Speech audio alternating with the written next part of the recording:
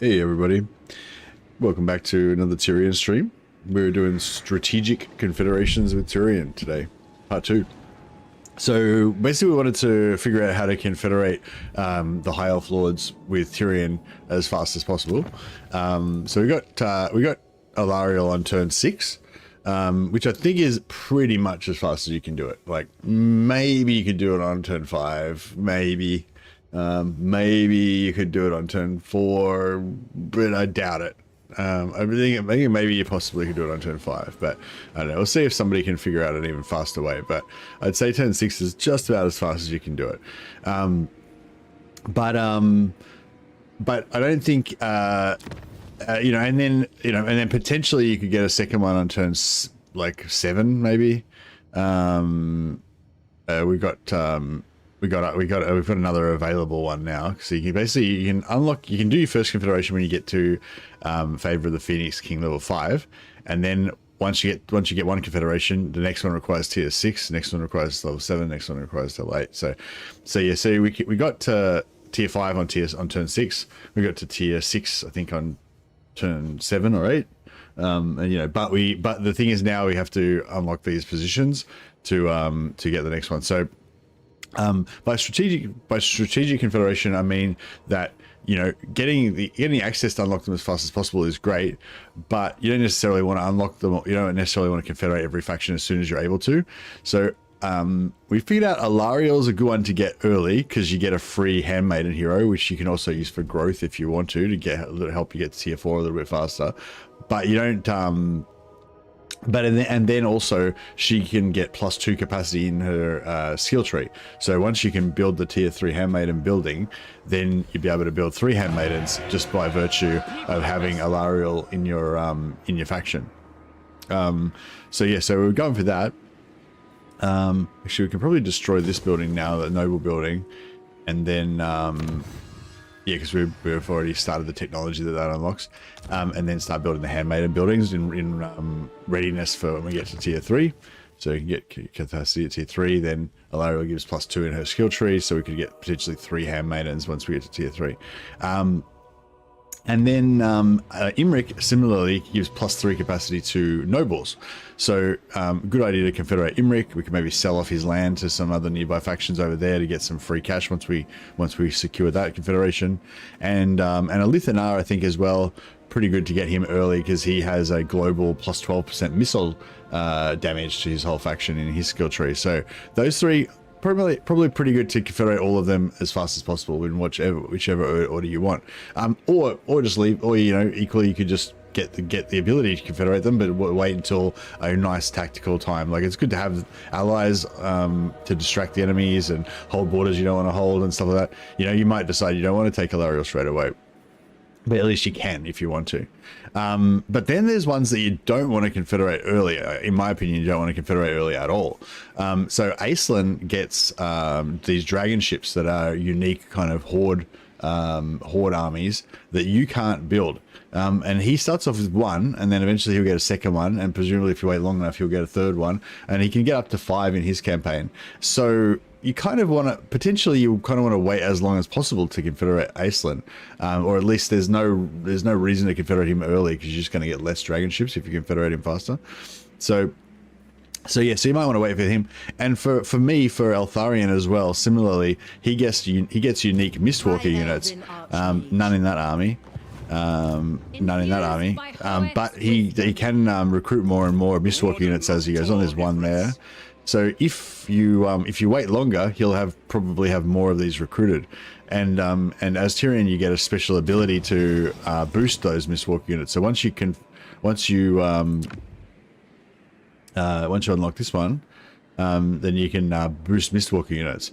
But if you don't have any Mistwalker units, then that's not very useful. But yeah, so ideally you want to wait till he's recruited a bunch of Mistwalker units, confederate him, consolidate all his Mistwalker units into one big army of Mistwalkers, and then you can just have it super buffed by this ability all the time, which would be pretty cool.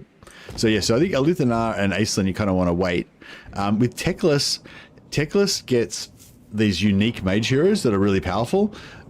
And I think they're really worth waiting for, but you don't really know, if you don't have vision on him, then you don't really know when he's going to confederate them. So I think the mission with Teclis is to get vision on him as fast as possible, get military alliance with him as fast as possible, so we can monitor when he recruits those extra heroes. They don't give you extra capacity, but he does actually give you extra mage capacity in his skill tree as well.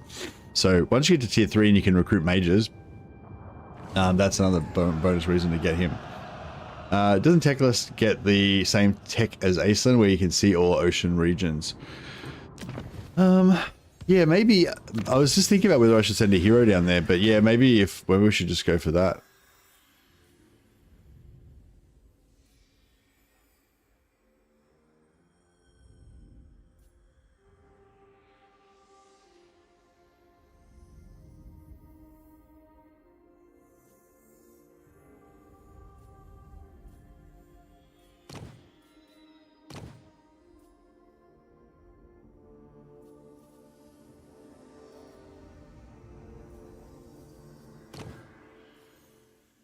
Yeah, I don't know. There might be an event that you get or something. I'm not sure. Yeah.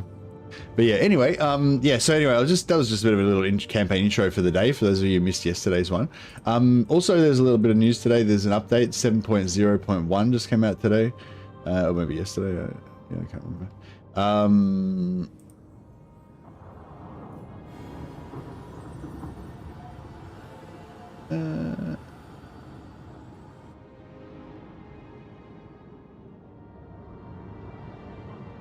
There we go. Yeah, so it's nothing too exciting if you're not playing Dakala, but yeah, they just rolled out a hotfix that addresses 2 issues affecting Dakala's campaign.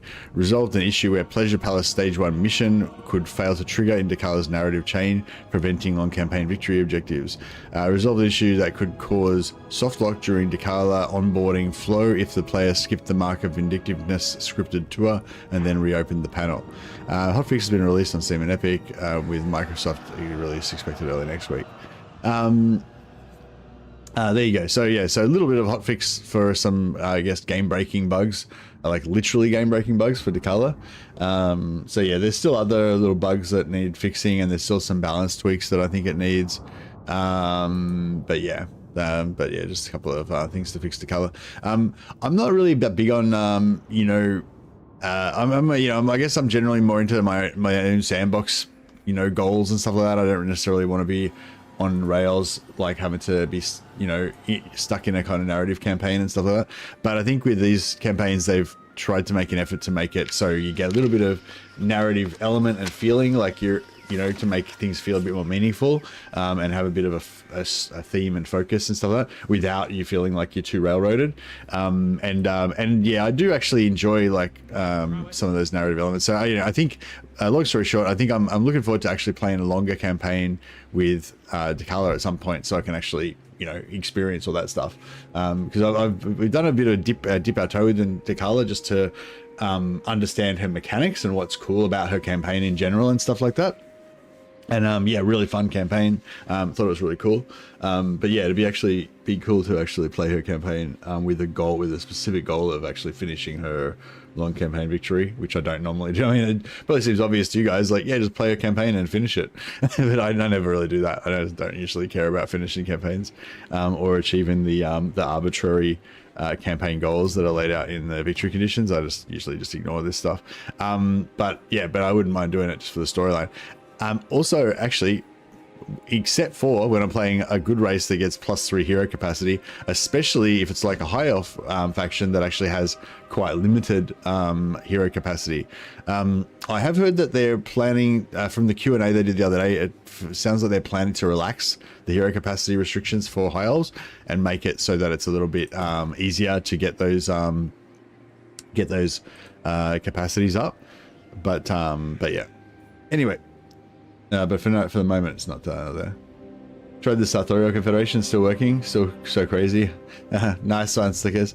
Yeah, there's other. If you're interested, there's actually other Zeech lords around the map that you can confederate as well. And you can use the teleporters to like jump around and try and get them as well.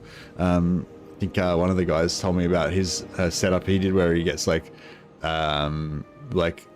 4 confederations in like 20 turns or something. So yeah, you can jump around and get heaps of confederations if you want. I think for me personally, I think I want to go for like, well, actually, I don't really care about the South Korea Confederation that much, but I mean, if you can get it easily, you may as well, I guess. Yeah, I mean, if you can get it easily, but basically, I think my focus for Kairos at the moment is I want to teleport to the Empire and confederate the Changeling early. Like, basically that's my goal. Like, earliest possible Changeling Confederation without totally screwing up all of the diplomacy around that area, so that I can do a kind of Kairos the Emperor campaign and take over the Empire and stuff. But I want to do it. I think I want to do it before it's too late, kind of thing. Like before it gets in. Yeah, Anthony said it's nice rolling into the Empire on turn 10 with 2 exalted Lords of Change that you shouldn't have yet. Yeah, but then how long does it take you to confederate the Changeling after that? So that's the thing. I think I like the idea of confederating the other guys, but really, compared to the Changeling has all these special mechanics and everything that are really cool that you can like fold into your Kairos campaign. Whereas those other lords, like, you know, it's just a bit of a power boost. It's just having another Lord of Change that you wouldn't normally have. Sathoria is like a unique one.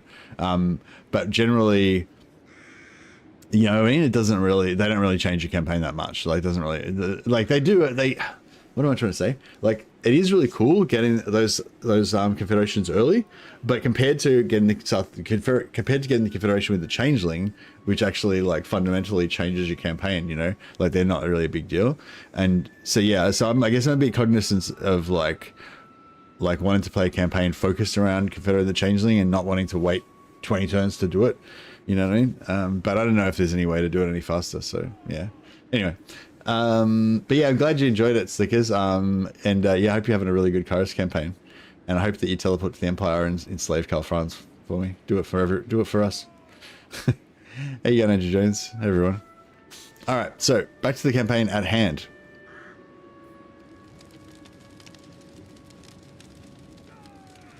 Seems like long victory conditions for Dark Elf is not working correctly.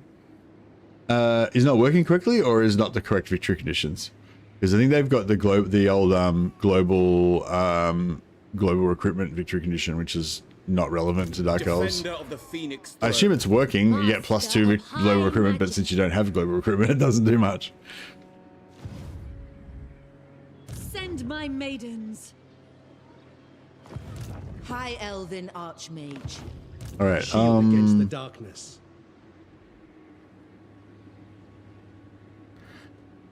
Am I remembering it wrong, or did they change the C visibility placement? I think they removed it. I thought they removed it, but then I don't know if they added it back in again. Yeah, I can't remember. So yeah, so alternatively, I'm thinking maybe we either send the Noble down to discover Teclis, or we send Alariel's handmaiden down. I'm guessing the Noble TYRION, heir of an Aryan, is probably better. He's providing us with replenishment right now. It's on Spy Networks now, the final paid tech. Oh, thanks, Slippers.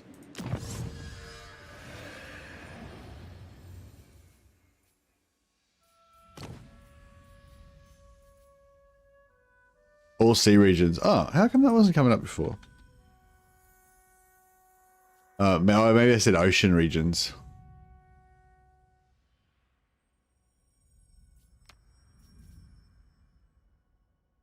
We could get there in 5 turns if we have enough money. Which we do. because of Eltharion. Alright, well maybe we should just go for it. 5 turns, it's gonna be faster than the king should be told. Anything else we can do. Just have to remember to make sure we have enough money.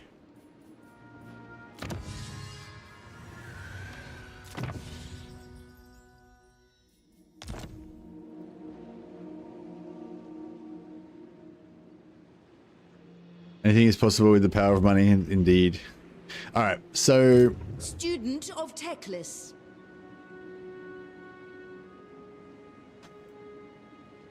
To battle. Yeah, I think we're gonna have to go through here and help here. Haste is folly. Binoculars.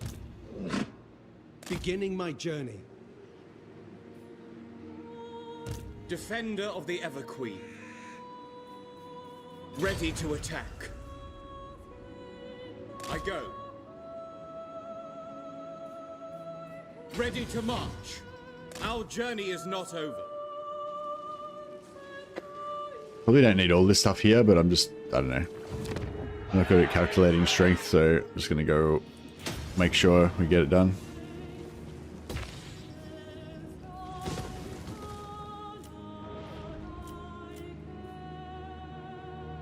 Should we go straight for tier 4, or should we pump these all up to tier 2? I feel like we should pump all these up to tier 2 first.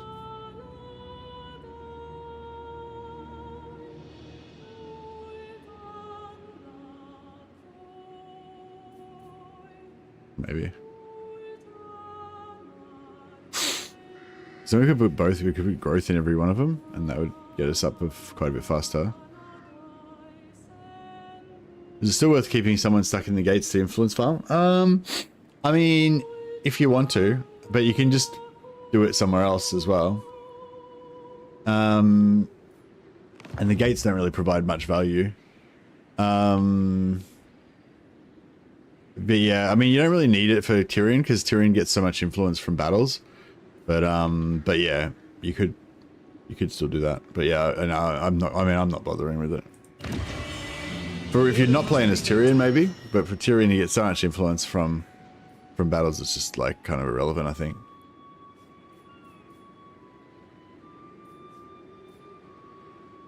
Hey, Suchus.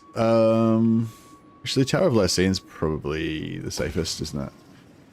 Go for that. All right, let's see the Bank of Eurus. State your case quickly, for countless Asur lives depend upon me.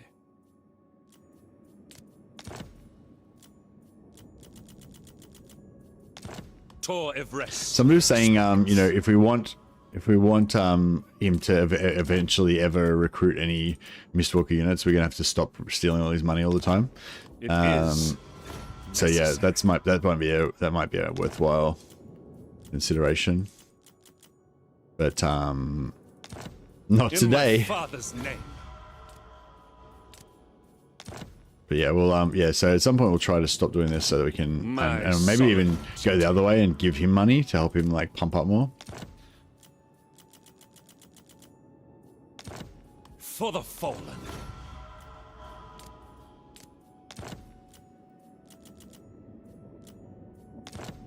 It is necessary.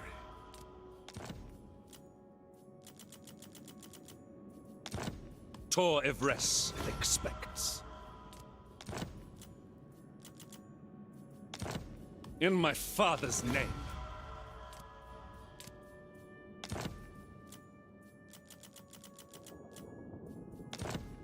For the fallen. Yeah, so just a bit of casual, blatant exploiting of the region trading system. My solid. Just casually. Just make a few casual withdrawals. The Bank of necessary. Making a withdrawal from the Bank of Eurus feels a lot like robbing the Bank of Eurus. That's alright with me. Expects. Alright, cool.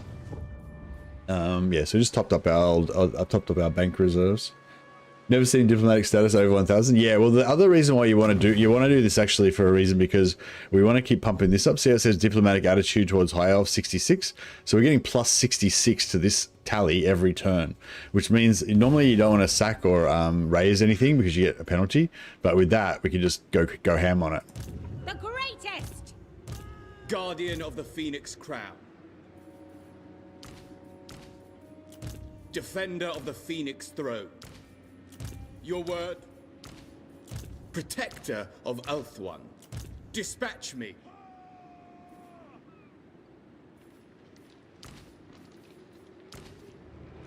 Defender of the Everqueen. All set. Guardian of the Phoenix Crown. I'm ready. Right, less units to get attrition. Prince of Ulthuan. High magic. All right. Anarion, reborn.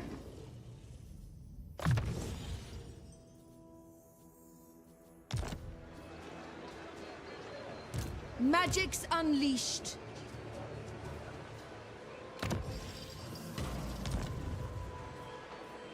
Your orders? He's just about to level 12, so we'll hold off spending his point until we get there.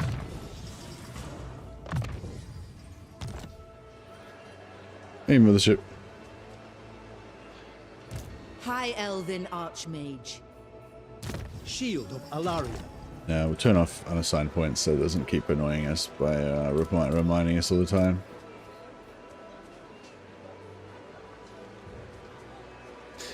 Actually, oh, we don't have any ally missions, but we might have some next turn.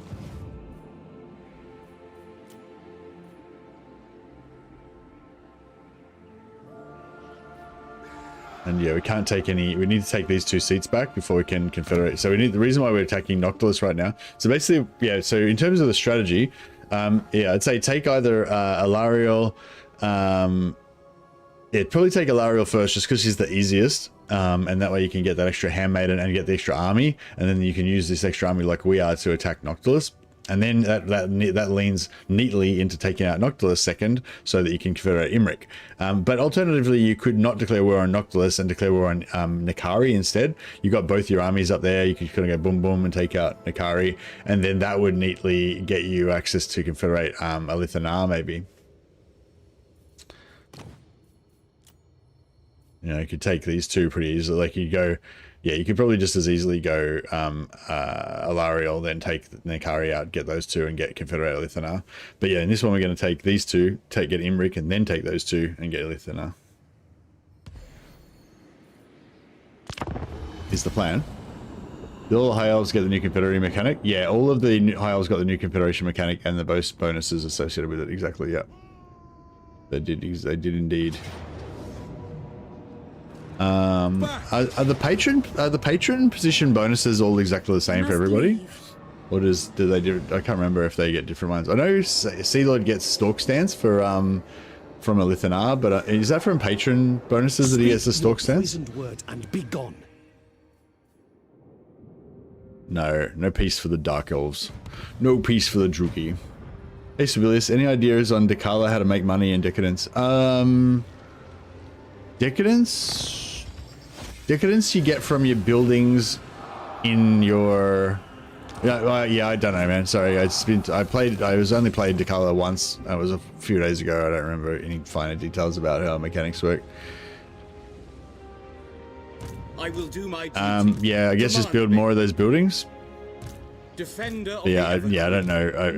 I haven't thought about it, and like, but yeah, I plan on hitting Decala again at some point.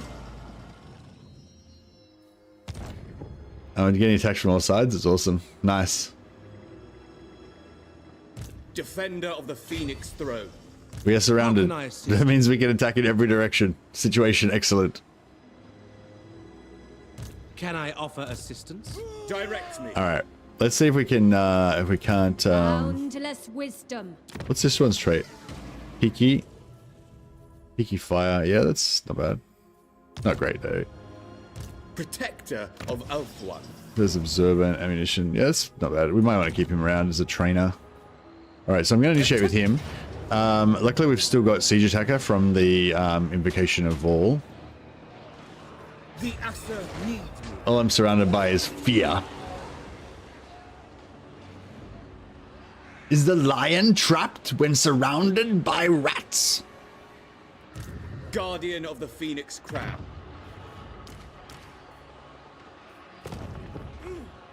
Setting camp. Lethal grace given form. Setting camp.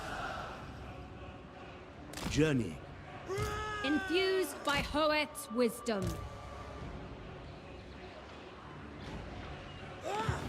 For the kid.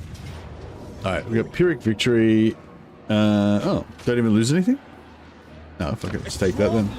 And yeah, we'll just occupy it. That way we only have one Lord get pinned down there. And then now that this is held by High Elves again, doesn't have to be held by us, but now it's held by a High Elf again. That means we can now confederate these guys.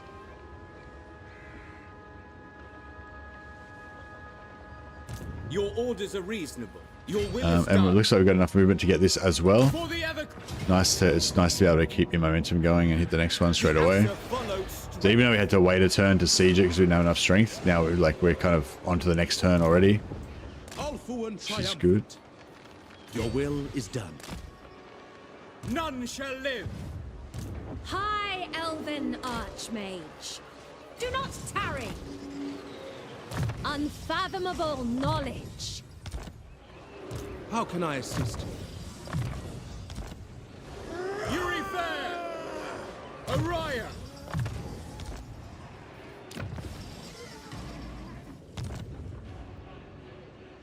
Oh yeah, and our diplomacy now. So before it was going up by 66 per turn, but then we just like did all that region trading, pumped up Eltharia's relations even higher. So now we're getting like 84 per turn. They buff Vampire Coast in my 2 campaigns. Noctilus goes ham and takes out most of Ulthuan. Yeah, nice. I'm not sure. They did get a new ability which is pretty cool, which is they can go on from water to land back to water with no movement penalty. So normally when you cross that land to water border, I think it's like a 50% movement penalty. Like you lose a huge amount of movement unless you go through a port. But yeah, Noctilus can just go land to water, no problem, doesn't care. I reckon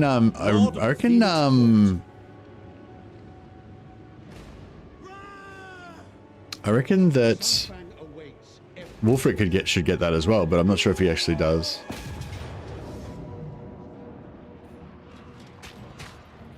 My prowess is I wouldn't mind a life mage instead of this fire mage, actually. I might just yeah, here we go. Limber life mage that we inherited from Alariel. So this that's a top tier, like tier 6 trait. for order. I'll just play this manually so I don't lose all our units. Summon the High Elf Elector counts. Indeed. New pleasures and sensations just waiting to be reaped. Indeed. Talking about Nakala there. Yeah, I might play Nakala next. I mean, I'm probably playing on this campaign. I'm probably going to settle into this campaign and play it for a couple of days, or a few days. I'm going back to work tomorrow, so I probably won't be able to stream tomorrow. But today is going to be probably a short day of streaming. I've got other stuff on, and I'm trying to like not stream for 16 hours a day today because I'm going to try to reacclimatize to normal life for tomorrow when I go back to work.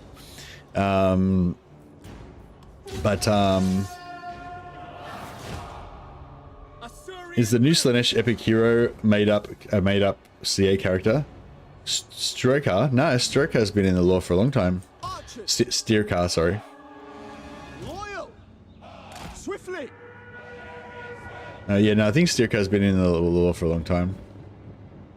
I don't think he's a creative assembly invention. He's pretty scary, pretty lethal in combat.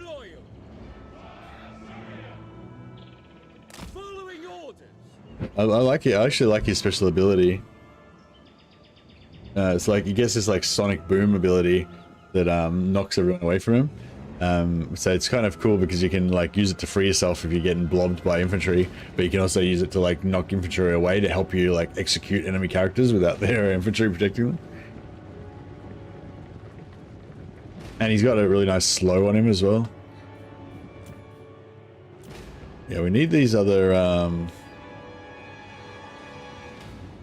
troops. Prince of Ulthuan.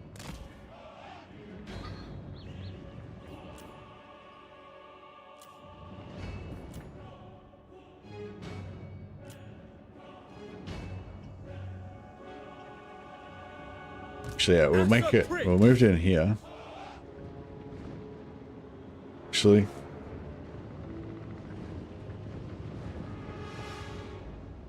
no, we'll move up here so we can get the height advantage.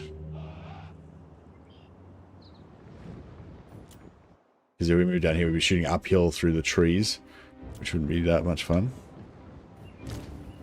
Spearmen without fail. All right, so we've got a bit of a front line. We advance without fail.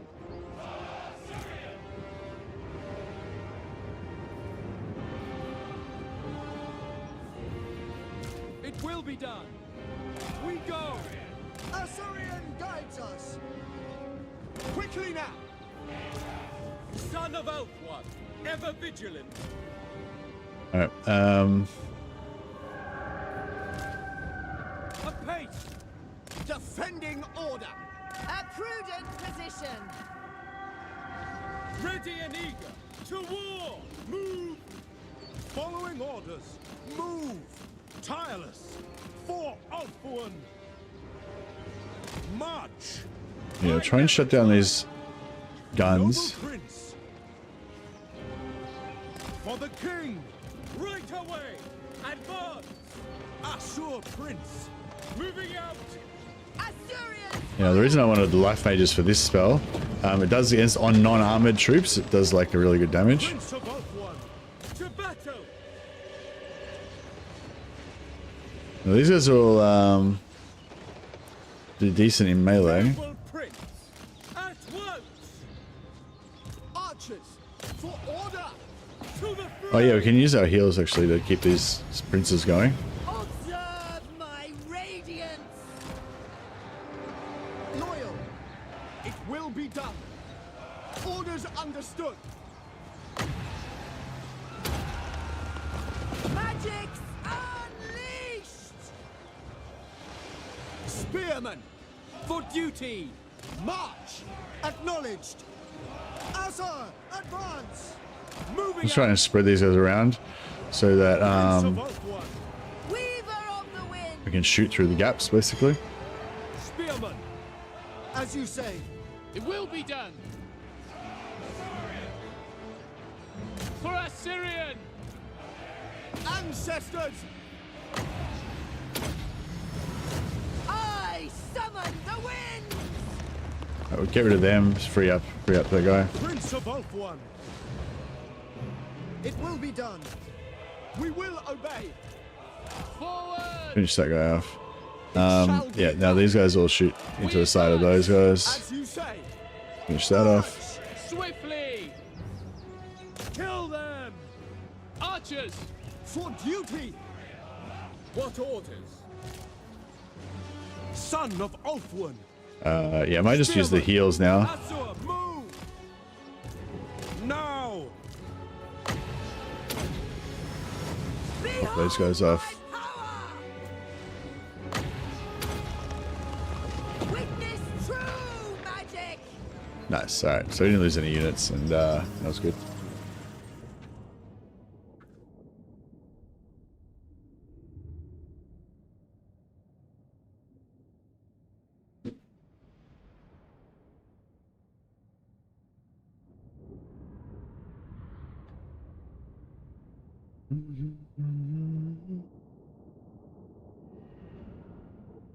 Yeah, so we need 290 influence to take each seat to tier 3, which is what you need for the Confederation. Then we need 2 seats. So we need 290 times 2. So we need 580 influence. So every one of these battles gives us a nice chunk of influence.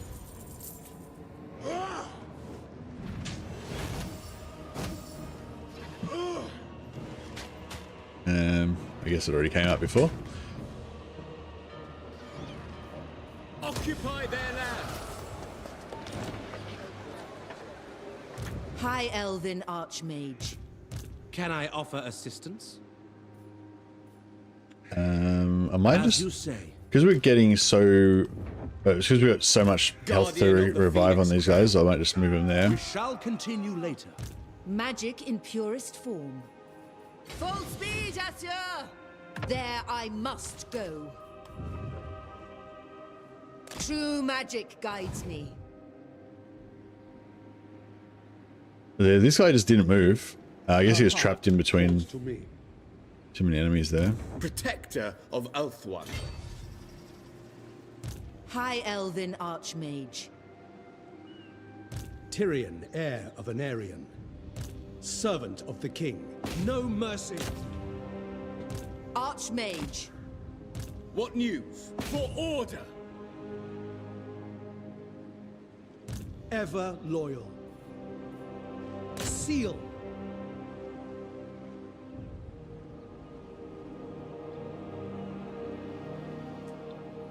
All right. So he retreated to the wall. Triumph was foreseen. That's okay. For my queen. Your word?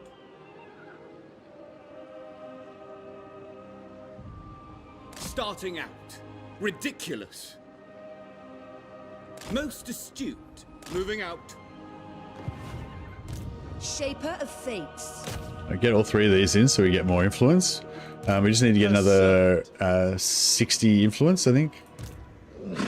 50 influence, sorry. Without. So we should get, I think we should get 90 out of this.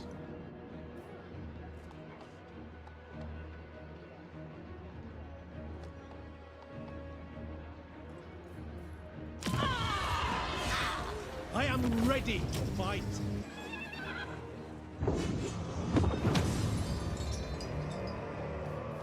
If we had fought it manually, we would have got more replenishment, but that's okay. Defender of All right, Ulthuan. now I was hoping we could get through to reinforce here, but Do not yeah, falter. looks like we can't quite make it. Defender of the Ever Queen. Ready to march. Master Mage. Champion of the Ever Queen. Beginning my journey. True magic. We must have patience. Do not tarry. Out of reach. Dispatch me. Until next time. All right, so we made it through the gate. Next turn we'll be able to hit a Noctilus there. Alariel the Everqueen. We've got 1 turn we can get till we get immune to attrition, right? But I feel like we almost don't really need it at this point. So yeah, we'll just siege lock him again. A glorious victory. Sound the horn of Isha. Favor of the Phoenix King is what you use to unlock the ability to get more patron seats and also the ability to confederate legendary lords. So to confederate your first legendary lord, you have to get to tier 5 of the patron favor of the Phoenix King. So you have to get 115 favor saved up. And once you've confederated 1 faction, you got to get 6 for the next one and 7 for the next one and 8 for the next one. So you need more and more favor to unlock each level to allow the next level of confederation. But also you get 1 seat that you can take per level. So yeah, so at the start you only need 1 seat. You just take Alariel and that confederates her once you get to tier 5. But yeah, then you want to get these 2 to get Lithanar or whatever. But you don't really need more seats to get the confederations because you can switch them out. Like you put 1 in there to get Alariel, then you could get rid of that seat and get these 2 or whatever. So the capacity is not that important for confederations, but the actual each actual seat actually gives you some really good bonuses. Like this one at level 3 gives you 15% ward save in battle, 15% archer damage for your whole army, 10% replenishment, Vanguard deployment for Sisters of Avalon, you know, so you can have a Sisters of Avalon army with that on and it'll make them extra powerful, you know. This one's like a mage one, gives you Winds of Magic, Master of Elemental Wind for the whole army. Oh, it's just for the Lord's army. I didn't even realize that. I thought it was for the whole faction. So you actually, yeah, so Teclis is the only one. So yeah, so with that, so you can, that's pretty kind of cool though. So you can make 1 army that's sort of like a Gelt army that does double damage and has heaps of Winds of Magic and stuff. Presumably you could give it Confederate Teclis and give him this if you wanted to do it thematically. But yeah, anyway, yeah, so the more favor you've got, the more of these seats you can have. So you put 1 at each lord, you give a special seat, and then that makes that lord kind of have a special power boost in a particular themed area. So you can make, it's kind of cool. So you can make all these different themed armies. So you got like 1, 2, 3, 4, 5, 6, 7, 8, 9, 10, 11. Yeah, so you have like 11 different themed armies, and each of them have their own kind of specialty, different units and stuff like that. I don't get what you mean, sorry, Eva. Isha bless you. Loyal prince. I bring Azurian's fire. Where to? Since we've got a bunch of units, we can put that in there. We've got it. We're kind of over. We're pretty over with all the armies that we've got right now, but that's okay. Noble victory. Actually, yeah. So we're gonna get this. We were gonna go for the Imric Confederation next. I think you could equally go for the Alithanar Confederation next if you wanted to. There's the only you don't even need to go to the Alarial one first if you don't want to. I just went for the Alarial one first because it was easy. It's fast. It's the fastest one to get instead of influence because you only need to do 1 seat instead of 2, and because she's got a bunch of armies here ready to just straight away invade Noctilus, which leads neatly onto Imric. Or you could do the same thing to Nakari as your second one. But anyway, so now that we've freed up this seat, we can actually give this to one of our guys. So have a look at the. So it gives Sundering to Dragon Princes, Magic Item Drop Chance plus 30%. Magic Item Drop Chance plus 30% is pretty good. Wall Break of Dragon Units, yeah, that's, you know, it's all cool. So yes, I'm going to give that to Alariel for now.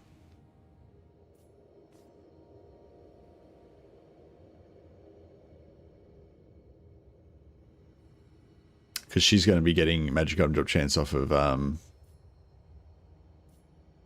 Noctilus. Actually, I could have given it to Tyrion or someone, and then they could have used it already, but that's all right. Yeah, so we're going to give it to her.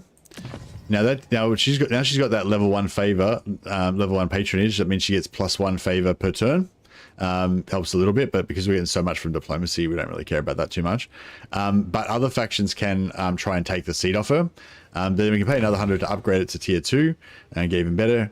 And then we can pay 3 to get up to tier 3. And now other factions can't challenge it. So yeah, so we just permanently get it now and nobody else can take it away.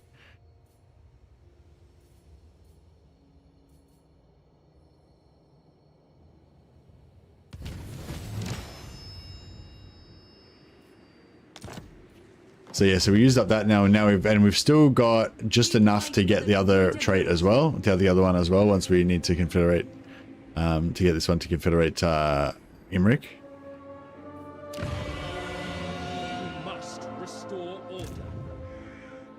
Speak. Okay, he wants peace. So if we can neatly do it, if we can get him to like not attack Lothan until next turn.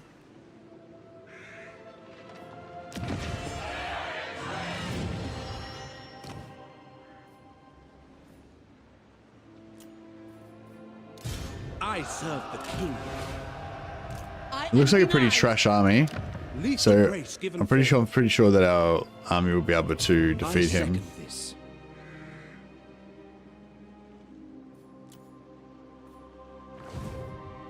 You called? Lord of the Phoenix Court. Pretty sure our army will be able to defeat him if he tries to come for us there. I'll just keep an extra lord there just in case. Effortless for such as I. I like that on the surface, Wall Breaker for Dragon Units is entirely useless because they just fly over. Yeah, the thing with the Lithanar and the other lords is that it still works the same way. You get like 7 influence per battle. You just got to roll around with 4 lords all the time. And then you're getting 28 influence per battle, which is still like a shitload more than you used to get before. But yeah, Tyrion just gets crazy amounts. He's like, Tyrion's the Confederator. So the thing with Tyrion is that I'm saving all my influence to use for Confederations, but normally you'd just be like spamming all these abilities, right? So you wouldn't, yeah, you wouldn't necessarily... Oh, actually, yeah. I don't know. Oh, shit. I wonder if I had if I could have put this on last turn. So that's my movement there. Does it work instantly? I can't remember if it works instantly or not.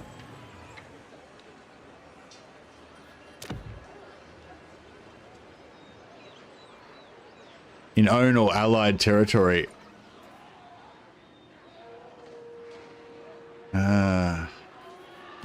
I was in allied territory before I moved in the early part of the turn when I was in Illyria. The greater good has triumphed.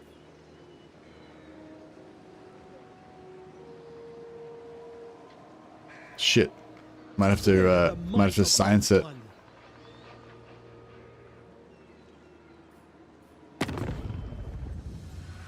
I will hold my hatred for your people for now. Speak your words.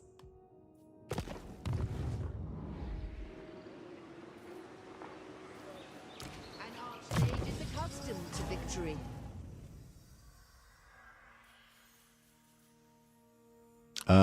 Yeah, so I think I was going to go for not Bloodline of Valerian, even though Bloodline of Valerian is the more Chad option.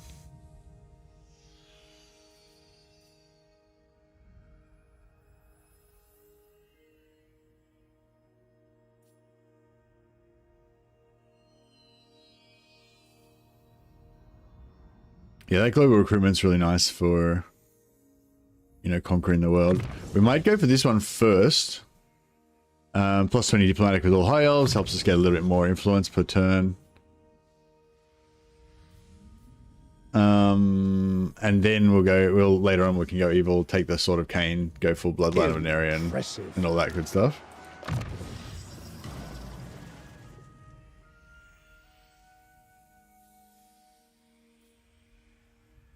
Missile resistance for infantry. Sweet.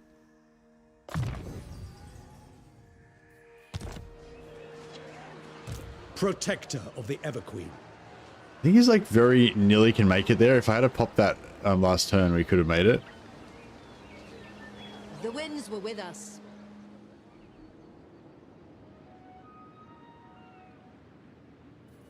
Might just for the sake of science, I might just For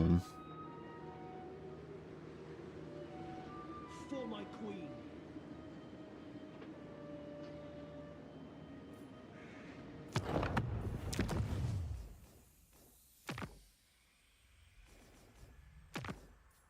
let me see where we're up to in the previous saves. Yeah, sorry, this early game is a bit of a science stream. I'm trying to just figure out like kind of the fastest ways to get the Confederations.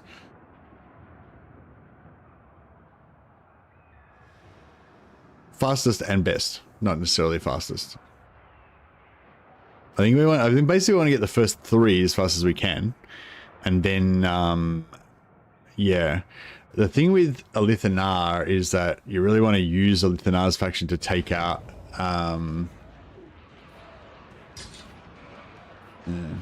it sucks. Alright, what about this one?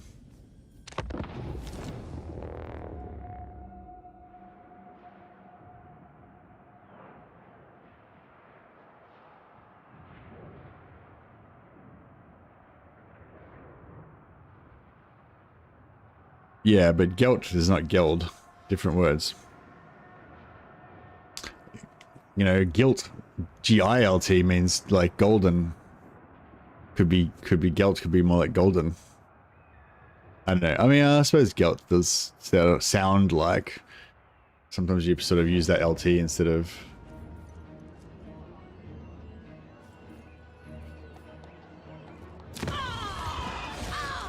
There is glory to be won.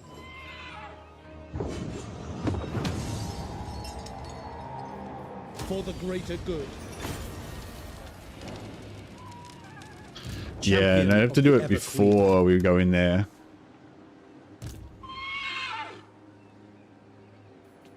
I never tire. Beginning my journey. Alariel the Oh yeah. Well, yeah, we didn't actually have to reload. We could just do that. Sound the horn of Isha.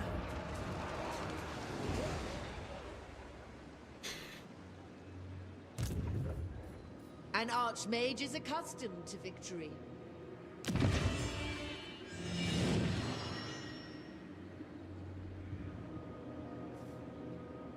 Protector of Ulthuan. High Elven Archmage.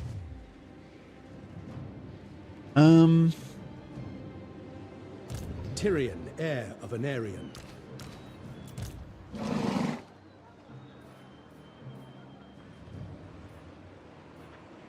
This world needs us.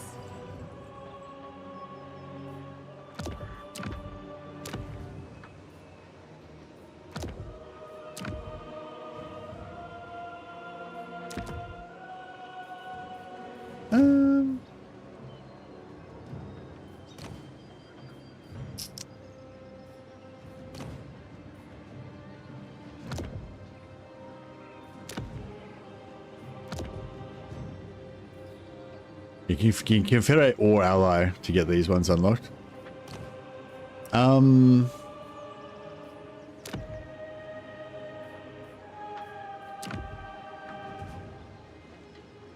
Does this if you do this, does it have does it start off with movement? Oh yeah, beautiful. We can pop a garrison out there. Brave That gives son us of Ulthuan. extra army there. Forward at once. At your service. And yeah, now we can just mulch them.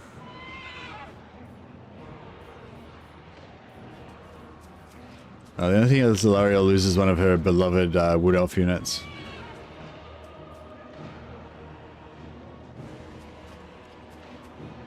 Way better than the Empire version of the skill, yeah.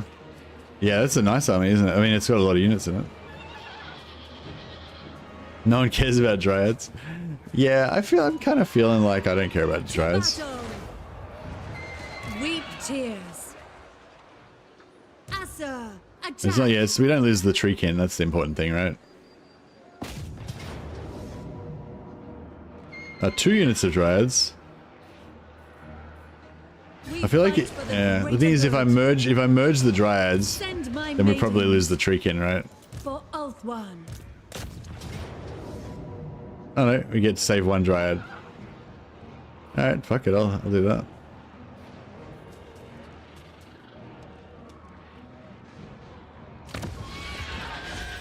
Sound the horn of Isha.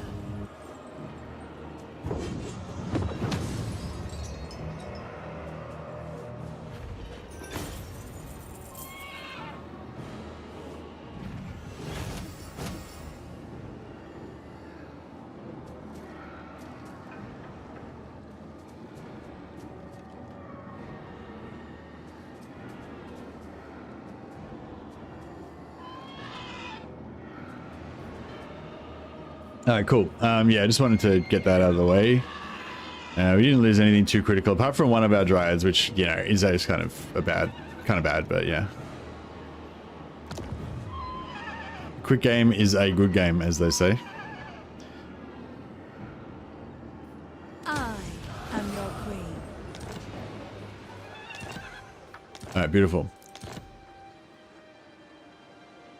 And then, are we 3 points? To the king. Fuck off. We're 3 points short.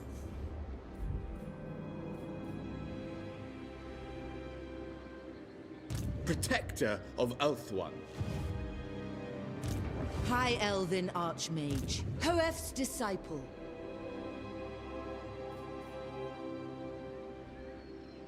Shield against the darkness. Is there, like, another quest battle I can do or anything? I could have done if I'd done his quest battle before the battle. I think unless maybe my maths, hopefully my maths is wrong.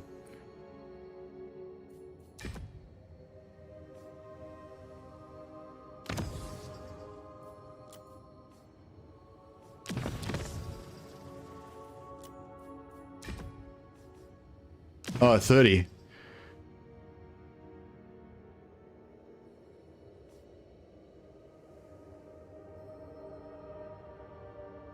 All settlements have to be owned by a Hell faction. We need the minor faction as well. That's alright. I was hoping we could maybe get it on turn 9, but yeah, we have to take this last settlement.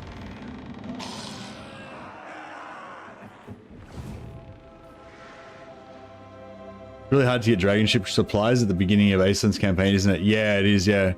You have to slowly build that up by building lots of colonies. You do get a shitload of... I think you get 500 dragon ship supplies from a quest at some point. It's probably like the biggest single amount of dragon ship supplies that you're going to get. Born to lead. Protector of the Everqueen. Moving out. Take heart. Alright, yeah, we want to be able to... With purpose. Setting the pace. Make sure we can take that next turn. So I'll move him up nice and far. I bring Azurian's fire. Defender of the Phoenix throne. I'm just going to merge these armies just so that we can cut down on our...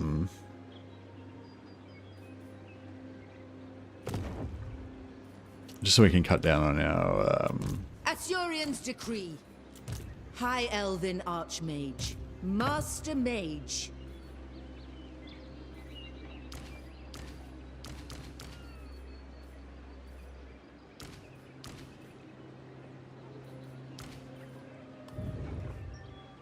Defender cut down our of the supply Ever lines. Queen. Where to? Prince of Ulthuan. Guardian of the Phoenix Crown.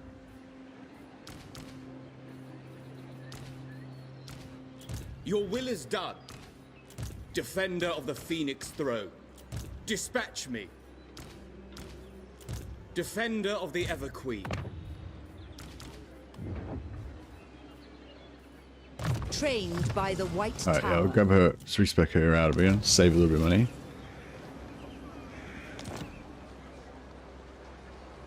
Faithful servant. Marching out. And then he wants to get, so we can get there in 2 turns, which will be all over the way then. We can get back up to here, yeah, when we go for this one. Ulthuan. Defender of Ulthuan. Yeah, I can take 3 lords here just to get Confederation.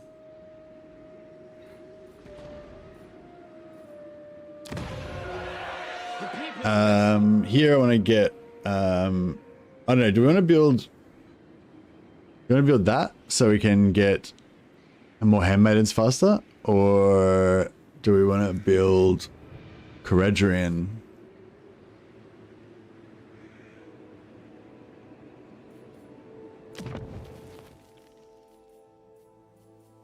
Oh, we can't build that till next turn anyway. So yeah, that's an easy choice. We'll build that. Yeah, we can't. Next turn we build the tier 3. We can build Caradrian. Build the shrine so we can start getting the Caradrian units required. The king should be told. And we'll we go growth, and there we'll go maybe trade, maybe public order.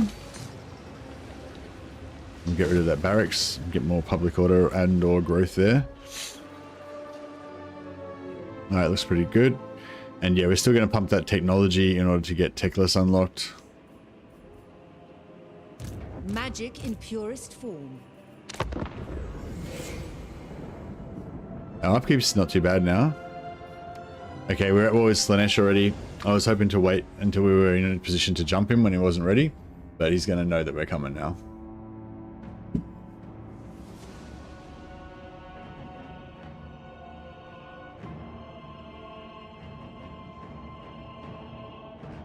Nakari's coming from here. Yeah, don't worry, we've got Alistair to block him. Okay, we lose 10 favor from that, but we're getting like plus 70, 80 or something per turn, so we're not too bothered.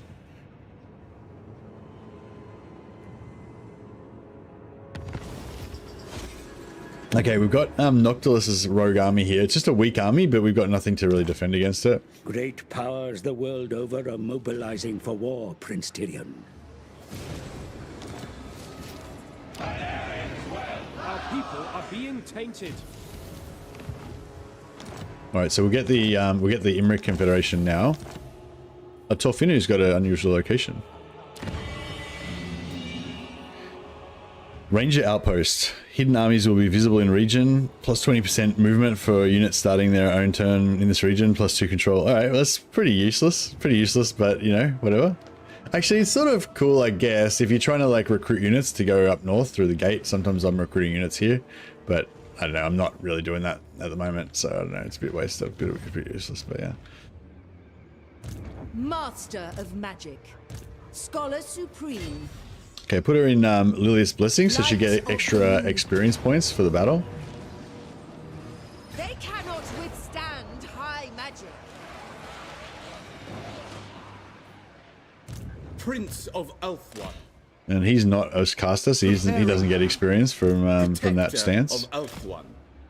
Neither does he. Put him in camp stance to get extra melee defense. Should be able to auto without taking any damage. They will suffer the might of Zafari. All right, beautiful. So now we own all of the regions, and now we can just confederate Imric. So we go back into our thing, and we get Alistair here. Pump up tier 2, pump up to tier 3. And then we've now done all the requirements to get Imric. So we can confederate Imric.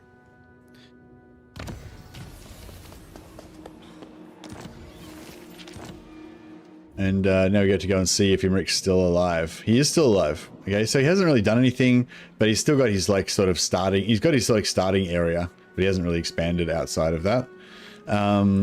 Princess of the Azure. None of his armies can make it anywhere to take any settlements this turn. Unless we want to do region trading shenanigans and screw over these ogres. But I don't think we really need to do that. Yeah, I'm thinking we sell everything to the dwarfs mainly. Previously I was considering doing like a sort of crusade through here with Imric and just smashing stuff on the way and rescuing the dwarfs. If I was going to do like this is still kind of a science stream, but if I was going to do like a permanent sort of campaign or whatever, I would still probably still abandon this area, still sell it to the dwarfs, but yeah, I probably would bring Imric back and do a crusade through here. It's just a bit expensive, and also it's outside the scope of this particular campaign. Like in this campaign, it's all about the Confederations and what's strategically, you know, most efficient stuff. I don't know, you could, what I'm saying is you could keep Imric, he's got a bit of an army, you put it, they're not nothing really good, but you can make a bit of a, you know, Lothan Seaguard army for him or whatever, consolidate these units and send him on a bit of a crusade, just slash and burn through here, just, you know, taking out enemies, selling their stuff to the dwarfs, and just kind of crusade through there, which would be pretty cool. That would be pretty fun. But I don't really want the headache of having like all my stuff that I've got going on around Ulthuan and then just a whole other campaign basically over here. It's not like it's harder. It's just like it uses up more mental energy to like concentrate on multiple theaters at once. So yeah, so I'm gonna just get rid of him. Your best. But before we do that, I want to sell everything to these guys, but they don't have much money. They only have like 1,000 gold. So it's a little bit depressing. The ogres The great maw will devour you, slowly agonizing. Have a little bit more money.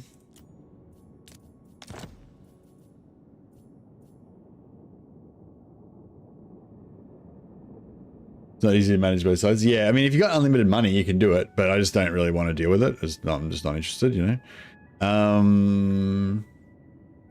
Yeah, should we screw over these ogres, or...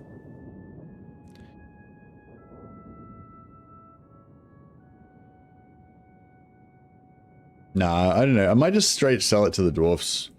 And then hopefully the dwarfs will get overpowered, and then they'll sell it all to, they'll confederate into Karazakarat. If you must, I make no promises as to the outcome. I'm going to go defensive alliance with them as well, which will give us vision on, hopefully give us vision on Karazakarat, maybe? Yes. Nope. What about if I go military alliance? To your ancestors.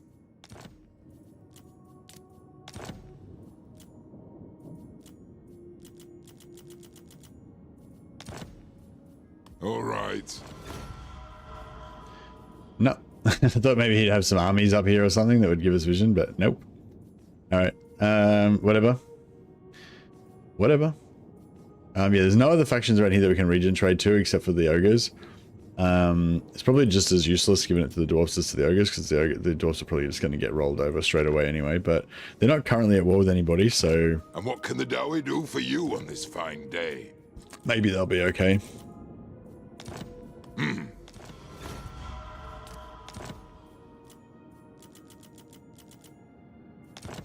Yeah, so basically I'm just getting Imric for... I'm just getting early Imric for some settlements that I can just instantly sell, get a little bit of extra cash. You are missing out on some pretty good landmarks. So this one gives you +4 influence per turn, +5 campaign movement range for all armies. So it's almost worth keeping this an outpost just to control that.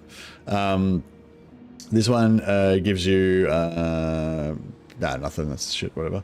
This one gives you -15 upkeep for dragons and dragon princes. So if you want to make dragon armies or whatever, that's fine.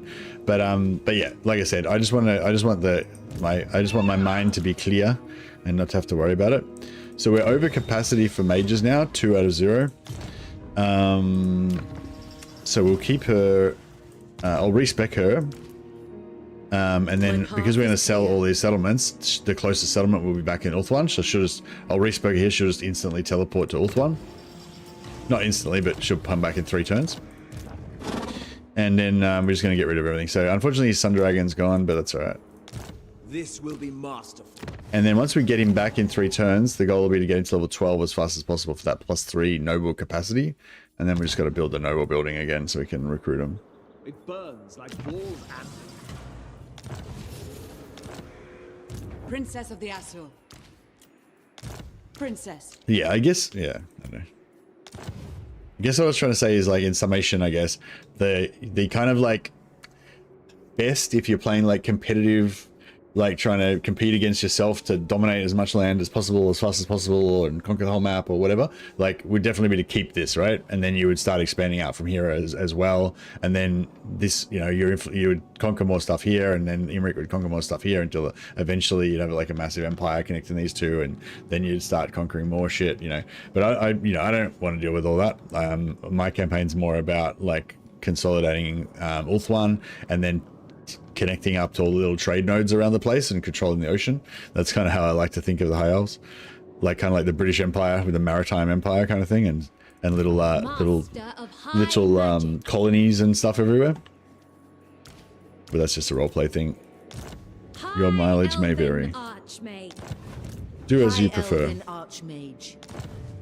Yeah, so we just got a nice little cash influx, and we got Confederate, and we just got Confederate, got to Confederate Imrik, so we've got that nice legendary lord that we can use in our future endeavors.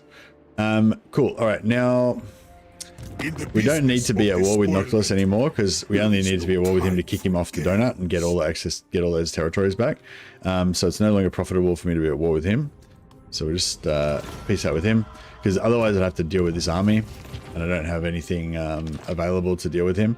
Now we just lost -20 Phoenix King favor for making diplomacy with an evil faction, which would be terrible if you were playing a normal faction.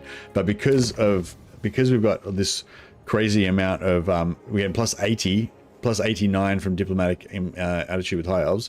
So we were tier 5 for our first Confederation, tier 6 for our second Confederation, which we just did. Then we've unlocked tier 7 for our next Confederation, and we've unlocked tier 8 for the Confederation after that. So even though we just lost 20, we're still two Confederations ahead in terms of our capacity for Confederations, right? So now in order to get Alithana, we just need to unlock these 2 seats. Got to kick Nakari off here. Defender of the Phoenix Throne.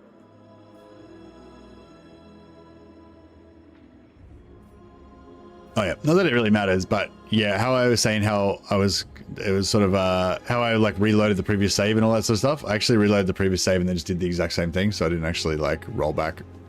You know, I did. You know, I was going to save scum, but I just didn't end up doing it because I didn't need to.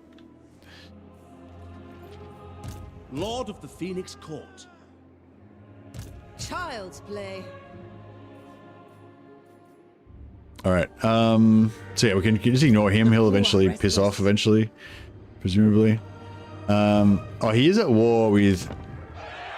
He's at war with Lotharian, so he might cause some trouble over there. All right, we'll get rid of all these extra armies now, because they're just there to pump, basically give us extra influence.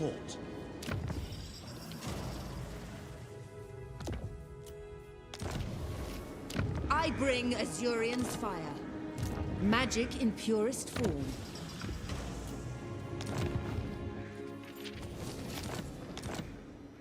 All set. Landmark in that port there is interesting. The +5 campaign movement range. Yeah, it's a really nice one.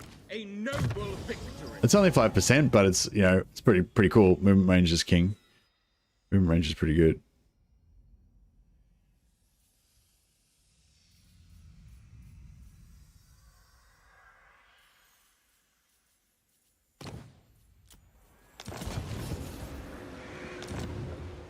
Yeah. Duty is rewarded. Marching out. I think I just killed his because I respect all his in camp stance. I think it killed his movement. Yeah, it's like a bug. Like I've had that before. I think it's because when you're in camp stance, it kind of counts these guys as having no movement. Because it like, but you can cancel it still and get the movement back.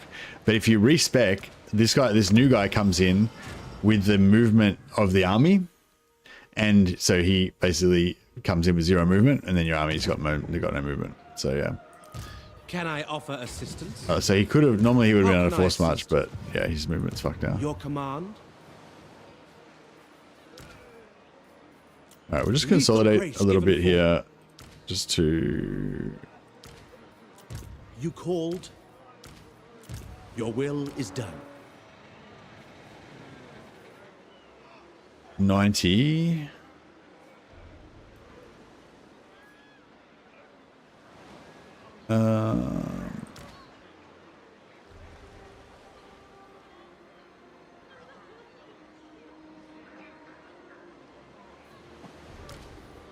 I serve the king.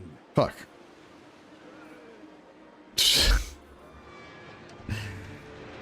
All right, that sucked. Can I offer assistance?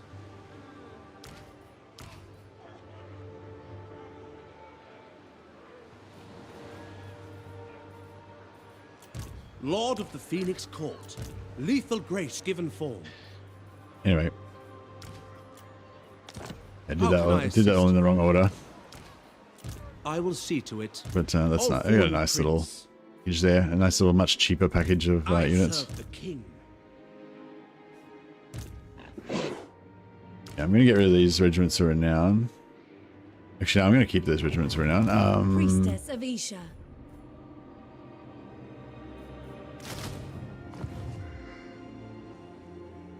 My duty is to Alfwan.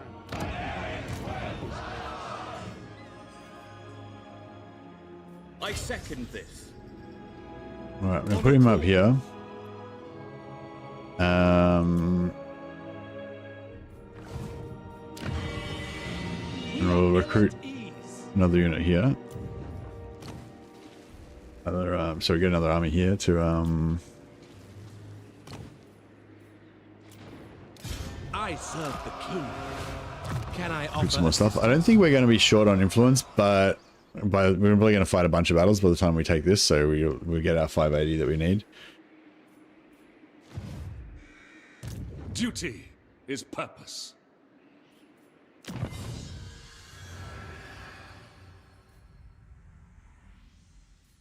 Plus we recruit for handmaidens and nobles. That's pretty good because we're just about to recruit a bunch of handmaidens and nobles.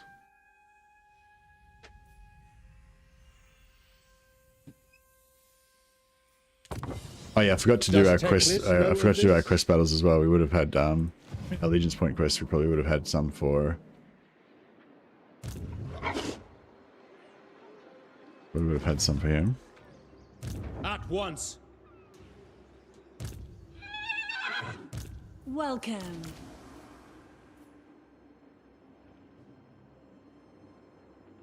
so much power in so All right, we'll see. I'll take this. Yeah, I'll take this with him. So then we don't have to use up Tyrion's movement. Isha walks the land again through her. And yeah, as I said, we can sack settlements and do whatever we want now because we're getting so much Phoenix King favor that it just overcomes the penalty. As you say. Servant of light. Ali! Further onward. Just get her there, that way we get the extra influence. Setting the pace. Might just fight it manually and heal up Tyrion.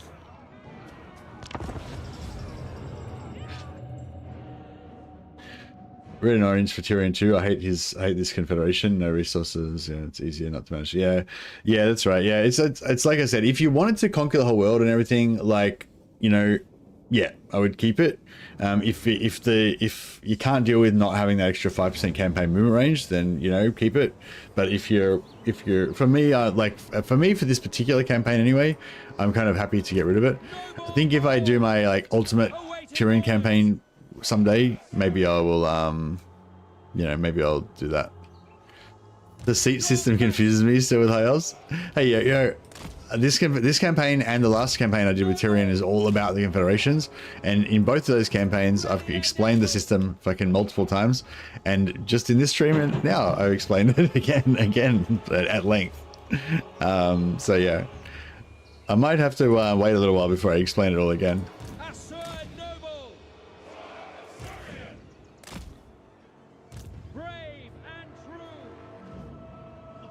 No, you're fine. No, I just not sorry. I wasn't trying to tell you off. It was just funny that you just asked after I've just finished like explaining it all. Well, not just finished, but yeah. If you go back to the start of the stream and kind of skip ahead a little bit, you'll probably hear me talking about it. You'll be able to see me with it up on screen, with the Confederation system up on screen. It's not a dumb question at all, man. Sorry, I wasn't trying to give you shit. No, it's not a dumb question at all. Like it's exactly what this whole stream is about. It's just that I already explained it. You see, you just came in and you having just missed the information that you wanted to have. But yeah, like I said, if you just rewind to the start of the stream, I pretty much go through it in a quick version. I mean, I'm sure I'll talk about it again later on as well.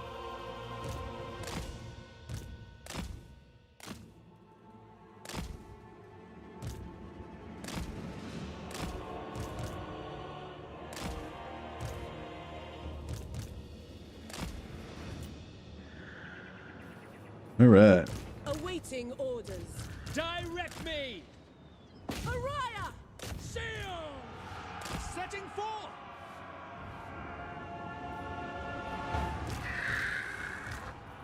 Silver helms! Advance! As you say. Apace! Ready and able! The king! Usher, advance! Guardian!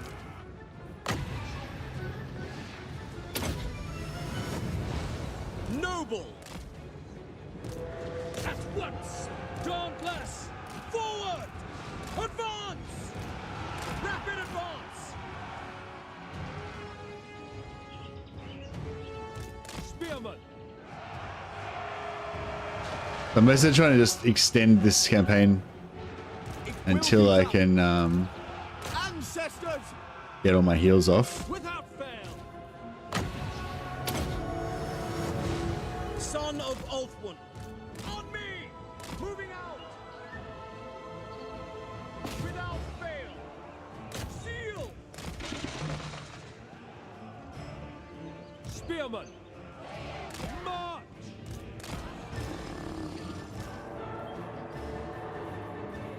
Noble! To battle! Chosen Avisha. Noble Lord! At them! Quickly now! Charge!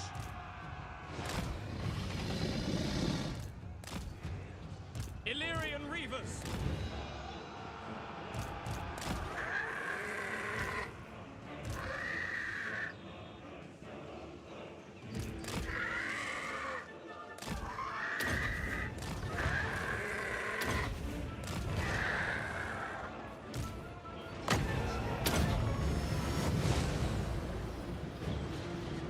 Dauntless!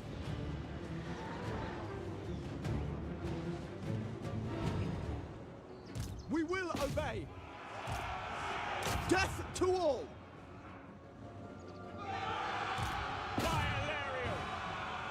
All right. Noble! Forward! These are all the disposable armies units, so I don't really care too much about them. Assert Noble! Advance! Brave and true! Noble! Together! Lakai! Lakai! Lakai! Servant of light. Driving back the dark. Moving!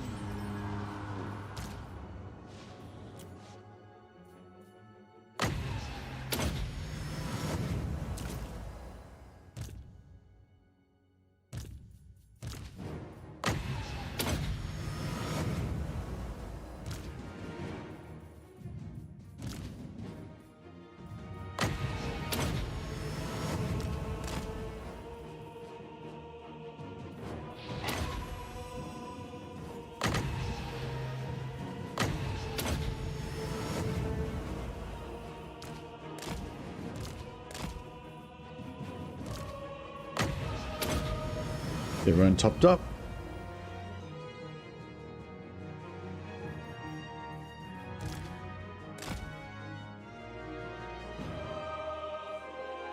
Turn 12, changing Confederation. This campaign's gone perfectly for me so far.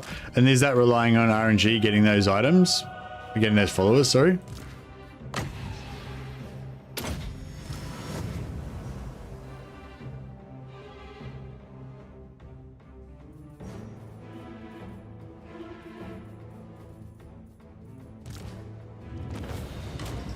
Yeah. What do you mean gone perfectly? You already went wrong at the start when you didn't choose Kislev. You've already lost.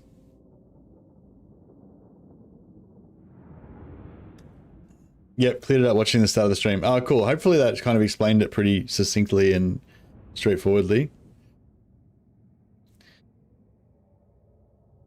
I think I'm gonna Confederate from -40 to +5 with what? Yeah, farming the items. Or when you like, or from getting declaring war or getting alliance or something.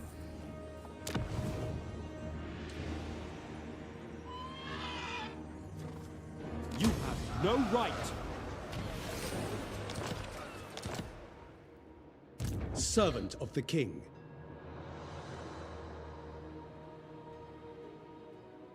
I live to serve my queen. Alright, I got like no idea.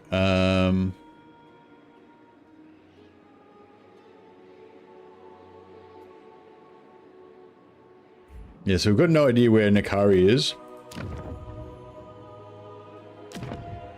But we know he's got 16 units in there. Well, we know he's got 16 military presence in there.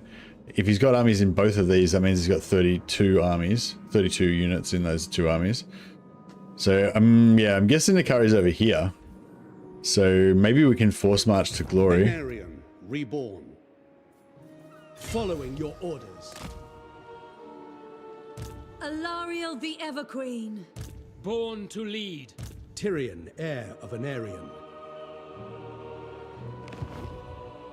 Shield of Alaria.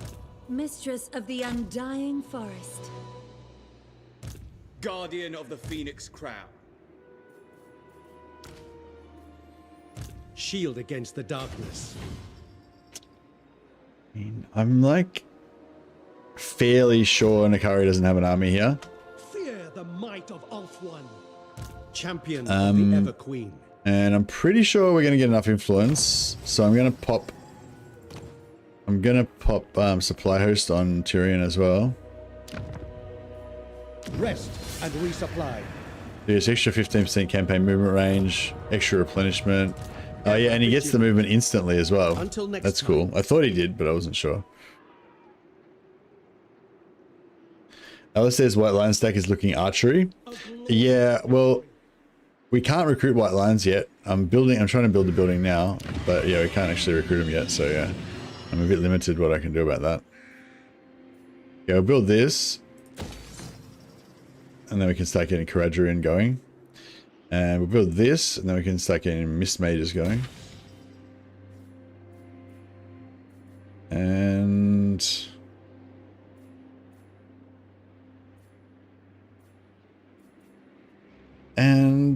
we will need to be that at some point once we get Imric's level ups. Just what else do we need in this slot? Do we need anything else in this slot?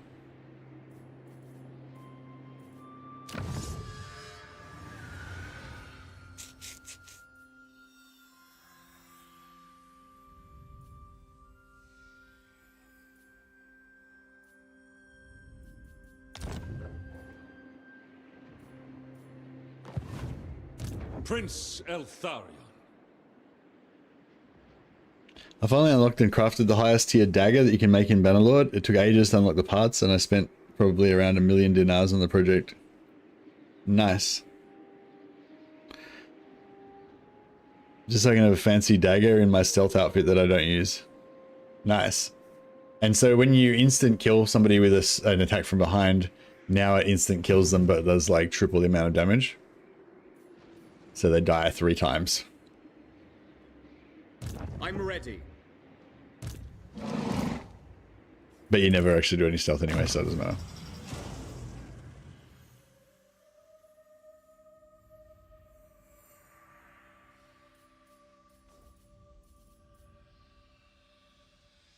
Yeah, this is a lot of a science stream, Lazy Genius. So we're not going for any speed records. We're trying to like figure out the best way to play the early campaign for me, basically. But hopefully it's of interest to you guys as well. But and as you know, I give absolutely no shits about how fast I get through the turns.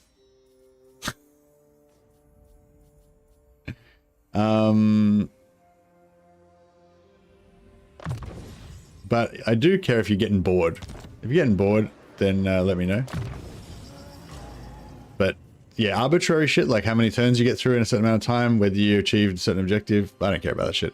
I only care about my own objectives. But one of my objectives is trying to keep you guys entertained. So if you're getting bored, let me know.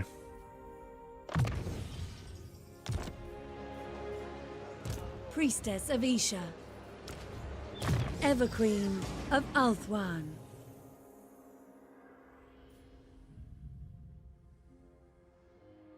I don't really know what I want to do with her. I guess we want to save points for this. So it's at 12, 11, 10, 9. Yeah, so we can spend 1 point on something.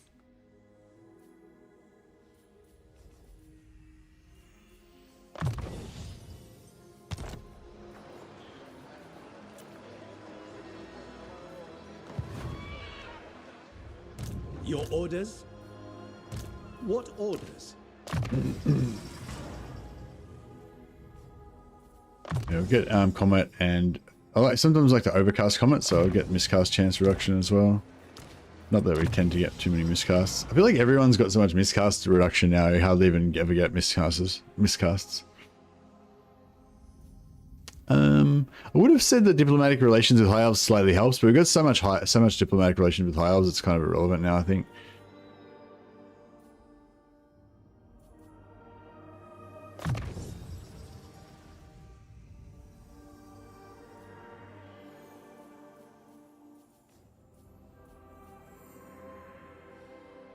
Hey Ethan, I don't really use mods, but yeah,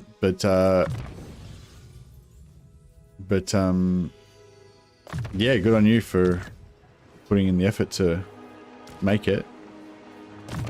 Ancestors be praised. All right, I'm gonna go for that, and we get diplomatic relations. Doesn't really help. Doesn't really matter, but yeah.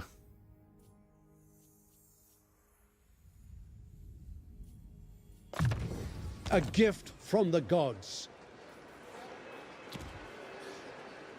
All right, nice. All right, so our upkeep's down to only minus 1,000 now, so it's pretty solid. But yeah, I think we need a lot more. We need to be recruiting a lot more. Guardian of the Phoenix Crown. We need more archers. I mean, probably need more melee. I await your This guy can't recruit. It's red there, so we can't really recruit anywhere there. We can recruit back here. It's pretty far away. Ready to serve. Who will serve beside you? Yeah, I'm not really liking these armies to go up against Nakari, but that is what it is. Yeah, and what do we need here? We need a mage building eventually.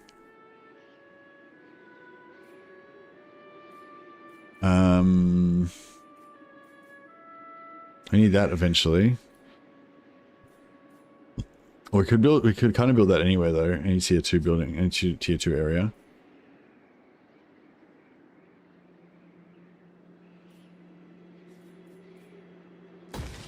Yeah, I'm just going to pump all this to tier 2 and then we'll go for tier 4.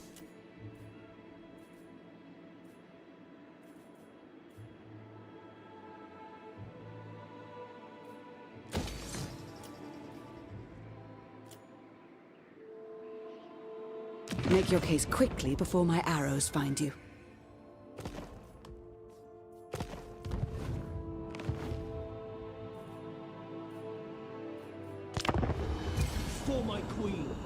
kind of want to bring Krace back to life, so that Alistair can have his and the merit of your actions. White Lion recruitment facility going. But then again, I kind of want to keep their capital so we can get the bonuses from the landmark, but they're not very important bonuses.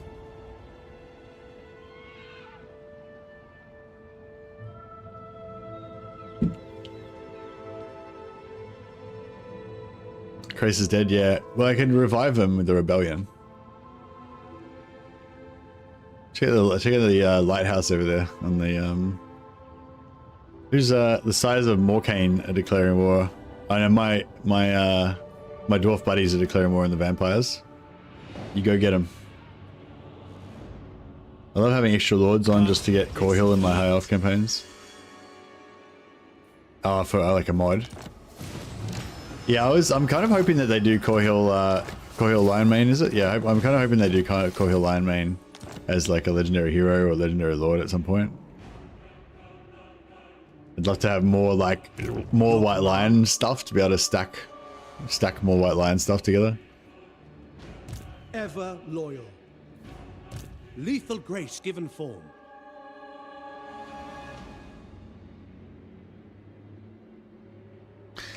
Alright. We'll siege luck with that. My prowess is needed. You think the FLC for the end times will be Zeech? Oh yeah, maybe. Horseman. Protector Egram of Horseman. Elf One. Yeah, actually, that's a good call, Draco. Yeah, probably. Yeah, I mean, possibly. Yeah, I mean, maybe. Setting camp. Move. We're gonna lose another one of our fucking dryads. I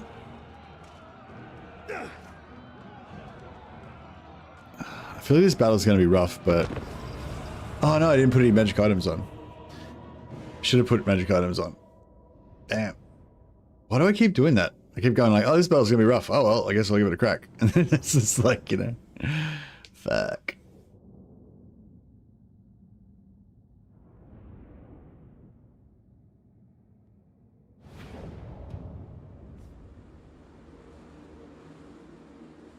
FLC is gonna be thankful. Why FLC be thankful? Why not make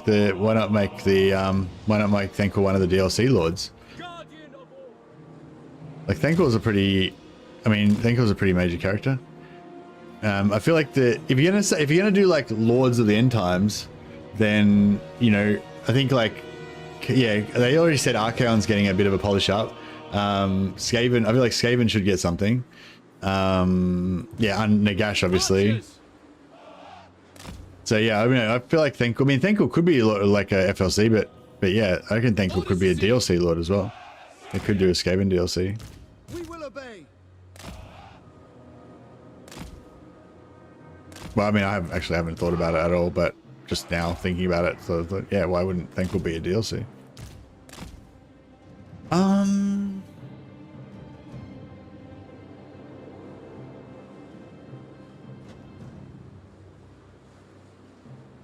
For whatever reason, I thought the announcement said that the lords were going to be Mortarks. I don't remember them saying that the lords were going to be Mortarks. They said, they definitely said that all of the Mortarks are going to be in it, but I know for a fact that some of the Mortarks are not lords.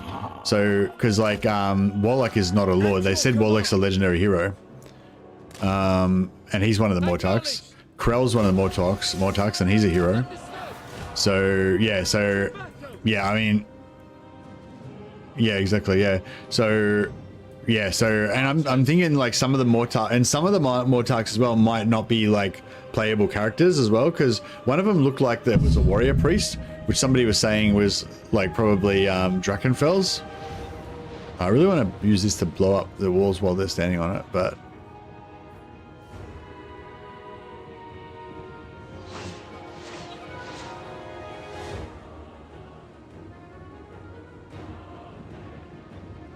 Lutherhus, yeah. So Lutherhus, like in the video that we saw, it just looked like a generic warrior priest, like nothing special, just a warrior priest hero. So I was thinking maybe that's not even going to be part of the pack, you know what I mean? That's just going to be part of Nagash, that you just get like a unique hero, kind of like Wolfheart's heroes, you know what I mean? It's like nothing special, just kind of like a reskin type of thing. And he's one of the Mortarks. So yeah, so I guess what I'm saying is, they said that, I'm pretty sure they said that the Mortarks are all going to be in it, but they didn't say all the Mortarks were going to be legendary lords, or that they were even going to be like, you know, bespoke, like kind of custom characters or anything.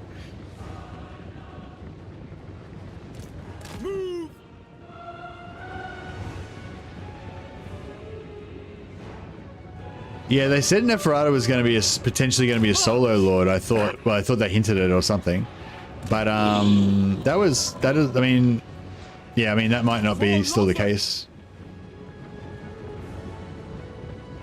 We will obey. Setting forth for Assyrian Archers. Asa, move.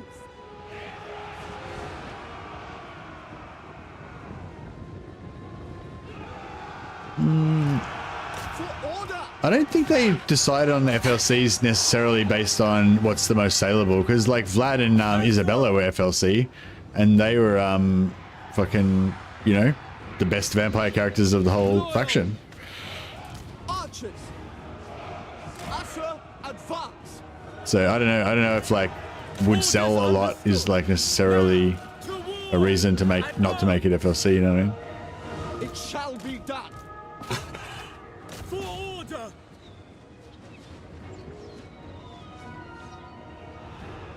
Loyal. Are these guys shooting or what? Oh, yeah, they're shooting. They're just all fucked up. Archers, apace.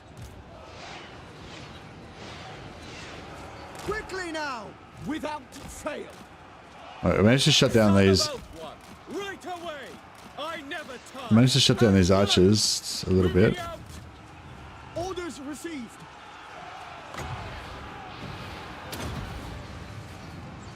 Without fail. Following orders. Move. Orders received. We away.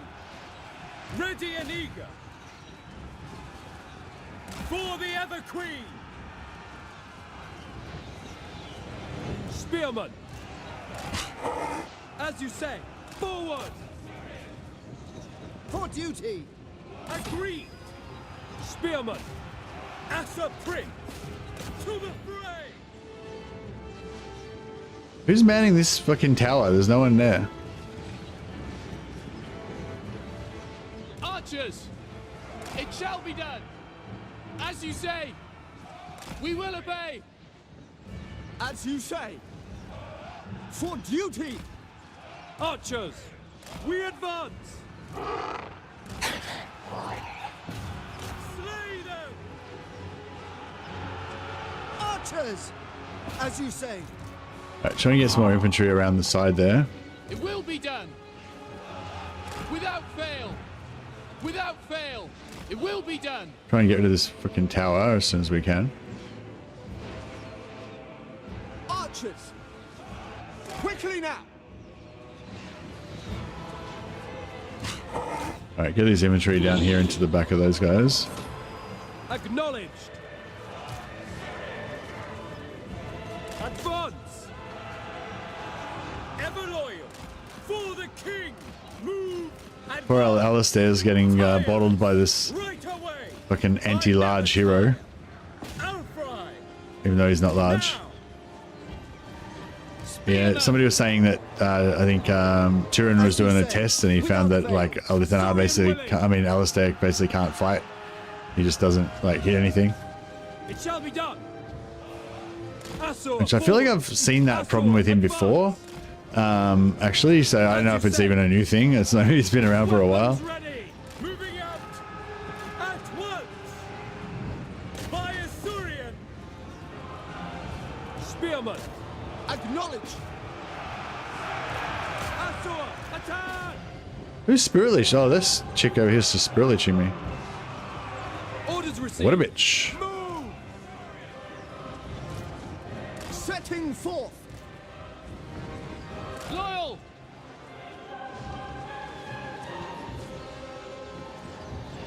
Battle ready. Yeah, he can't even beat the sorceress in melee. For duty, Lacoy!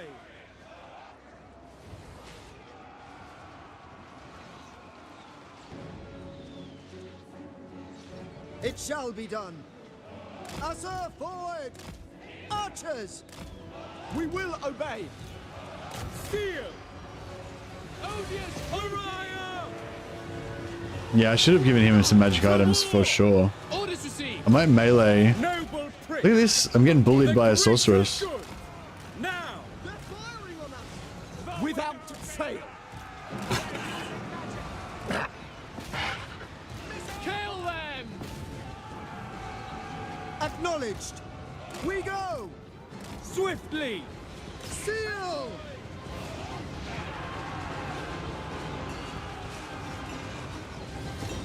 To the fray!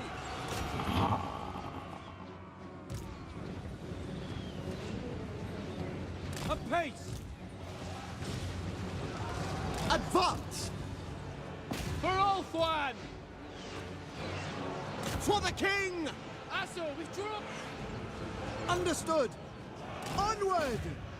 Loyal! Break, you fucks. It will be done!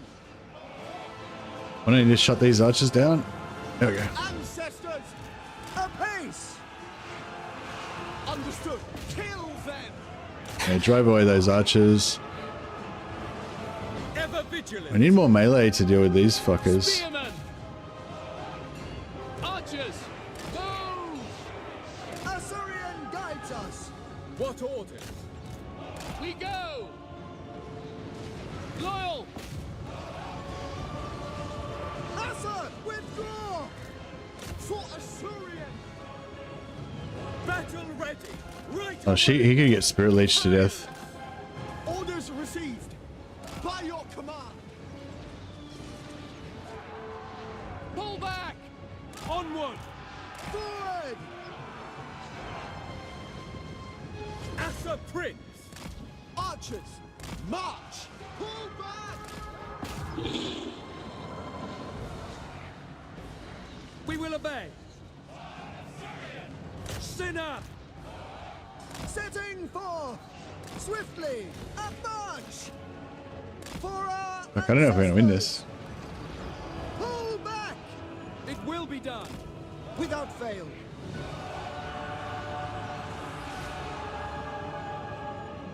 Son of Ulthuan!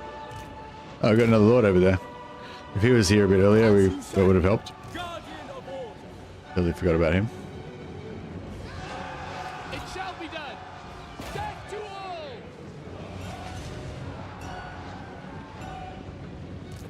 Proud to serve! I will obey! Understood! For duty! Draw back. For duty. Spearmen! March! Kill it. I'm getting fucked. Serve the king! Acknowledged. For duty. We will obey. March! Noble prince!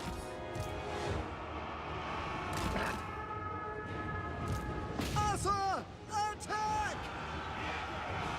Archers! Steel! For Lothern. Without fail. Swiftly! Asser, withdraw. At once! As you say, ancestors. Draw back! It will be done! Assur, advance! It shall be done! Archers! Oof. Orders received! I don't know if we're gonna win this. Like we're struggling pretty hard. Prince of Ulthuan! We better put some magic items on. We better put some magic items on Assur, withdraw! on Alistair. That might have made all the difference. Death to all! Weapons ready!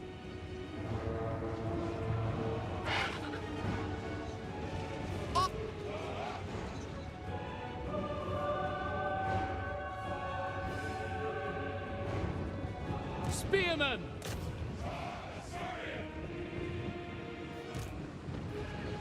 I never tire. Moving out. Without fail. At your command. Moving out. I never tire. Now. At once. Charge him. Immediately. For the king. Understood. We away. For duty. Moving out. Archers. Without fail. Ancestors. Yeah, that killing that hero, that might help us. It shall be done. Attack! Move! Sail! Archers!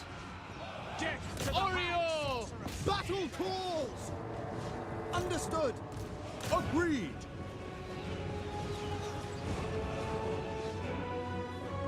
Ever loyal. Right, break that. You stop that. You keep moving them. Looking good. I think we can maybe hold this together. It shall be done. Move.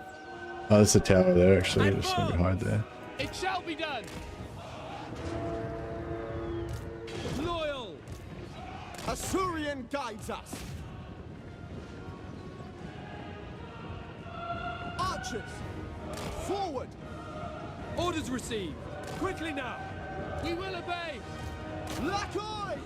As you say, we advance. I will. March. As you say.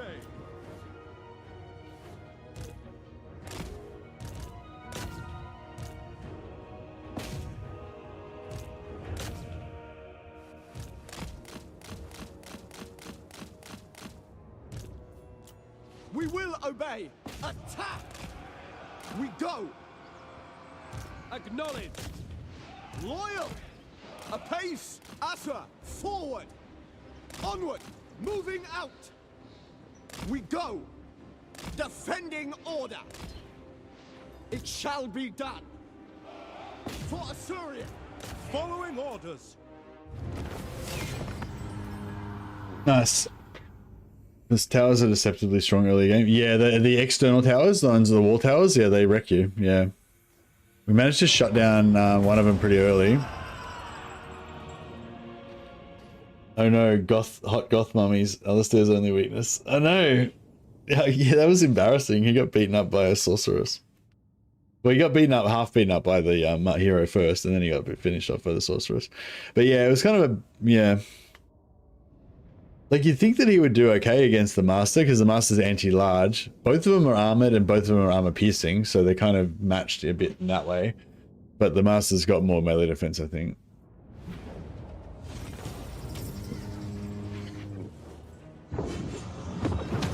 Subjugate them. Yeah, I wish I had given him a magic item for that battle. Phoenix Court. He could have done quite a bit better, I think. Defender of the Phoenix throne. Guardian of the Phoenix crown. None shall live. You will pay for this. Yeah, you can pretty much always loot and occupy these because they never rebel. Primed for action.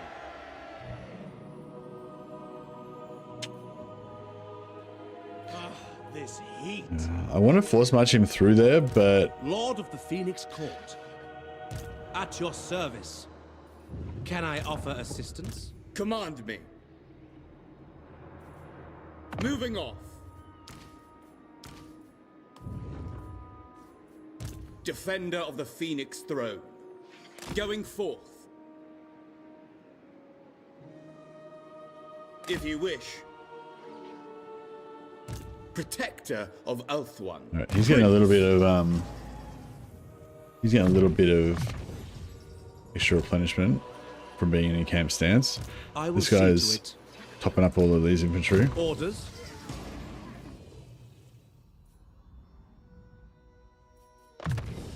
Give him some extra XP. Defender of the Everqueen. Pity these guys can't recruit White Lions.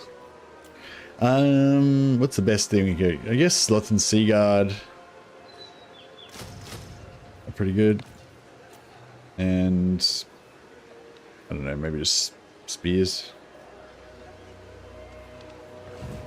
Ready to serve.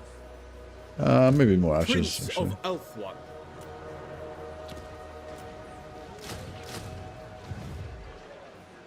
Oh yeah, I keep not. I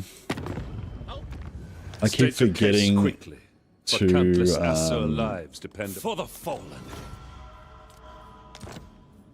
In my father's name.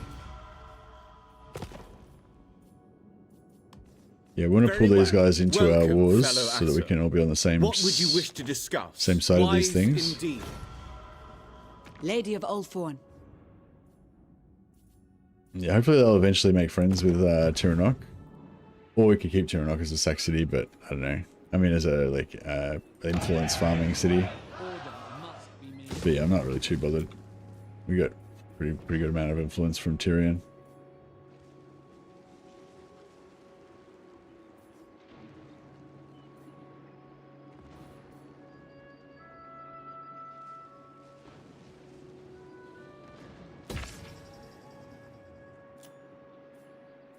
The Tiranoc lady is such a mole. Why is that? Does she always mess up your campaigns?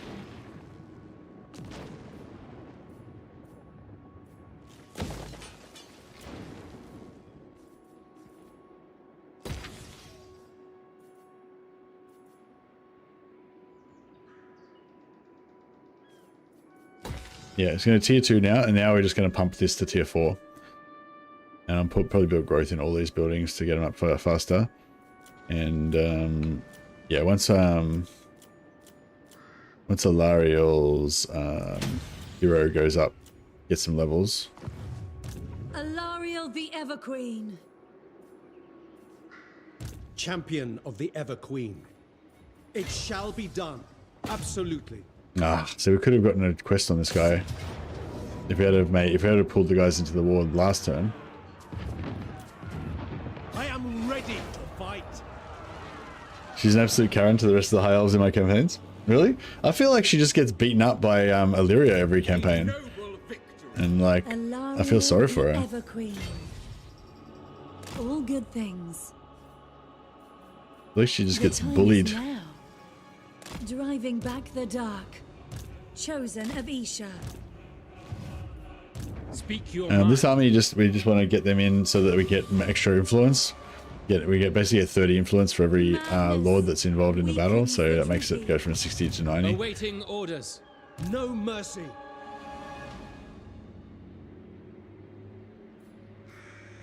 How can I assist you? I don't know if we should bother sending them around the other way, or... this army's kind of a bit useless, really, isn't it? We may as well just recruit a new army over here. I suppose we could... I serve the king. Your behest? At some point we probably want to invade Ostankia, but we don't really need to do it right now, I guess. Yeah, I don't know. Do we use this army as the start of a new army, or do we just get rid of it? I don't think we're really going to need it for Nikara. I mean, fuck, maybe. But we need that over here, not fucking over here. Alright, we'll bring it up. Yeah, we'll bring it up. We shall continue later. This world shall endure. How can I assist you? Alright, we'll think about that we'll think about that after. Get warm in there. Glory to the king. I need to drink more coffee. I think I'm dehydrated. Nagaroth breeds weak warriors.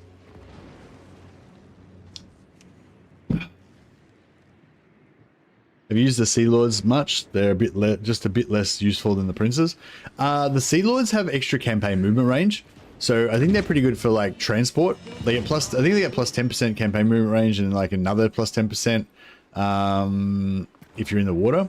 So if you're trying to like transport armies from place to place, I feel like it's kind of useful to have like a couple of like level 15 Sea Lords or whatever, so that they can unlock those extra movement traits. And then, you know, but as actual lords, I don't know if I like it. I mean, I love movement rate, so I guess that's cool. They do have some pretty good army abilities and stuff, but yeah, I haven't really been using them much. I will do my duty. Seal. All right, we're gonna have to hit the Bank of Yvresse again. We need another 13,000 gold, even though we have kind of balanced the books. We are pure of heart. Sorry, Eltharion. May we both serve Ulthuan unto our deaths. Tor Yvresse expects. Just It is. Yes, and this is good as well because it gives us even more bonus from diplomatic relations with High Elves every turn. My solemn duty.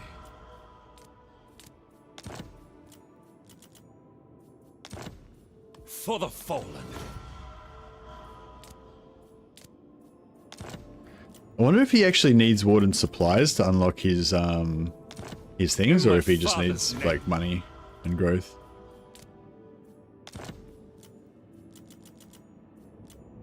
Does Alariel only drop her growth bonus in her own territory, or does it work on all friendly territory? It'd be cool if I could go and like boost his growth by having Alariel tour his lands. My solemn duty. Why have a budget when you can just loan more money from the Bank of Yvresse? Oh well, the main motivation for me, if I ever do stop using the Bank of Yvresse, is so that he can recruit Mistwalker units. But I feel like I can just steal all his money now, use that to become super rich and powerful, and then later on when I've got like heaps of money, I can just give him like 50,000 gold. And then he'll probably go berserk then. For the fallen.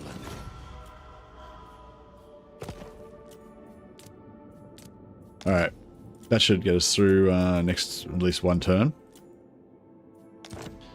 My solemn duty.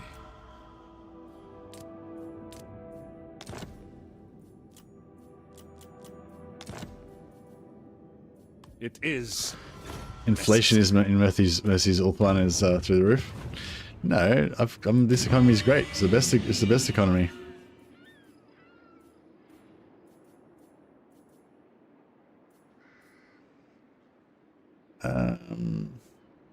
Yeah, we are going to need that, but not really right now.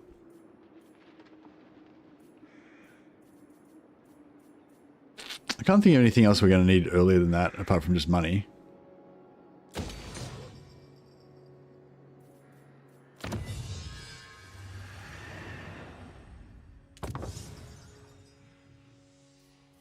The king should be told.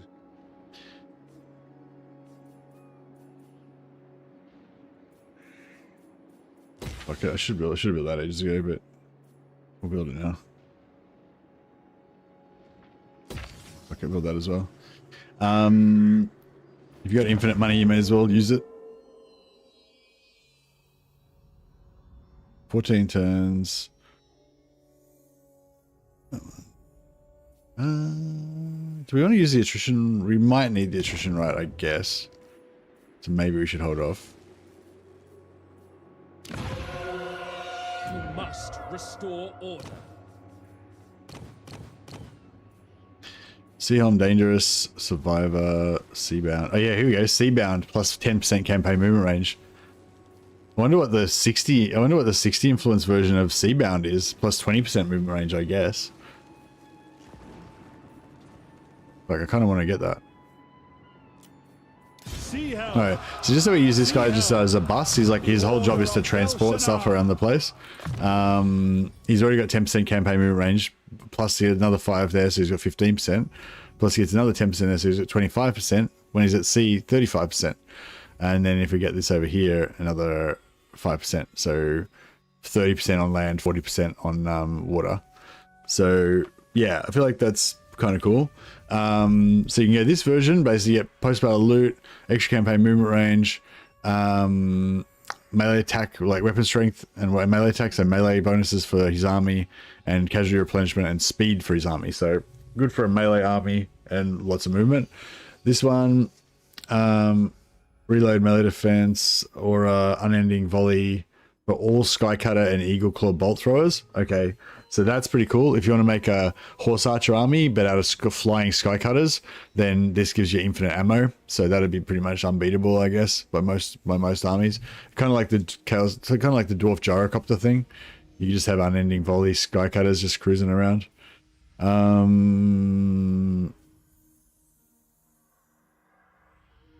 Extra plus 15 armor for Lord's Army as well. That's good for auto resolve, but I don't know how good Skycutters are in auto resolve. But I mean, well, it's good to have armor's good in general, I guess. Whatever, it's okay. Great relics for great times of need.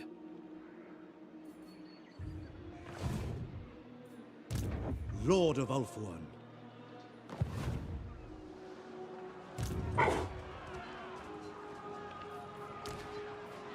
I will use my gifts.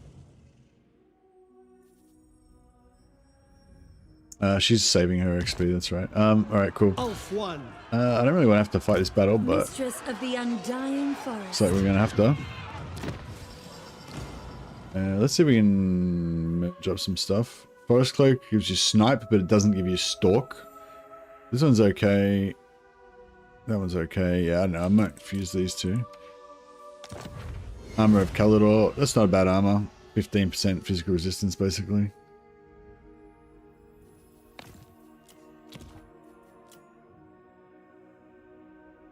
Skycutter seems super strong, but Dark Elves are kind of well set up to fight them. Yeah, the armor piercing might be pretty good against the Skycutters. Armor piercing missiles. I don't want to get rid of the Sword of Battle, the Warrior Bane, sorry, because it's so great for if you're trying to build a hero stack, just have that one extra AoE debuff. Yeah. That's pretty cool. That's pretty cool.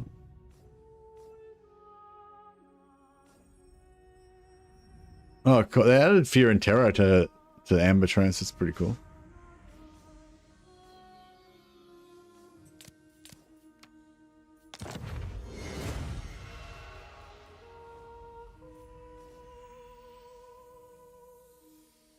Just got an upgraded version.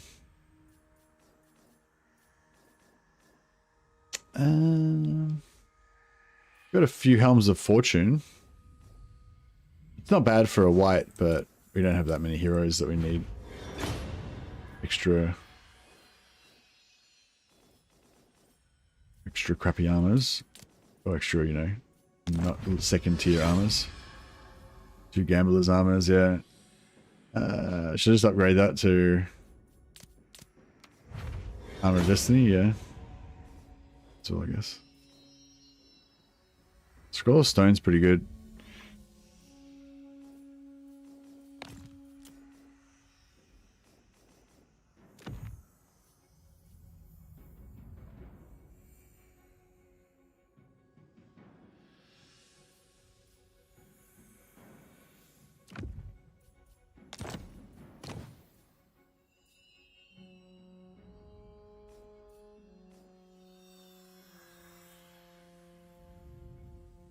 Impressive. No, he's pretty set. And The Ever Queen. she can have Armor of Destiny.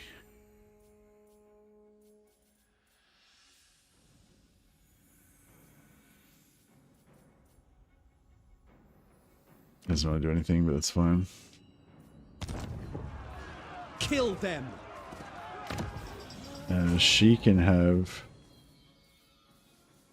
the Scroll of Stone.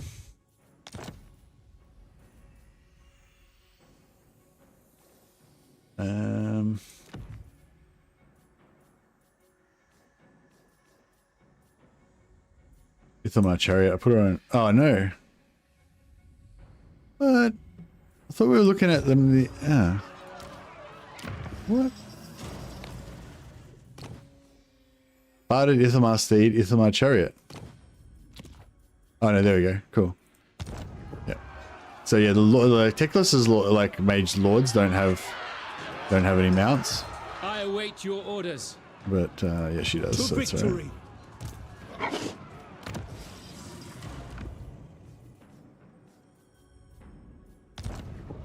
Orion. Yeah, see, I would have just done a little bit of effort like this to set up that other battle with Alistair and give him some magic items. It would have been probably a lot better. Best high elf campaign for the patch. I really want to go for TYRION because of Mist Warriors and OP tier 5 flying units. But TYRION sounds good too, or Lithanar because ambush battles. Can't decide. TYRION and Teclis are the ones that got the major reworks. So if you want to check out all the cool new stuff, then I'd recommend those two. Of course, I want to check out all the other high elf factions as well. But yeah, none of the others got like major overhauls like TYRION and Teclis did. So yeah, Teclis and TYRION probably have the best campaigns now out of the high elves, I would say. And the other ones are okay, but not quite as good. Alario by Assurium.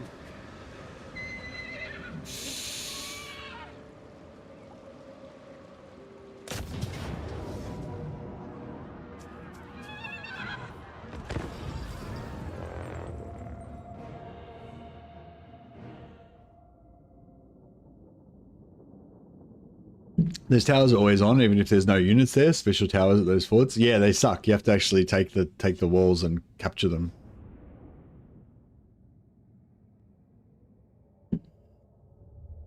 Alistair seems okay for me. It's just when he's unmounted, he's definitely crushing on his dragon.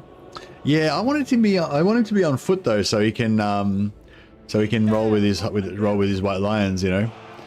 But yeah, I kind of feel like he's always been like that. He's always been a bit shit, but maybe he's worse now. I'm glad that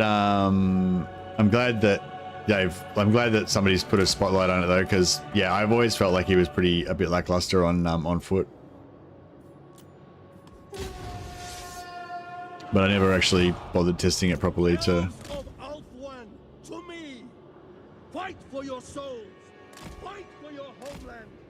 Alfwan is defended to victory.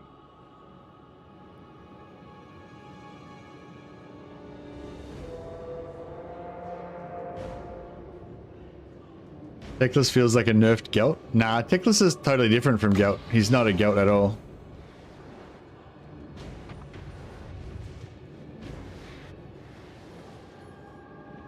If you want the Gelt experience of just overpowered, nuking the shit out of everything constantly with magic, then yeah, you should play Gelt, because that's what Gelt's for. They're not going to make Teclis like just exactly the same as Gelt, otherwise it'd just be a waste of a lord, you know? They want to make him different. But yeah, so Gelt is different from Teclis. So Teclis can have like 1 or 2 Gelt-like armies that have heaps of winds of magic and just throw down double damage spells and shit like that. He can do like he can probably have 1 or 2 of those armies, whereas Gelt can just have unlimited number of those armies. But Teclis has the ability to make all these really powerful kind of specialist armies using other high elf units and stuff, which Gelt doesn't have. So yeah, I don't know. I mean, if you felt like that you wanted to play him like Gelt and you couldn't because he wasn't as good, then yeah, I sympathize. But I think that's not the intention, you know. He's not meant to be like that.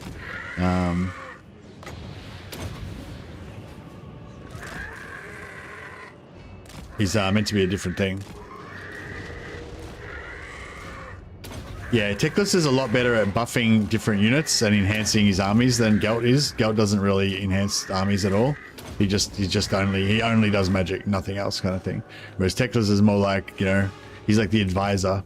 He like buffs everyone, has all these different buffs and crazy stuff that you can do with your lords.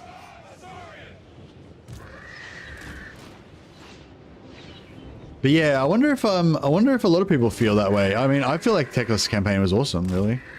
I would be pretty keen to play another campaign. The only thing I don't like about Teclis is nothing to do with his power level. It's just dealing with Kairos is a fucking pain in the ass. Sorry for swearing for no reason. Totally unnecessarily. But yeah, no, Teclis' faction's awesome, I reckon. But anyway, sorry, I don't mean to like just jump on your opinion and fucking shit all over it. Yeah, but anyway, I guess yeah. From my point of view, I think Teclis' campaign is really good, and nothing like Gelt campaign. Totally different. Illyrian Reavers, follow them. Forward! Advance! Attack!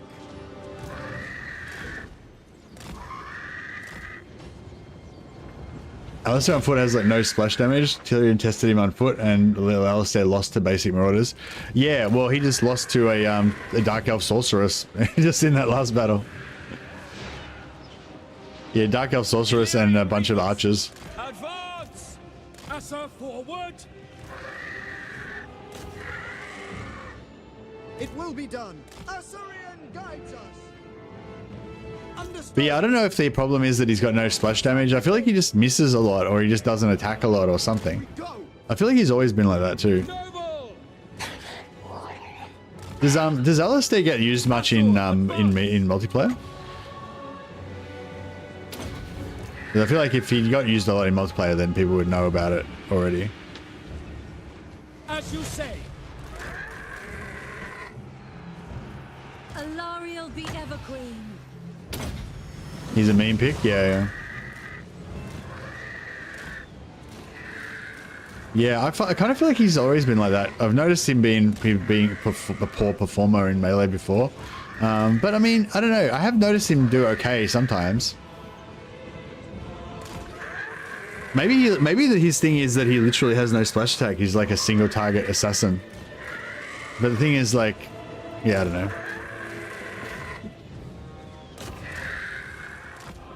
I just don't want him to be broken. But in a way, I do want him to be broken so that he can be fixed. Archers! Assa, forward!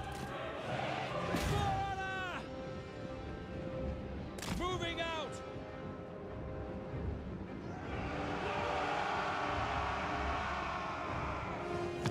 Of course, copy-paste Gelt campaign for Teclis would have been stupid. Maybe I just need to continue my Teclis campaign to see how good his campaign is.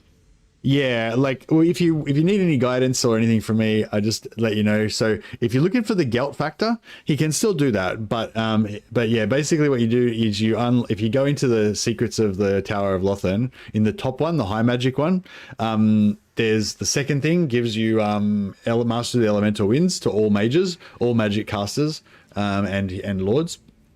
So then all you need to do is put eight casters in a single army, and then you've got a Gelt army, right? That'll do double damage with all their spells, and they'll have shitloads of winds of magic and all that, and have, you know, all the different types of magic you can cast, you know. So if you want like the Gelt experience kind of thing, you can have that with like one army.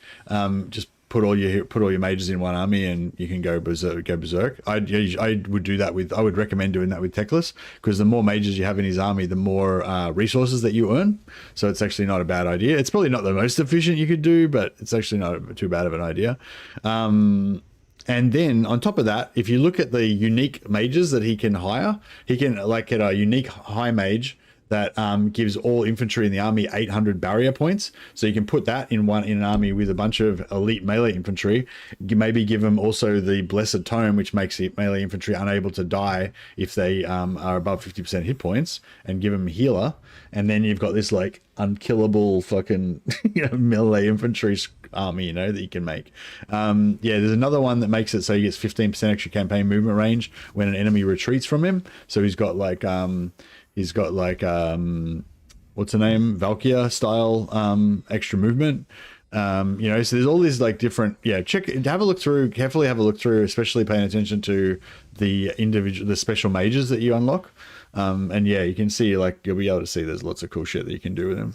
It's pretty exciting. It's just the only thing I didn't like about Teclis campaign was the pain in the ass of having to deal with Kairos.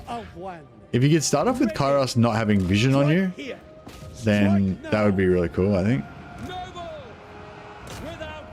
And then you could just like sell his starting area and just get the fuck out of there.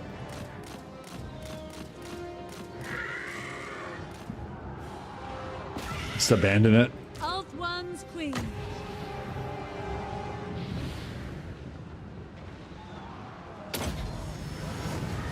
Orders.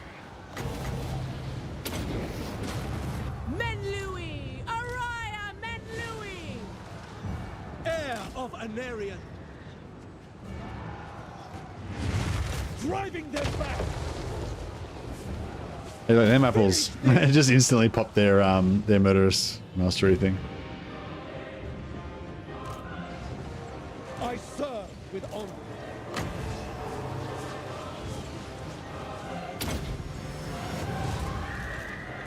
Comet looks really cool, yeah. Noble born. Charge!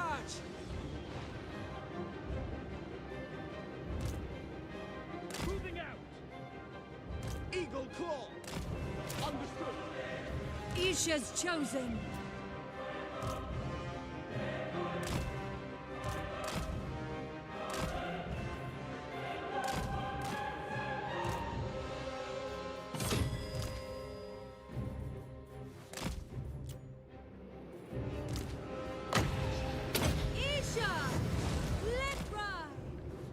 Excellent!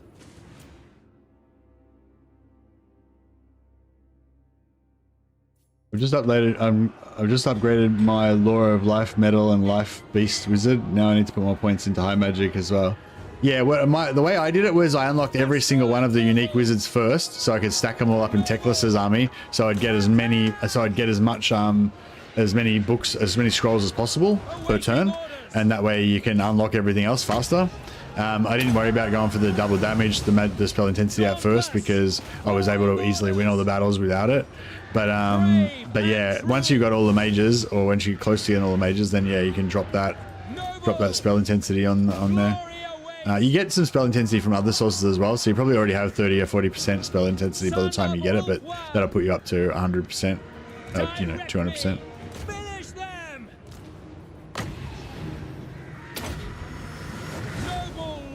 But yeah, Gelt's, like, the reason I like Gelt's campaign is because it's so different in a good way, and you can basically just ignore all of the normal stuff. It's funny, like, pretty much the exact reason why I don't like the Changeling campaign is the exact reason why I do like the Gelt campaign. So obviously it comes down to a bit of personal taste thing.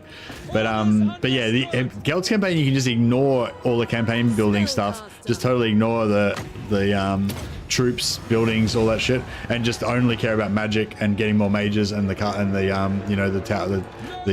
colleges of magic, which is really cool. Whereas with Teclis, it's more like he's got all this magic, but it's to buff the faction, you know.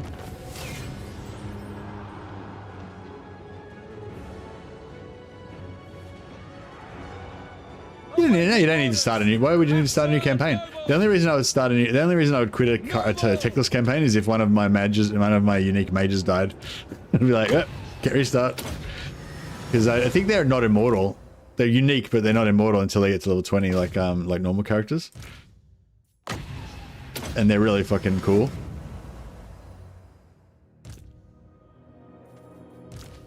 I'm just gonna keep this character around because I'm guessing it's a free army. You gotta keep going. Yeah, keep going if you want, or yeah, or put it aside and try out Decala or something totally different, and then come back later, you know. If you're not feeling like keeping on going, then I would just not keep going, because that's the surest way to make yourself sad. You're playing a campaign you don't want to play.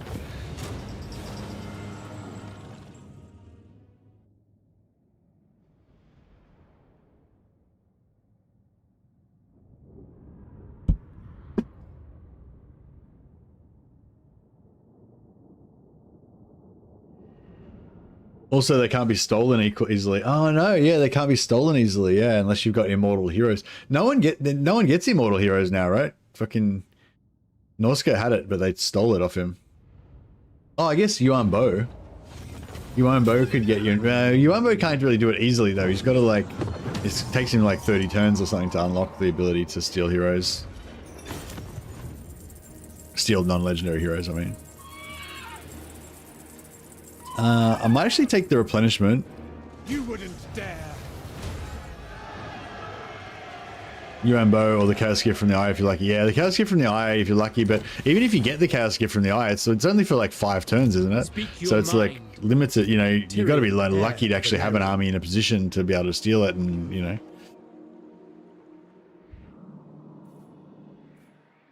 Defender of the Phoenix Throne. Alariel the Everqueen. Further onward. Gathering my thoughts. True son of Ulthwan. Everqueen of Ulthwan. Alright, we can merge these forest spirits together. So she's got 1 tree, treekin. Speak. And 3 dryads. Yeah, that's a pretty good little honor guard of tree spirits.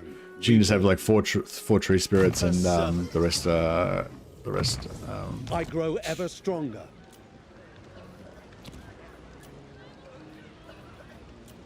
We must strengthen our ranks.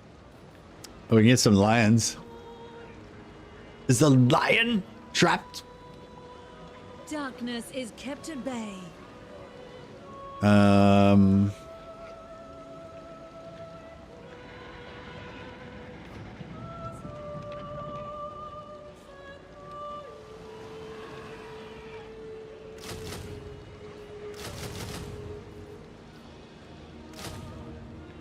All right.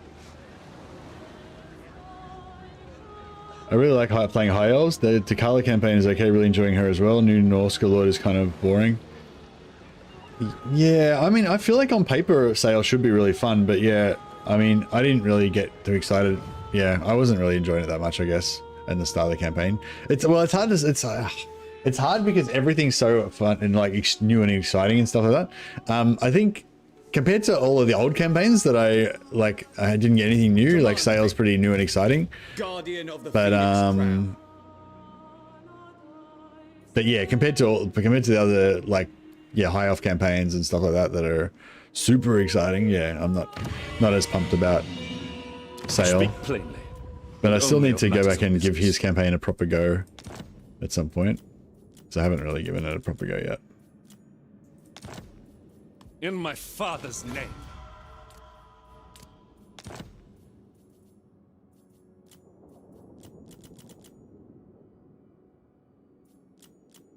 What's your favorite faction campaign movement? Campaign music? For the fallen. It's my favorite campaign music would be, it's like there's two different songs I think and they're from Medieval 2. I think it's the one that comes up at the start when you first load up the campaign, and then there's another one that happens during the campaigns as well.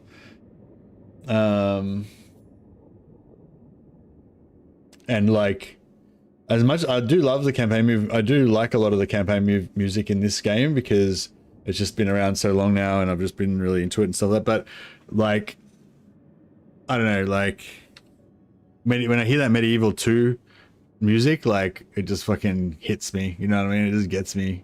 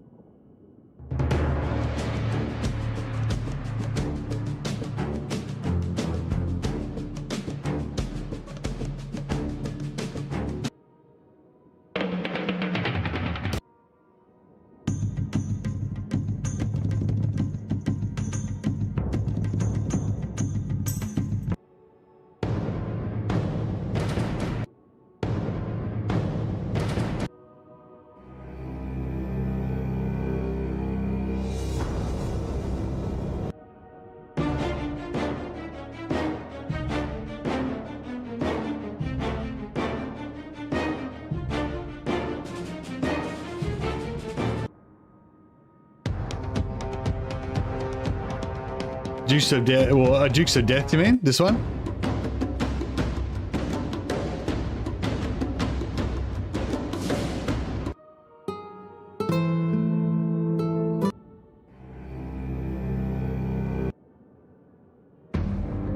But yeah, anyway, yeah, Medieval 2 music. Fucking love that shit.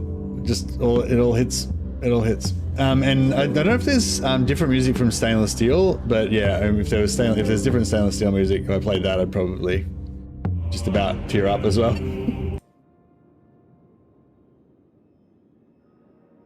Yeah, anyway. Hey, Mercy, last night you and chat had me seriously considering getting Bannerlord. Do you happen to have a code for a discount on Games Planet for that? Yes, I do. Yes. You have to, it'll be on the it'll be on my last Bannerlord stream. Let me just go to my YouTube channel.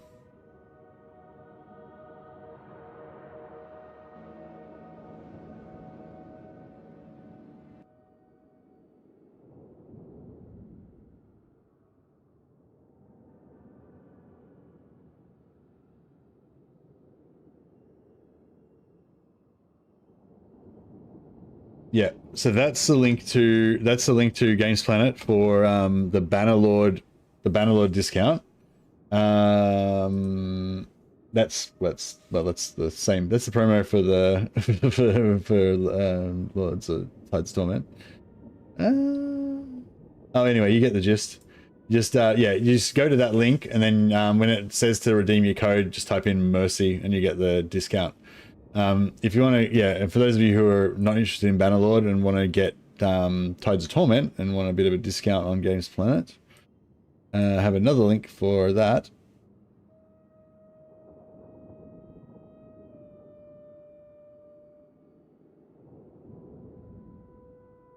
Which I will flog here. Thanks to Games Planet. Got me a free copy of Bannerlord. And yeah, much obliged.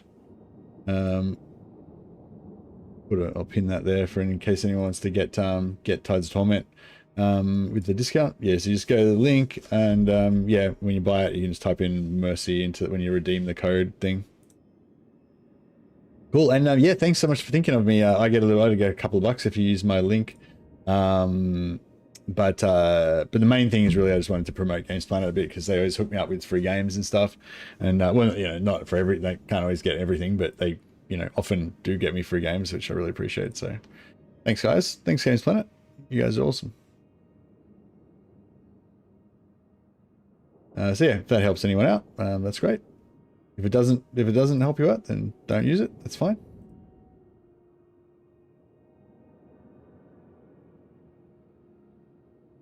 Thanks, I'm considering it, but if I'm going to get it, I want to support you. Yeah, no worries, man. Yeah, if you use the link, see the link how it's got $ref equals mercy at the end. Basically, if you just copy $ref equals mercy at the end of any like if you go to any site on Games Planet and just write $ref equals mercy at the end, then that will make it go through my account or whatever. Like I'll get the credit, but you won't get the discount unless you put the mercy in. So yeah, the discounts are only for certain things. But yeah, but Games Planet's usually got, like, everything's usually discounted more than on Steam, on there, I think anyway, just slightly. Oh, well, I don't know, check for yourself. It might be different for different regions and stuff. Yeah, but yeah.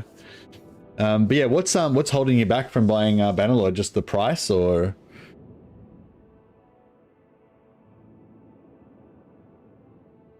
Or you're just not sure if you got the time or the energy to play it right now, or?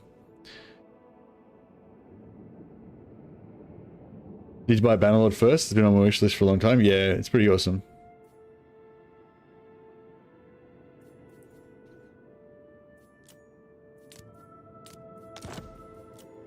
So I just gotta... How much money do I need? Like 13,000 or something? My solemn duty. Ah, no, that's fine.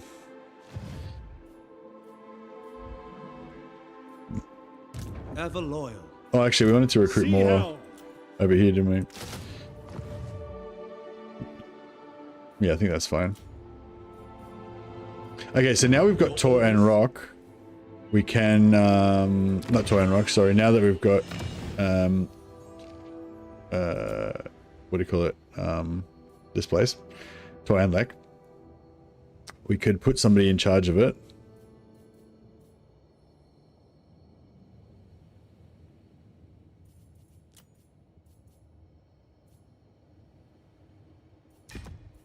We need somebody who we're not going to respec. Lethal grace given form.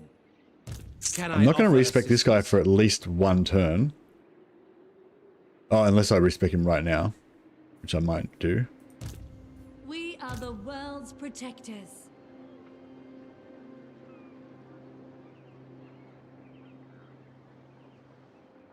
Praise Isha. I could switch somebody out. What's I Weapon strength for spearman units. Weapon strength spearman units. Stalk during ambushes. Man, stalk during ambushes is pretty sweet as well. Oh, it's only, oh no, it's only for the Lord. Yeah, that doesn't matter.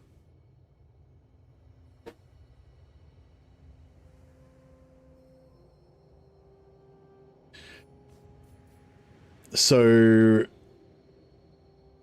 who's got the most spearmen? TYRION. He's got Arian. some. She's got some.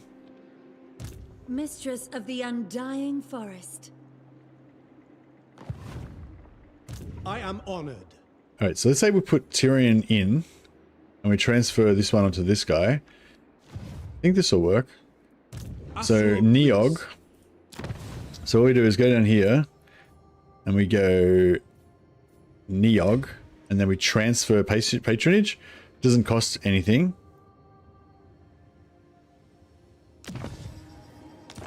Now he's the one. Oh, but no, she's out for one turn. Okay, cool. I was hoping that would free her up so that we could give it to her.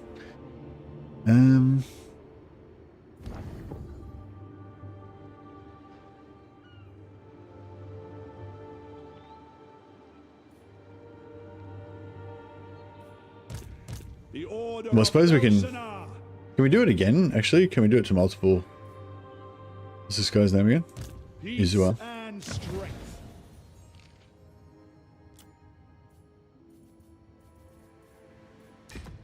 No, we can't transfer again.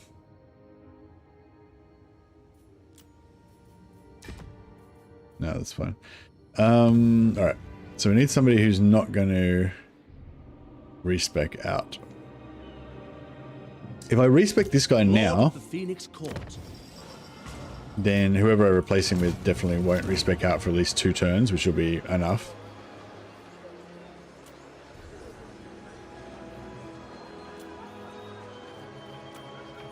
We need not fear our lessers, master of high magic.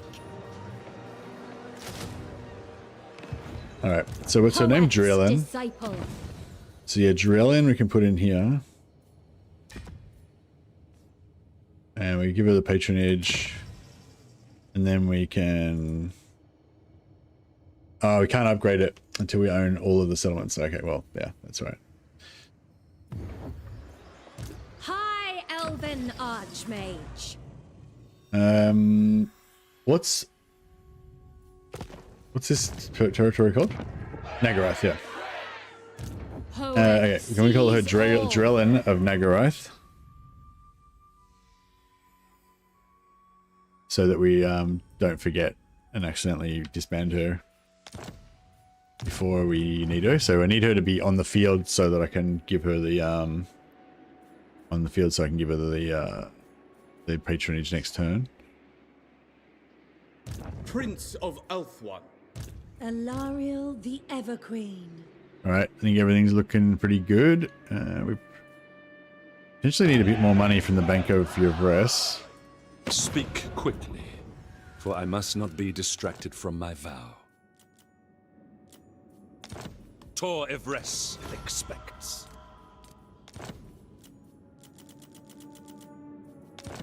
It is necessary.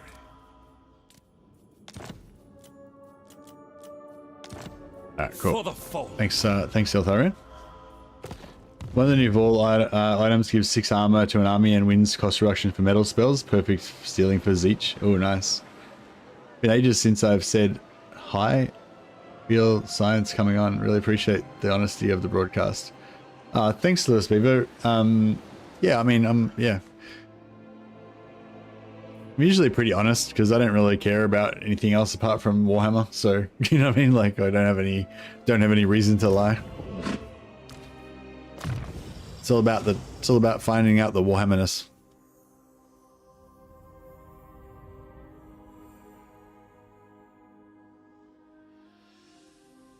The one that used to give Gehenna's Golden Hounds. Yeah, nice.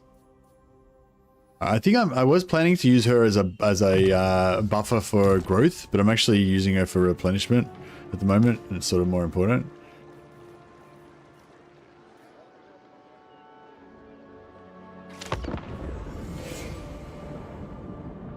All right, here he goes. Nakari's rallying his forces here.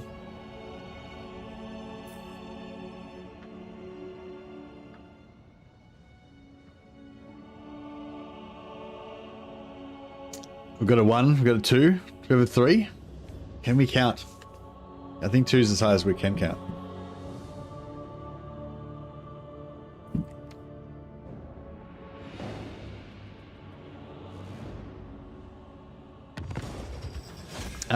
No, it's just if it's fast for me. No, I got all the time in the world. I broke my back in 2 places, so I'm stuck at home right now. Oh man, that's rough, man. Are you expected to get full recovery, or you're not going to be like paralyzed for life or anything?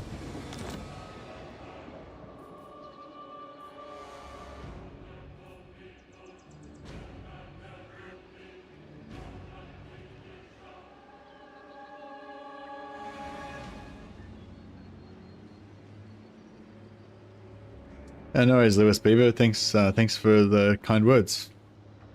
So let me know if you got any questions or there's anything you wanna know about. Protector of Elfwine. All right, we can get a siege lock in there. Don't tempt me. How come this guy can move there and he can move there as well? It's the same.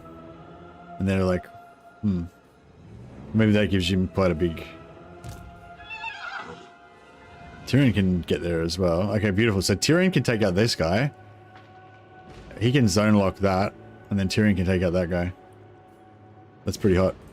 I reject your petty desires. Onward.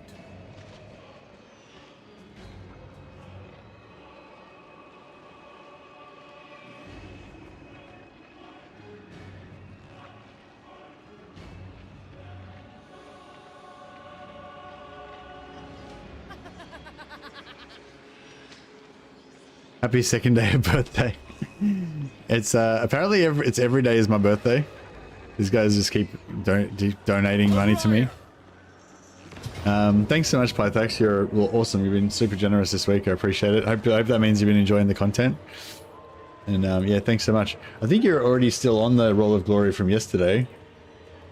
Are you already on there?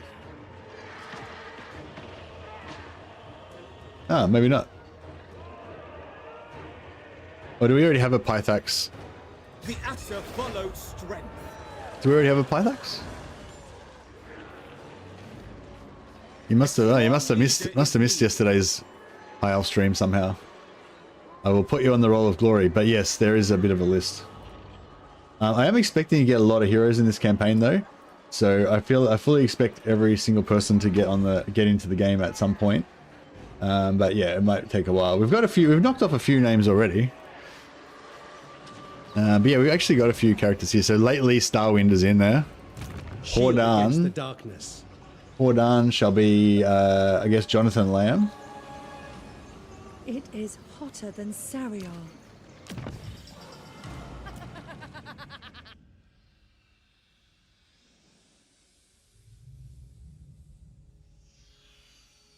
It's Jonathar.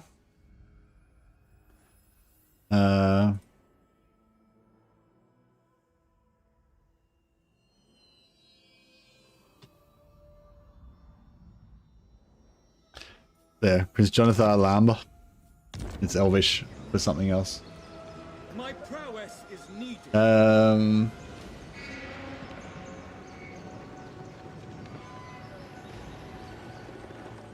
Realize maybe a moot point. Consider landmarks of legend, touch more flavor, and can influence the direction. Hey, Lewis Beaver. Sorry, man. I'm having a bit of trouble understanding what you mean. Can you say it in a more simple way?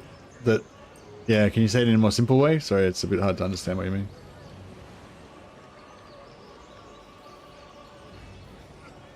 I might have to... some of these characters might get upgraded at some point. But Andrea of the Moorlands, I don't know, we need to keep her in. We'll wait till we get another slot. Are you saying you want me to be a bit more like... you want me to be a bit more like Legend? Hey Ava, thanks for the happy birthday wishes. I think you're already fucking on here, aren't you? Yeah, you're already on here as well. You're in the list still.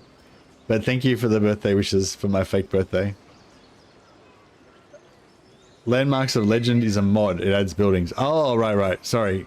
Cool, yeah. Now, I appreciate it. I don't really like to play with mods too much, though, because I feel like it confuses the issue a little bit when you kind of try to... when you're trying to sort of evaluate the content, you know? Speak your mind. Queen of Avalon. Alright, just so we don't lose a turn, I want her to go down here and take that. It means we lose our healer.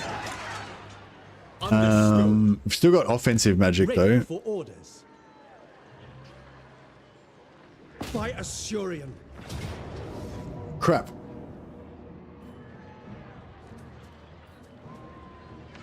I didn't want to do that.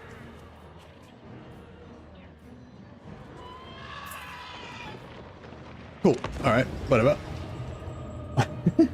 That's fine. I wanted to plan that out a bit better and maybe bring in another extra 2 lords so we could get extra influence. Yeah. Oh well.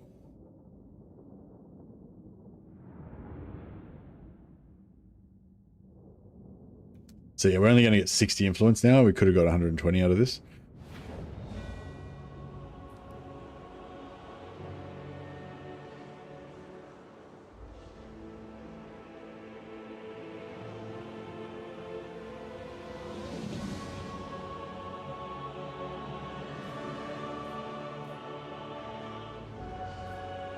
Alright, well, yeah, basically we just knows that other army's not really going to come into it at all.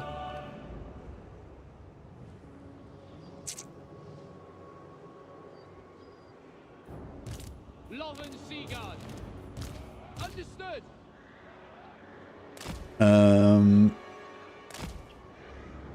Yeah, I'm just going to go like that, I think.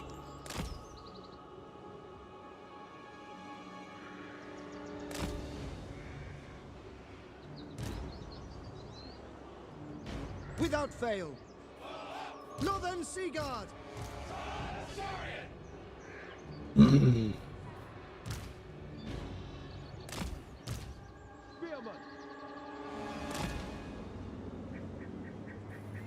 Scions of Mathland. Alright, so this guy's a regiment of renown. He's going to be like kind of a sacrificial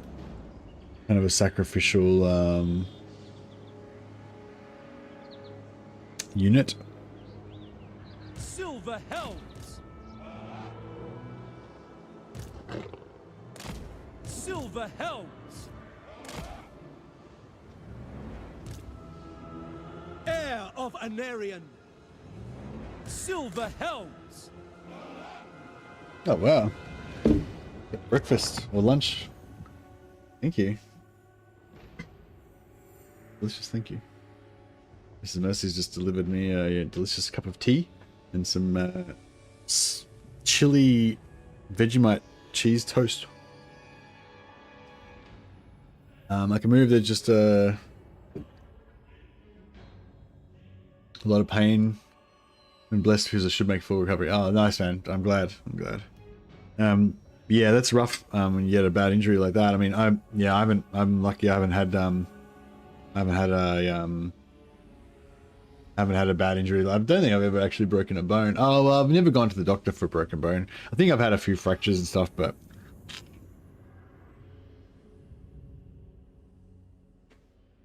or yeah, there's like a couple of times where I suspect I've had a bit of a fracture or something. Well,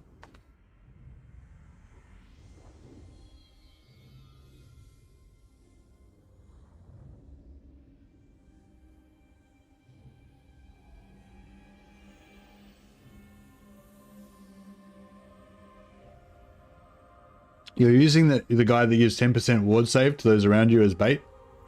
Yeah. Yeah, I'm thinking about it. Because yeah, I mean, it seems like this guy gives 10% ward save in an aura, right? That's like his cool thing. I was just moused over it before. Which seems cool and everything, but like these guys are archers, right? And they don't have any archers, so it's like not much point putting ward save on these guys, because if they get in melee, they're fucked anyway, and there's no incoming arrows for the ward save to reduce anyway, you know. But yeah, I was considering that. But yeah, no, that's why I moused over. I was considering what to do with him. I mean, possibly what we could do is put him on the flank instead of the middle, and that way, when they charge here, these guys can counter charge and they can get the ward save, you know.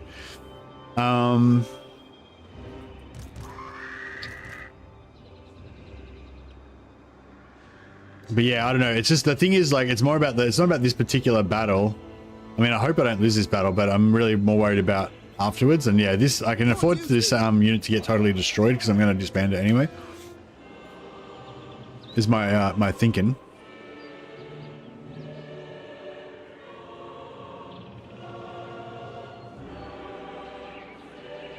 Acknowledged. It will be done. Archers. For duty. Orders received.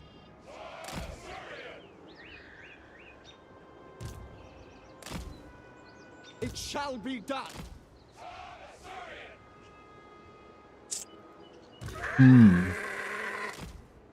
Heralds of the wind. Without fail.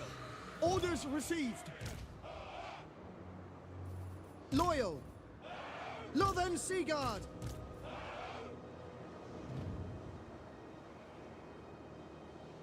I feel like the XP for Shipmaster is exactly where it should be. It's just lacking more than one XP avenue. So you reckon there should be like, you should be getting twice as much, you mean?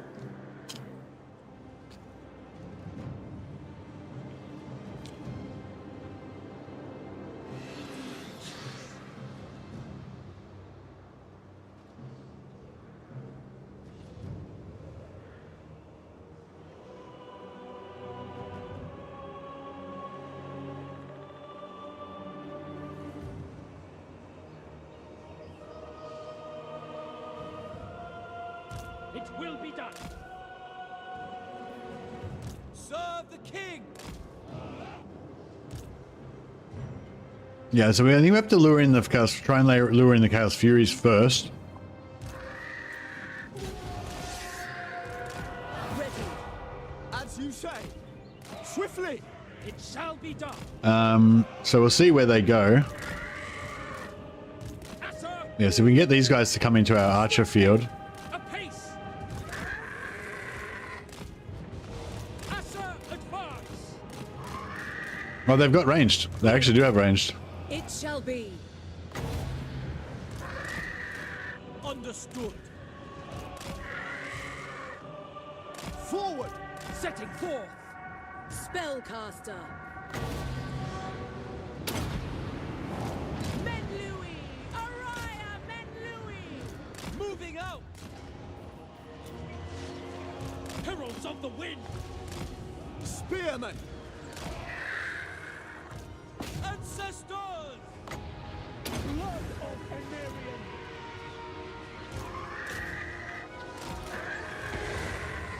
Ulfwan Mage. Mage. Orders. Slow them. Get out of there. Bend to my will. Actually, no, just run. Just run. Setting forth. No, you need to run. Fuck, bro. Loyal. Advance. Alright, they got no air now, so this guy can go back up. Spearmen. For duty. Asser, forward. Alright, that's it for that. Yes. Scython, hear me. Ah! Didn't need that. That's right, it gives them reload now. The new thing.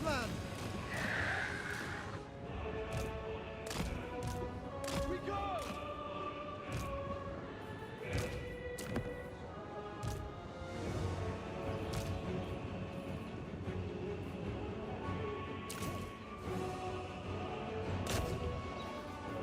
Ulfwan Mage. Yeah.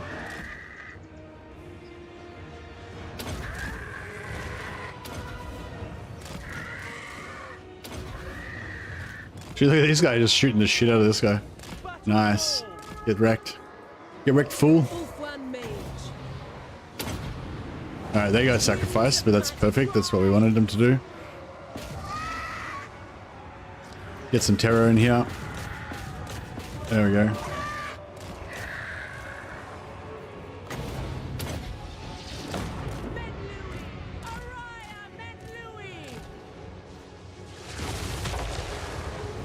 More terror over here. Boom. Don't even need it.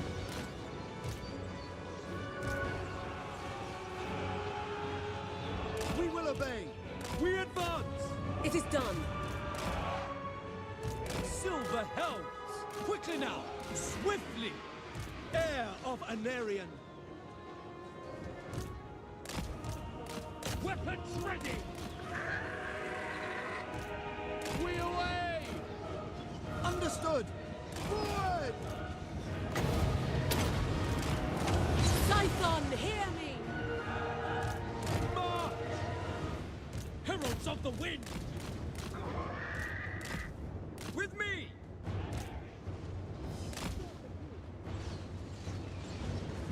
My power is yours.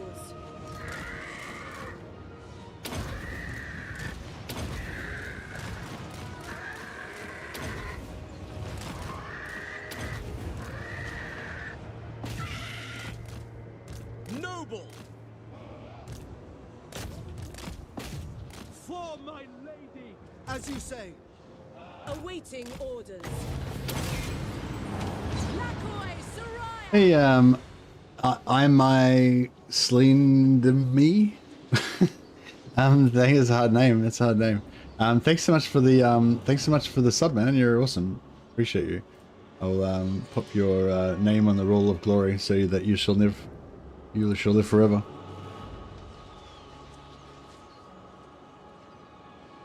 Huzzah. Along with our list of heroes.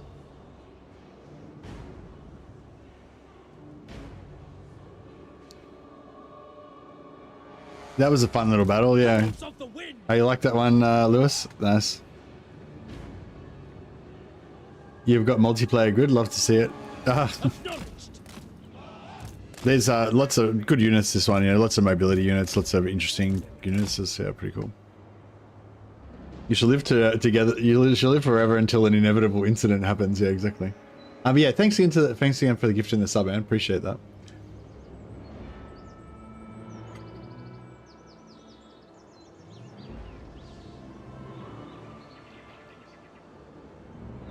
Yeah, sorry if I got your name wrong.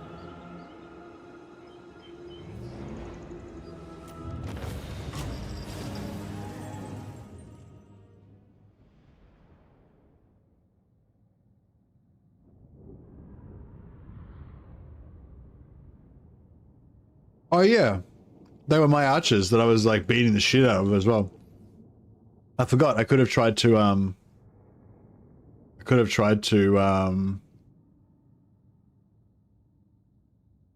yeah, I should have tried to not kill them as much.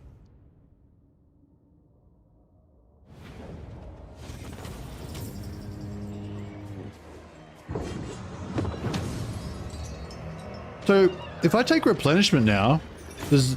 Oh yeah, cool. So if I take replenishment, this guy still gets it even though he's not in my army right now.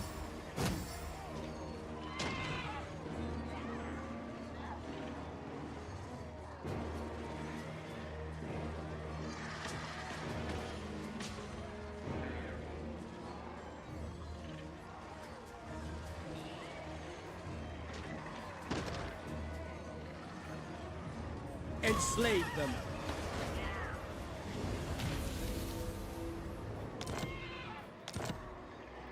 Okay, so True son of Ulthwan. what I meant to do. Just so. Can I offer assistance? Making my way. No mercy. Tyrion, heir of Anarian. You need me? For order. Yuri Fair.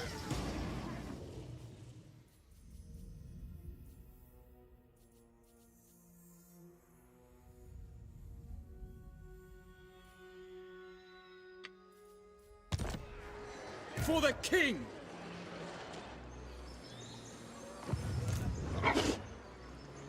Take heart. Araya!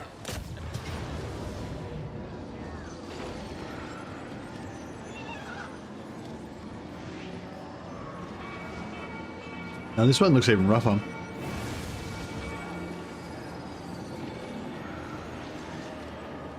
The Asa need me.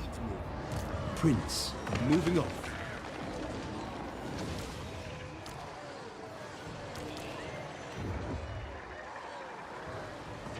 I serve the king. Most astute. Can I just auto-resolve it if I pull these guys out? Ulfuan Prince. Journey. Orders, starting out.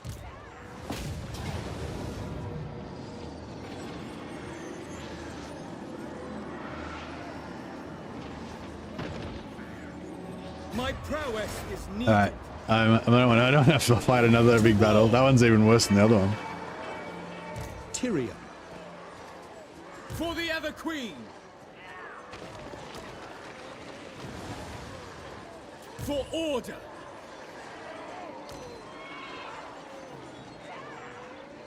This world needs us. Yuri Fair. No mercy. To war. For the king. Araya. Send Louis. Close victory. With low. Oh yeah, low. That's right. A strong leader is needed.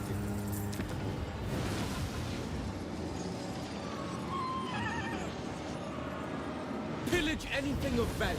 Should I bring Krace back to life? Kind of want to bring Krace back to life.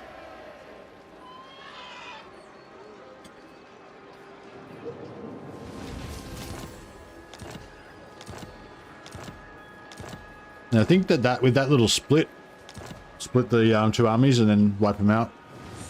I think we've basically beaten the curry now. Noble. Adventure awaits. I await your orders.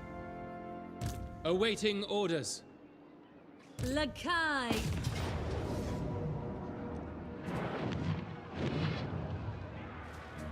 Hey Octogolem, yeah, we did the Confederation yesterday. I'm planning on making a little video about it. If you want to wait a couple of days, I'll hopefully put out a little video explaining it.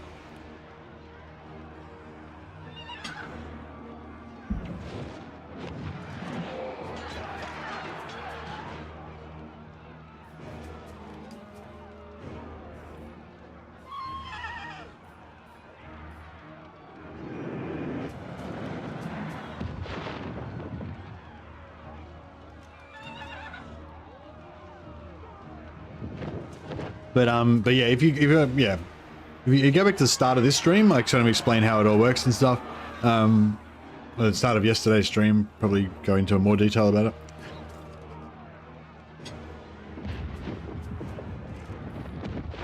Yeah, we got the Alario Confederation on turn 6, and Imric on turn 9, I think.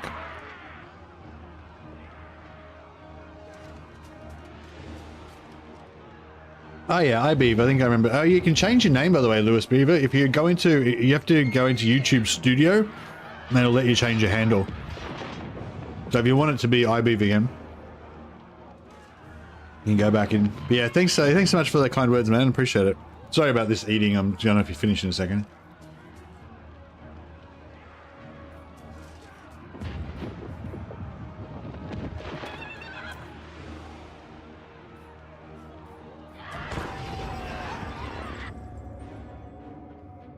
Is this a minor settlement battle? Fuck. Sorry.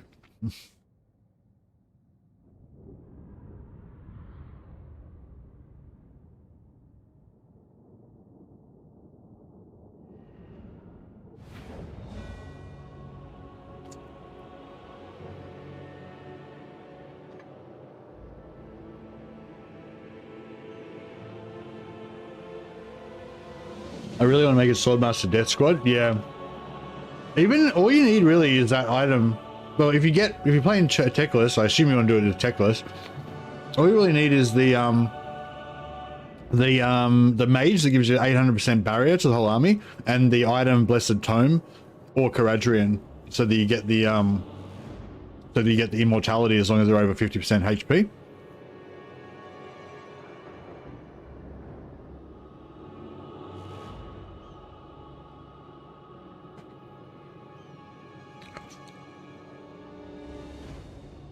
Are you hot sauce enjoy MSC, man? Yeah, actually, I just yesterday I made, well, not hot sauce, but I made chili oil. You know, the chili oil you get from like Chinese restaurants where they have all the red chili flakes in the thing. Yeah, I started making my own chili oil a while ago.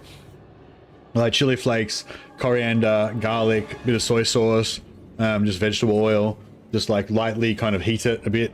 Don't cook it too hard so that it all goes black and shit, you know. And yeah, and just make chili infused chili oil. Not sweet chili, no, hot chili, but it's not that. It's not very hot, right? Just red chili flakes. Anyway, and I basically like just eat that stuff like fucking jam. But yeah, I made I made some chili oil yesterday, but I put like a Carolina Reaper in there, and so I chopped it up really fine, and as well as the normal red chili flakes, and put Carolina Reaper in there, and yeah, it was actually pretty good. I think I'm really into these Carolina Reapers now. Like they're pretty hot, but you kind of just know how much to use, you know.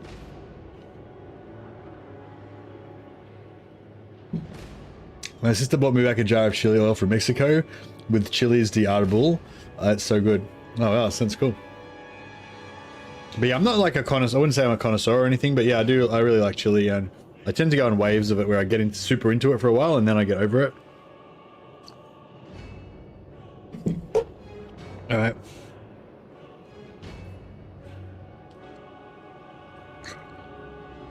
Ah, fuck this.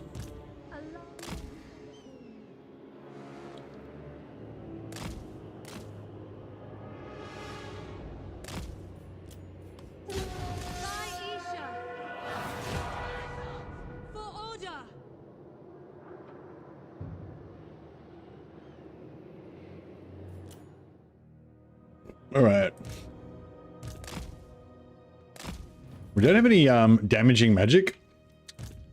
It's gonna make this quite hard.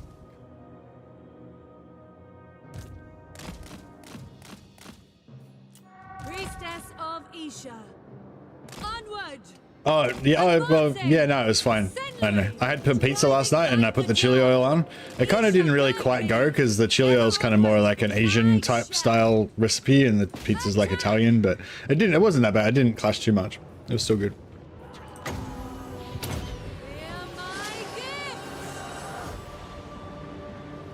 The Everqueen. The greater good. Kill them! Archers! Quickly now! Advance! Look how little damage they're doing to that. Alariel the Everqueen. Spearmen, we will obey.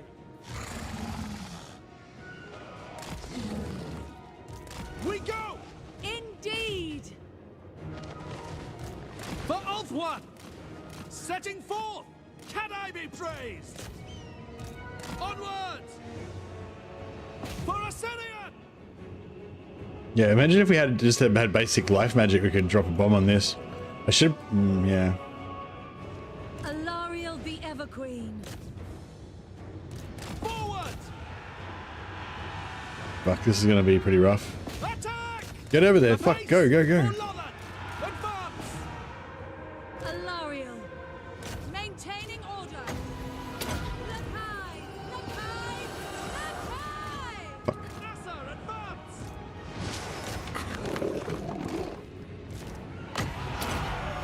Handmaiden of the Everqueen!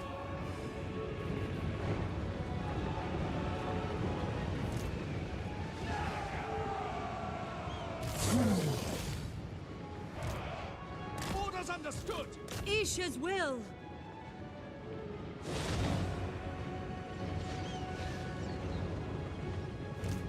Swiftly! Yeah, this is not great. High Priestess.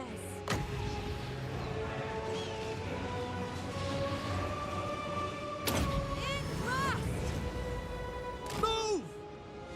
Without question! Swiftly! Yeah, this is fucked. If we can get in there. Archers! Onward! That'd be great, but I don't know if we can. Guided by light. Yenui! Sail! Lakoi! Under her protection.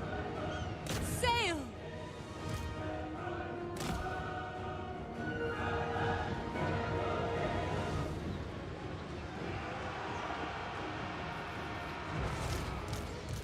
They tremble before our power! Orders received. Forward! Awaiting orders. Setting forth. Setting forth! Usher, advance! We advance! Moving out! We will obey. By your command. For North One! Push them back in. Alariel the Everqueen. Archers! We advance! Understood! What if we get them over from over there? Forward! Serve the king! Orion! For order! Fuck, spears. Forward! Archers! Apace! I'm struggling. Awaiting orders! Brave and true! Isha! Lithra!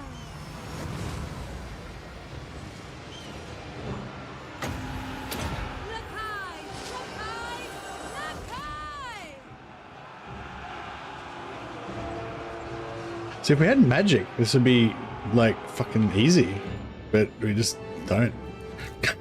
We don't have magic. Quickly now! Magic? No. Sinath! Alariel the Everqueen.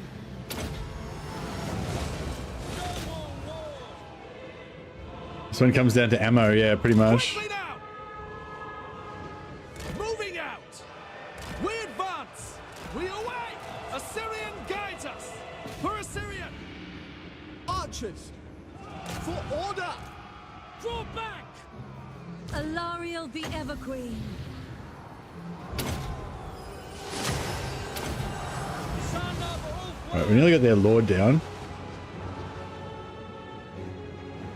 Ready and able! Pull back!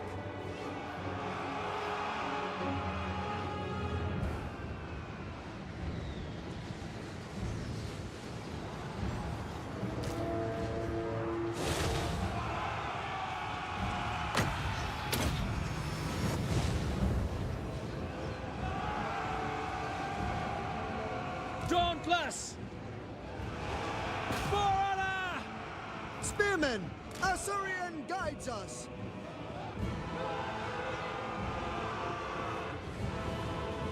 Alright, glorious. Alariel the Everqueen.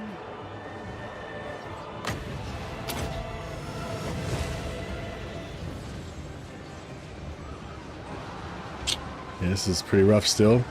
It's starting to look a bit better now though.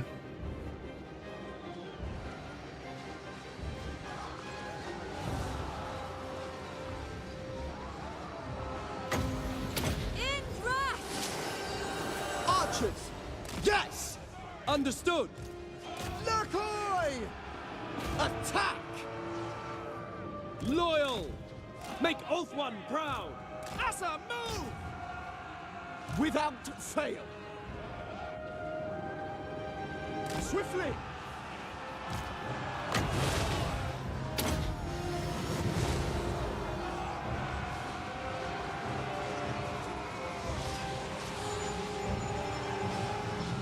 Illyrian Reavers! Lakoi! Noble! Archers! It shall be done! Alariel the Everqueen.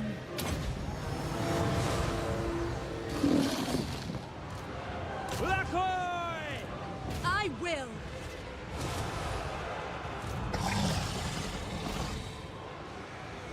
Assur noble!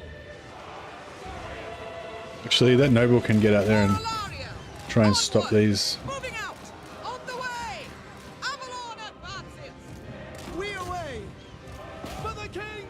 It will be done! For the Everqueen!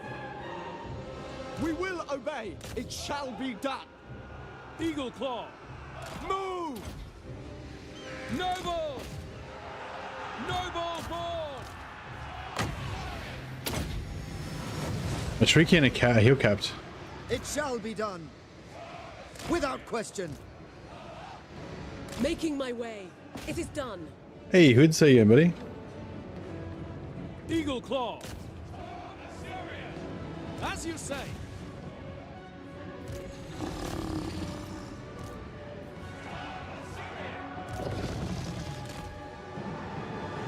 They just blasted their own trades in the back trying to kill Alariel. Alariel the Everqueen. Suck it, dickhead. Nice. Alright, that was rough. Not gonna lie. That was rough.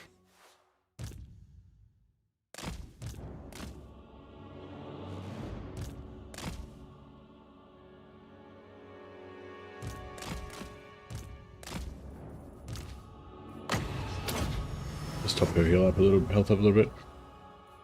Can't eat spicy stuff anymore. I went too hard and now I basically have chronic heartburn. I don't know if the chronic heartburn would be from the spicy. I mean, maybe if your doctor told you that, but you just get heartburn more when you get older. Anyway, like guys do anyway. That's what my doctor told me. So yeah, it might not be anything to do with spicy food like causing it, but yeah, spicy food can definitely exacerbate it. Yeah, for sure. For future hot sauce purchases, respect. Hey, Strigoi boy, thanks so much, man. Well, it's pretty cheap. Like you can get Carolina Reapers from this Coles supermarket, which is our normal supermarkets that we have here. For like, I think it was like $4.50 or something like that. And you only get four chilies, but it's pretty good value because like the 4 chilies that you'd get out of that would be as hot, like each of those would be as hot as like a whole packet of chilies that you would normally get, you know. But yeah, thanks so much for the super chat, man. You're super generous. I'll put you on the bottom of our exceedingly long roll of glory. For me, it's mostly acidic or greasy food that does it. Yeah, same.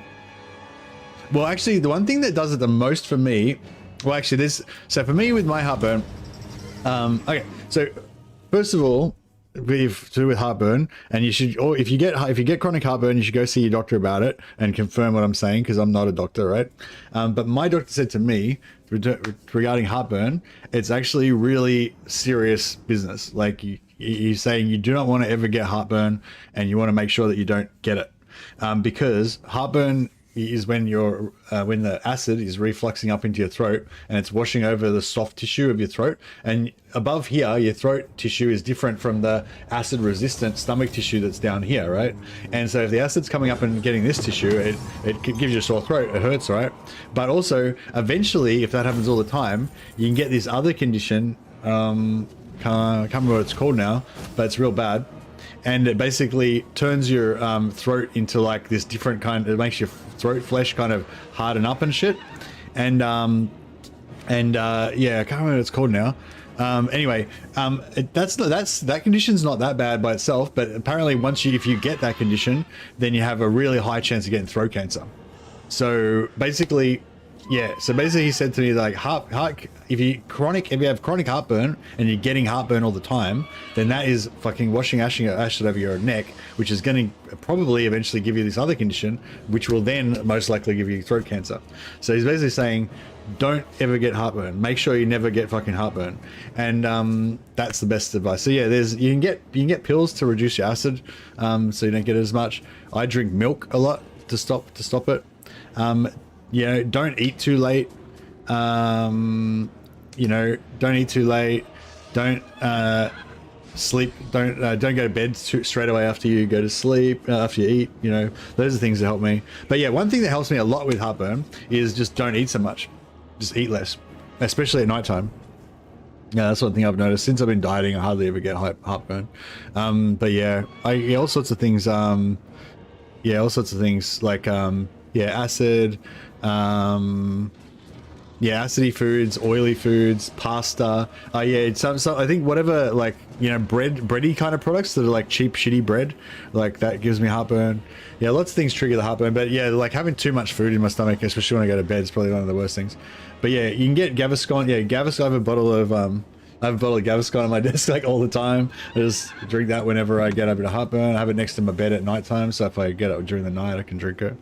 So yeah, he basically said, you know, you can use heartburn, you can use Gaviscon, you can use Nexium pills or whatever, you can use whatever, just do it, or just drink milk, or just don't eat at night, do whatever the fuck you want to do, just make sure you never get heartburn.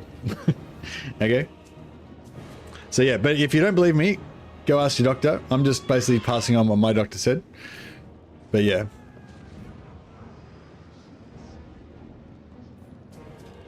Yeah, reflux.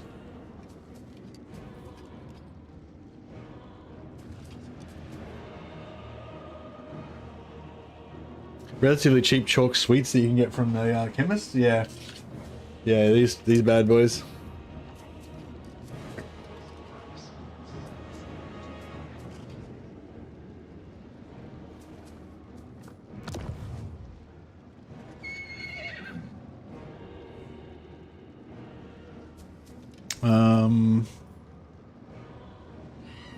But yeah, no, apparently heartburn is widely considered to be not a big deal, but it actually can be a big deal. So yeah, maybe check with your doctor about that. Don't believe me, I don't know what I'm talking about.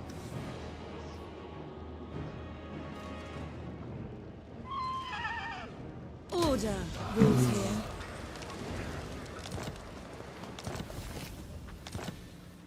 Alariel the Everqueen. Okay, we got the Shrine of Cain, and we can actually just build the Shrine of Cain straight away, so maybe we'll get that going on. I got it once and did not eat anything all day and drank coffee, but it went away the next day. Yeah, so yeah, I've had it from that sometimes too, yeah. PhD and stuff and things, yeah. No, it's not like you're gonna get heartburn, you're gonna instantly get cancer or anything, but you're basically saying, like, yeah, if you get heartburn regularly, don't, like, think that that's okay. You know, you need to deal with it.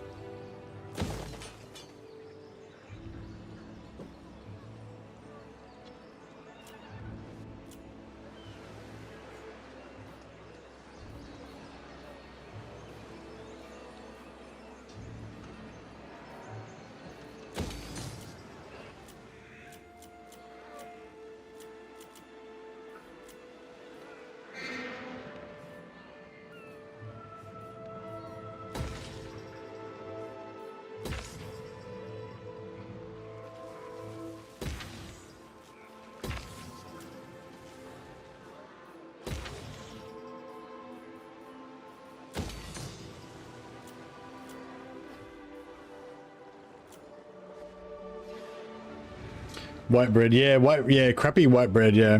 Whereas if you get certain other types of bread, they don't seem to do it. But yeah, crappy white bread, especially crappy rye bread, like cheap rye bread, does it real bad, like even worse than white bread for me for some reason. I don't know why. Whereas whole grain bread seems to be okay. Doesn't really do it too much. Heartburn is just latent fire magic. Yeah, it's like the heat welling up inside you. I trust that we're gonna have to hit the Bank of Rest again. Safeguard the waystones. Need another bridging load. Just got to get me through one more turn.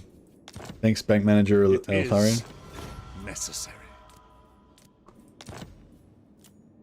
I just keep going back to my bank manager every week. It's like things are going to turn around next turn. I've just taken over some new properties. They're going to be real. They're going to return on investment really soon. If we could just get like one more week to make my payments, that'd be cool. In my father's name.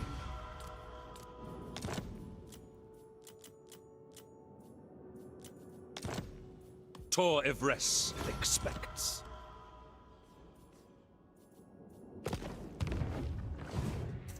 Okay, so now we've conquered this entire region. Now we can actually pump that up. So we've got tier 3 now on that one, and then we've just got to take this one. You've got to take these two to get a Lithanal.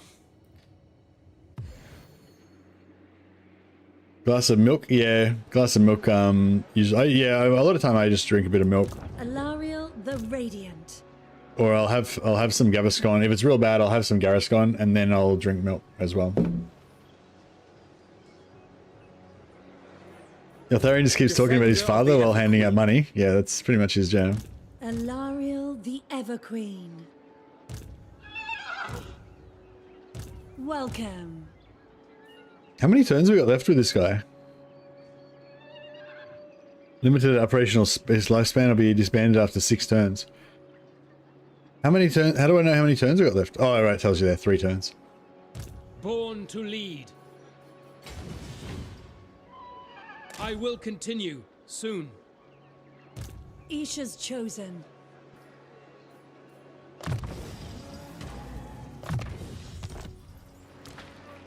Everqueen of Althwan. They don't even take attrition, better than the Empire version. Yeah. Uh-oh. Did I just spend a point? I don't want to spend any points because I want to save it for when I get to level 12. Keep forgetting. Master of high magic. Drillin of Nagarath. All right, she's the one that we need to not respec out. Oh no, now that we've taken control of this, we can respec it out. We just had to not do it while I was doing that.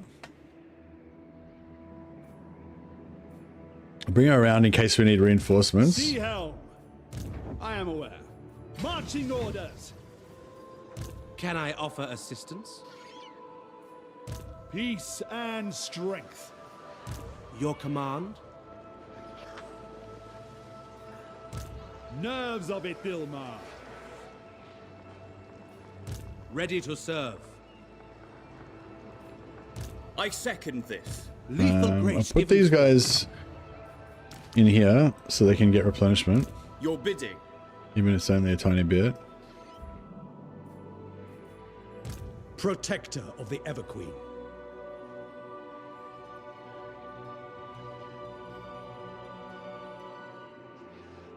I mean, need to I will continue soon. Your decree.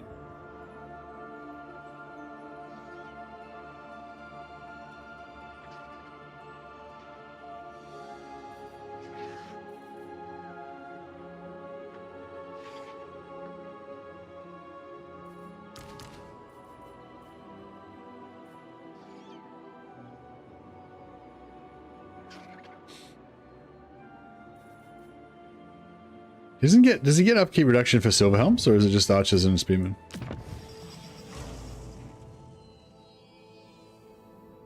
Spearmen, silver and guard, rangers, archers, and silver helms. Okay, silver and guard are kind of mid-tier at least, aren't they? The forest hides much.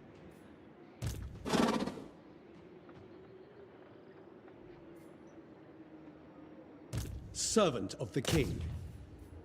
As you command. By Assurian. It looks like we can make it. Looks like we can make it with that. I don't know if I want to force march just to make sure. Defender of the Everqueen. I await your orders.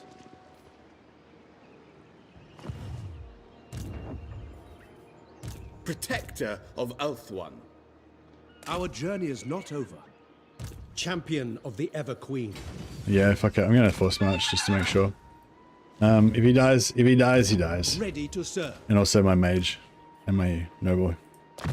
That would really suck.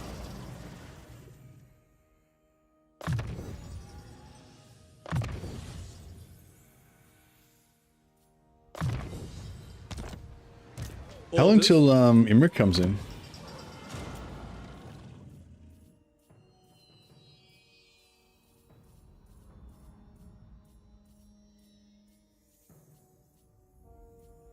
One turn. I will do my duty. Your orders? Speak your mind.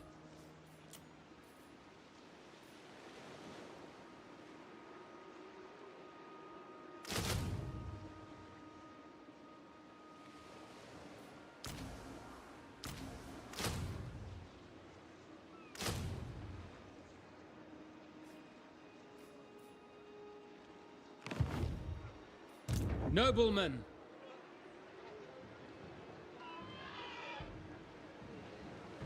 Can I offer assistance?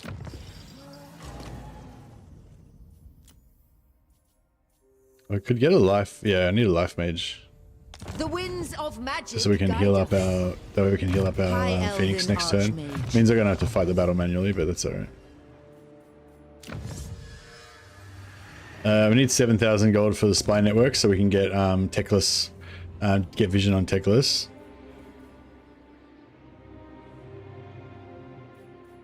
Sorry, Altharian. I know I told you I'd get you next week, but I'm just gonna need a little bit more of a bridging loan, just to get me through until then.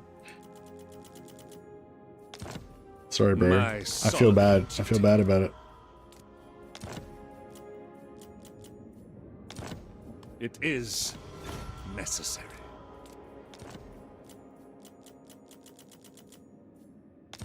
In my father's name. Just like three more loans, maybe 3 to 5. For the fallen.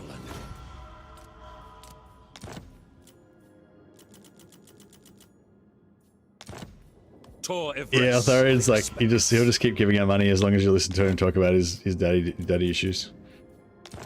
My solemn duty. Alright, I think that's enough for this turn.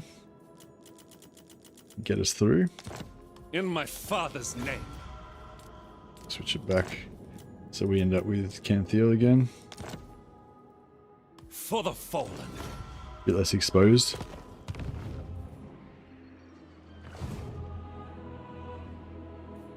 Alright, cool. That'll get us through. And then we get the last technology. And now we're going to get vision on like everyone. Which probably will get us into a few extra wars that we don't necessarily want to. But that's alright.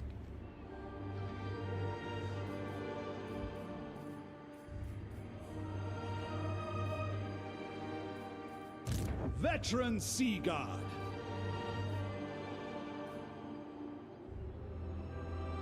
This forest is old. Yes, this guy's got some nice movement on him, right?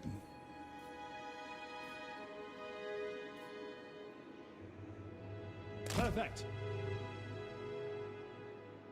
Zooming. Lother's legend.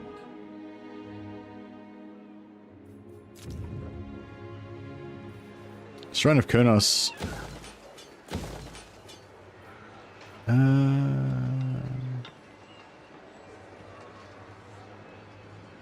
Do we want to go?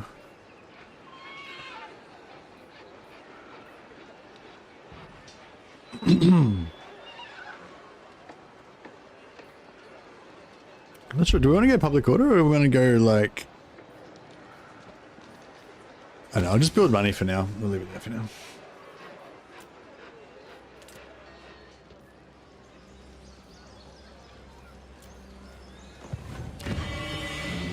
you must restore order.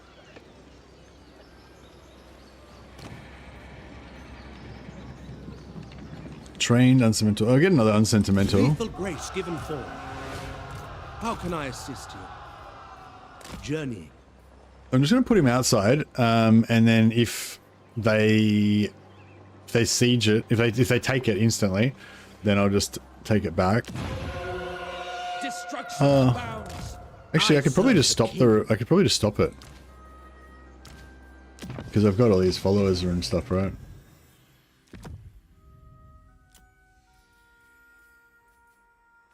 Oh, we've only got one. We've got one follower. Yeah, alright. That way we won't have the rebellion. Hope. Just now. Oh, we're gonna have another rebellion here. Alright, we'll just turn off.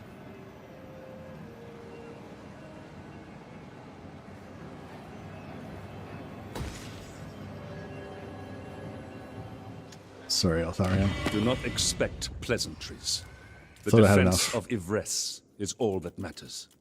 But then I had this other investment opportunity, and it's like a really fast turnaround. It's gonna be great, and if I don't invest that extra bit now, I'm gonna lose my initial investment, and that'll delay me paying you back. So it's better for everybody if you just give me a shitload more cash now. My solemn duty. Just makes good financial sense. In my father's name. All right, now we're fine. Totally fine now.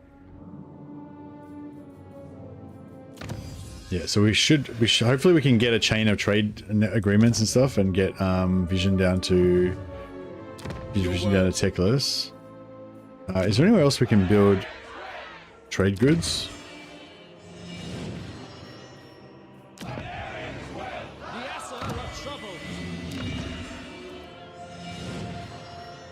Not really. We're gonna get wood from there. Alright, so here we go. Hopefully Tyrion's not gonna get wrecked.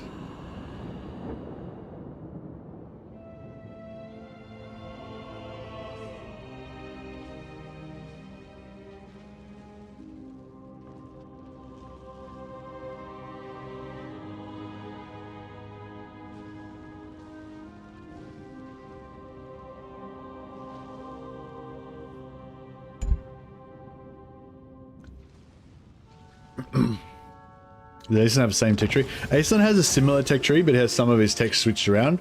Like the tech that I just researched then, apparently he gets that on like right at the start.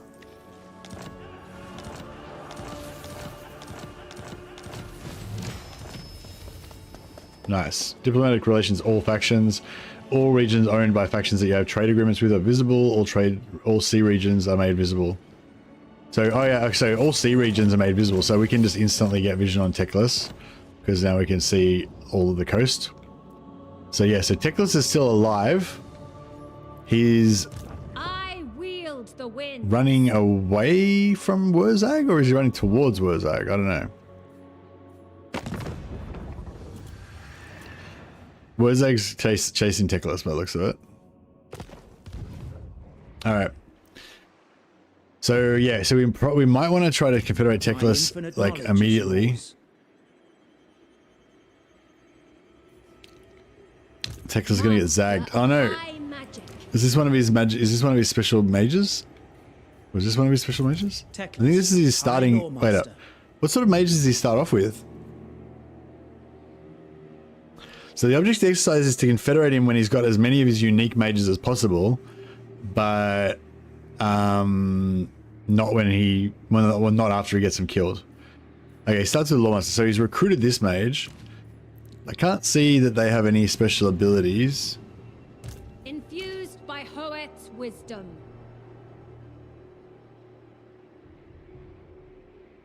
Same with that one. He laws with the Start Master, yeah. Obama is his Lawmaster. Yeah, no, I'm not worried about the Lawmaster. It's just wizards. I'm trying to figure out which of his wizards are unique and which are not.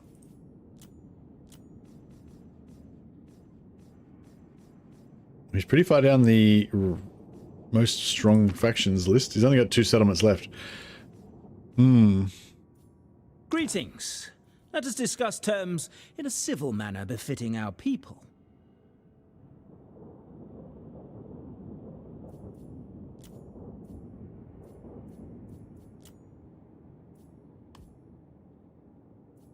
Yes, this will do. Oh, so non-aggression gave us vision on his faction, Master of the White Tower, but not his armies. We need military access to get access to his armies. Kyrus is slightly stronger than him. I think awful careful about what you...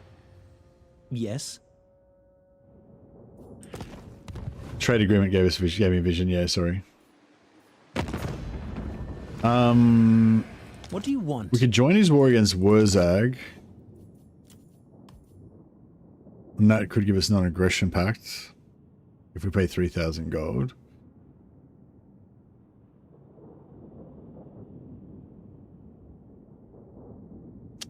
Aislinn's still alive? Yeah, nice. Well, Aislinn's dragon ships are immortal, but I'm not sure if we will get them. I'm not sure if we'll get them if his faction gets wiped out. Like, if his dragon ships can die, and then if we can federate them, we'll get them out of his wounded thing. But if his faction dies, we might only get Aislinn. I don't think we get any of his heroes or lords. So, yeah, so with Aislinn, we want to basically confederate him as late as possible, as long as he's still alive. Peace and strength. he supposed to teleport to Lustria to fight Vampire Coast? I don't know. You'd think he would fight Lock here, wouldn't he? I see the winds. Stand. My patience for you is short. State your claims. If it aids. The Asso welcome you. Our nobility.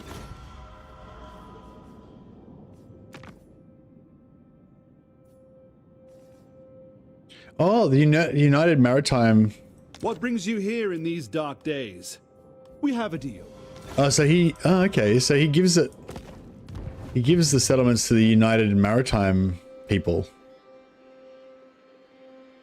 He doesn't give it to any of the major factions.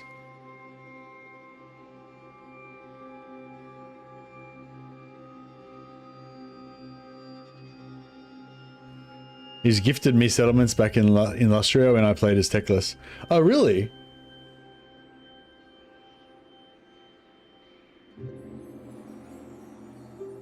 Given its isolation, Aislinn will head through sea lane to Lustria early on, roughly turn 10, and will heavily prioritize fighting Vampire Coast factions. Sail the skies. High Elven Archmage. Yeah, well, he's not here. He's not here, so he could be in Lustria.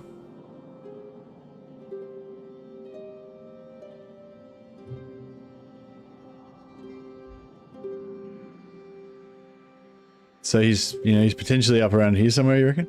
Oh, where's the sea lane? The sea lane's there. So I guess he would have come out here and maybe he's dead now.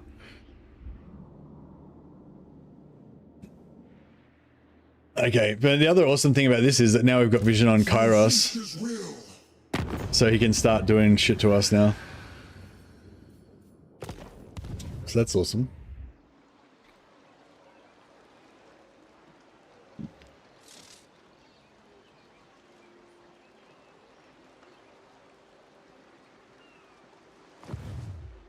You can't see his building chain, but you get the benefit of increased garrison. Oh, really? High Elven Archmage.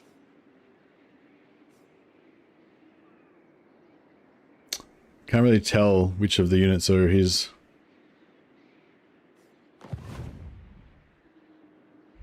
But that's cool.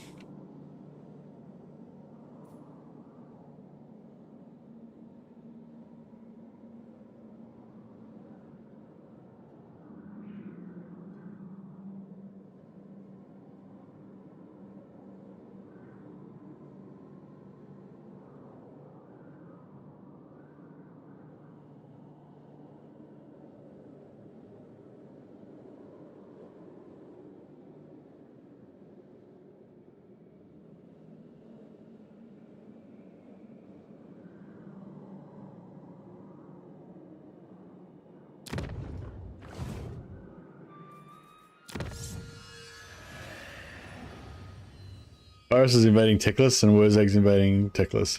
No, Kairos is not at war with Teclis. But Kairos has taken over this. I wonder if he took it over by region trade or something. But I mean, maybe he invaded Teclis and then peaced out with him. Yeah, I'm not sure.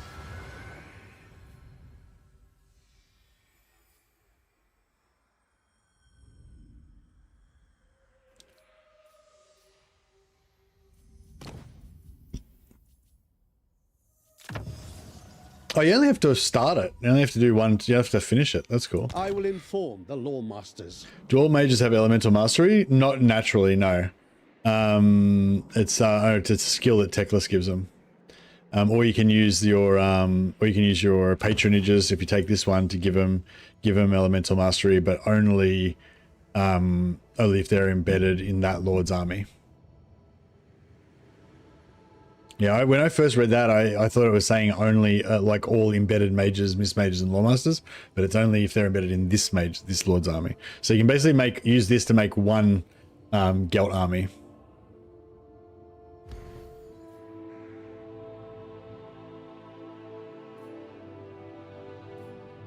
Shield against the darkness. Following your orders. High Elven Archmage. Absolutely not.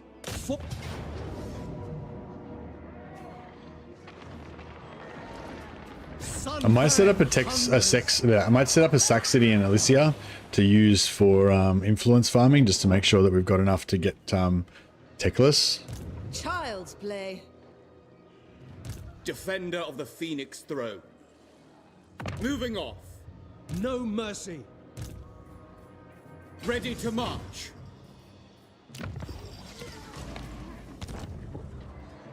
Starting out. Magic in purest form. Seeking a trial. Yeah, I'm gonna have to fight this manually. Belshazzar. Protecting Ulthuan. Look how much movement this madman's got. Onward.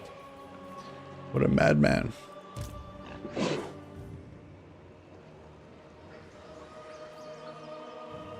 Order shall prevail.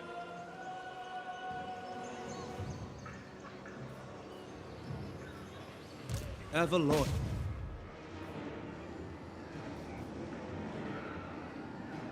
My prowess is needed.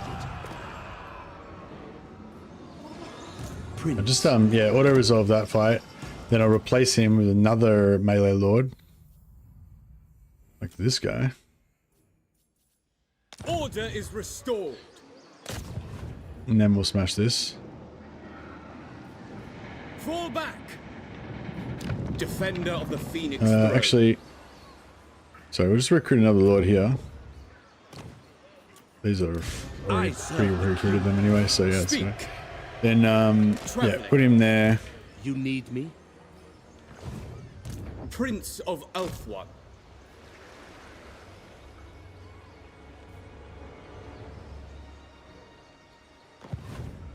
Guardian of the Phoenix Crown. Moving out. And this guy's got no movement, but no movement is still enough to be able to get that guy.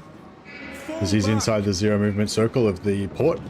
But then we'll move this guy into the water so he can reinforce.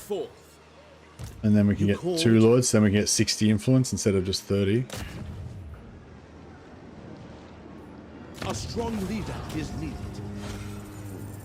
Oh, we only got 30. Oh, it's only doubled if you're on Ulthuan.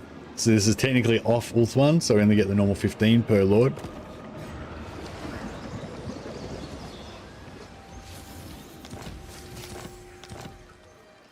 Protector of Ulthuan.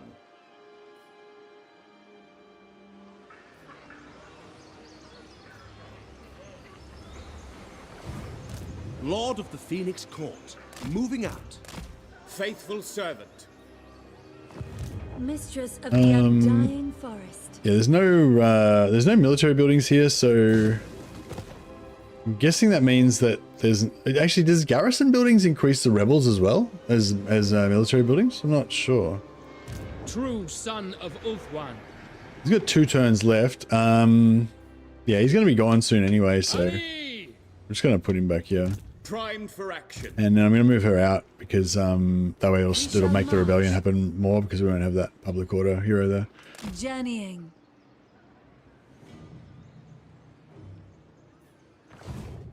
Yeah, now it should be pretty guaranteed. Have courage. At your service. I will see to it. Lord of Ulthuan. Highborn. Defender of the Phoenix Throne. Prince. Let's give him a bit of melee. Help him deal with this rebellion. I couldn't agree more. They don't get replenishment even if they're inside a settlement, do they? With Alright, those guys hopefully can deal with the rebellion just to make it, then we can get some more influence out of that. Ulthuan. Alright, we need to fight this battle so I can get a heal on my my burb that I've been keeping alive this whole time. And I just get missile resistance because I feel like I feel like getting shot to death is what getting shot to death when you forget about them is the most lethal thing for mages.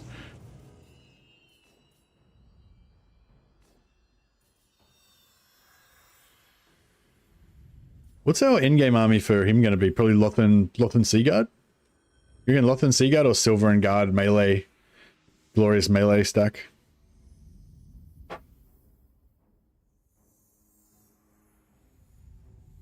Could go Silver and Guard because they're cheap. I mean, not that we care too much about money, I guess, but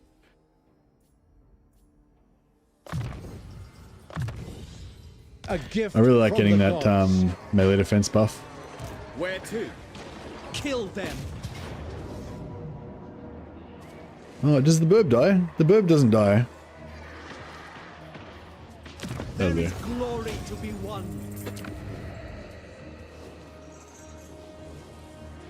Yeah, we can sack it. We don't care about the -10 favor because we get so much favor per turn anyway.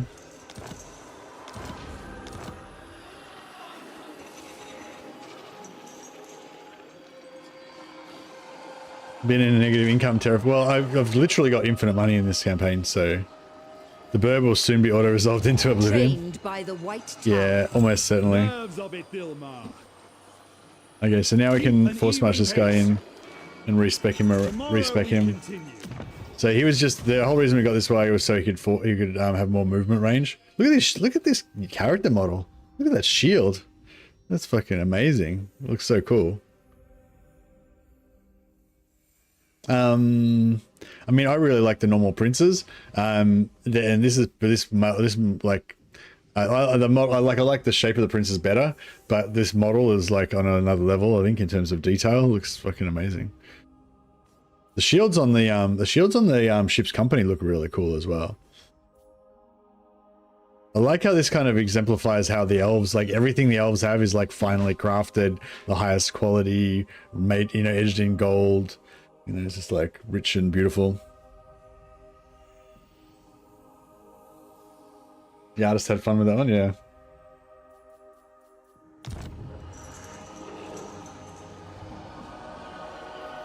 Excuse me. Be praised. Sorry, yeah, so we're going to respec him out. Just put in just some random lord, doesn't really matter who.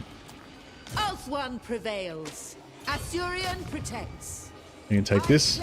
Now, now we've got both of the lords that we need to get the Confederation. Both of the cities that we need to get the Confederation.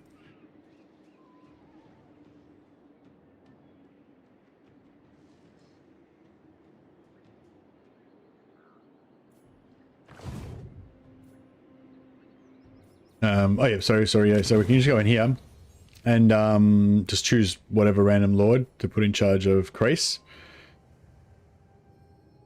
And I actually eventually want the Lord of Krace to be to be Alistair.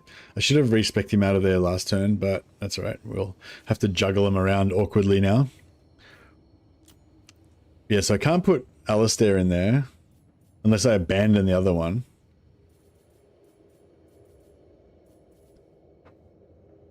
So yeah, so we'll just put a random lord in there. We'll put Imric in there, I guess. And then we take patronage.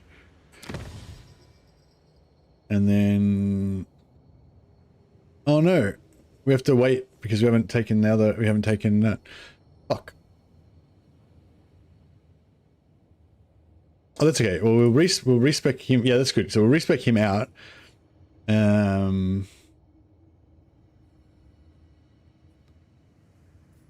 Put her in so she can get the upkeep reduction. Oh, eventually we're going to put someone else in there though, aren't we?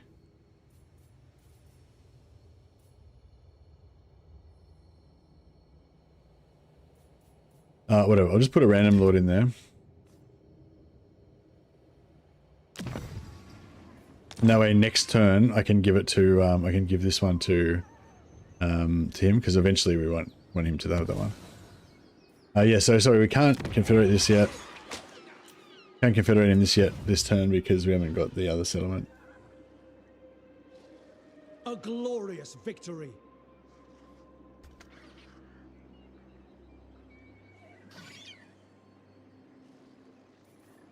He has a better trident than Alberic, and Alberic's known for his trident. That must be embarrassing for him. Alright, so it looks like Nakari's done now. At your service. So we've got this lord. High Elven Archmage. Anarion, reborn. Prince of Ulthuan. Yeah, we need 4 lords to sack city this. So we'll pop another lord out here. Of magic. Yeah, Imric would be...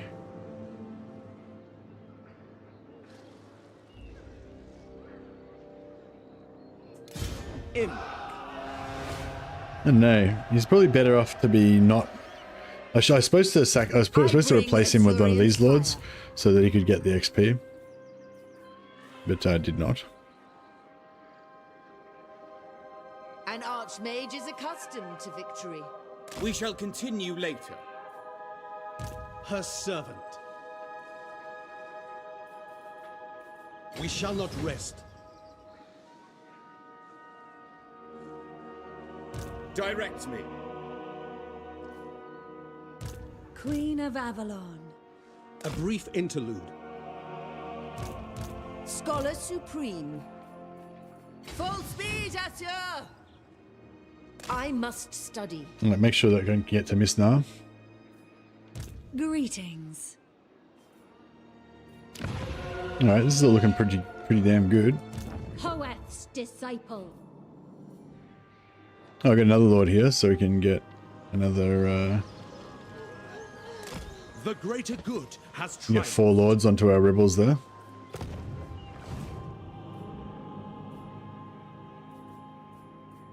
The Assure have triumphed. Defender of the Ever Queen.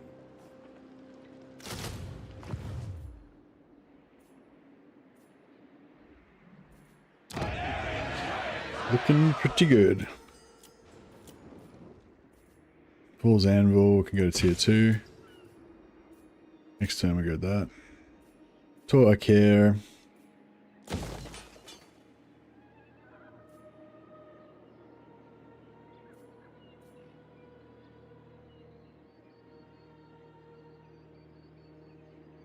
I'll get rid of that so I can build a growth building there.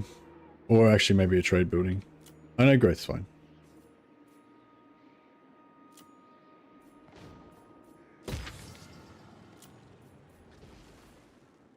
I hear the Kadaf. Oh, my Michaela respect. That's Imric's hero.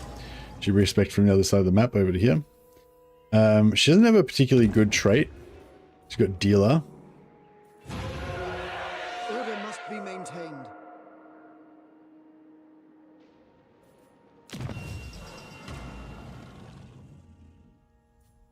Yeah, we've got 2 out of 0. If we build the mage building, we'll have 1 capacity, so we'll have 2 over 1. But I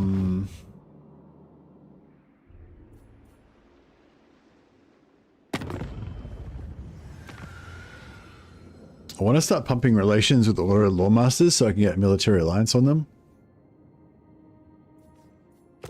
You know what I might do, actually? I might just get 1,000,000 gold from Eltharion and give it to Teclis. I will hear you.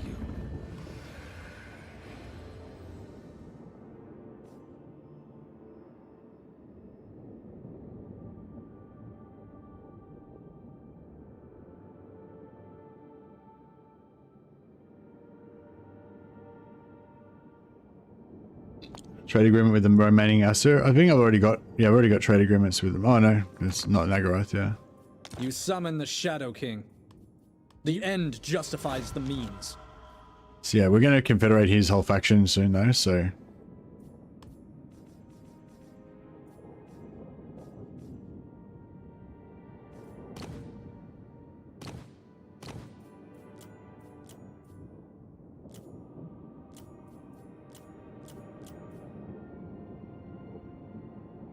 We can confederate Illyrian. But I want to keep Illyrian as an ally, I think, for now. And let them build up their own...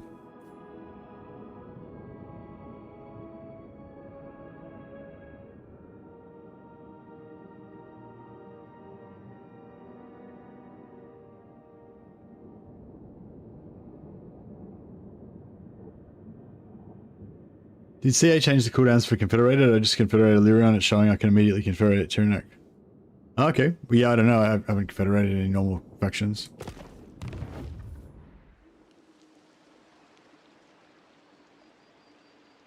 I'm getting the cooldown. I'm getting the cooldown from... Yeah, so this. So you get the -40, but you don't get the can't confederate. So yeah, it is different now.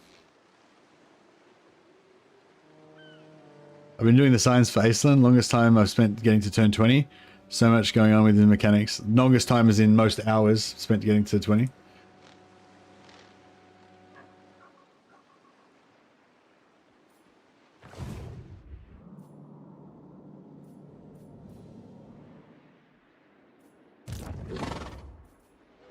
Yeah, so we're going to keep this mage for a while, but we'll probably eventually change her out. We could you start using her? We could use her for a steel technology hero. For the greater good.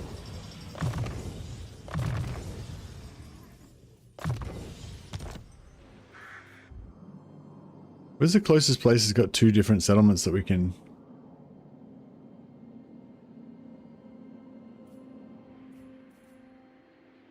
The Warden of Tor Ivres. I hear the Kadaif. Probably over here somewhere, yeah?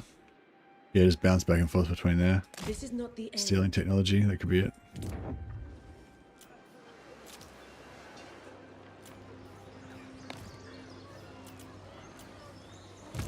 Born to lead.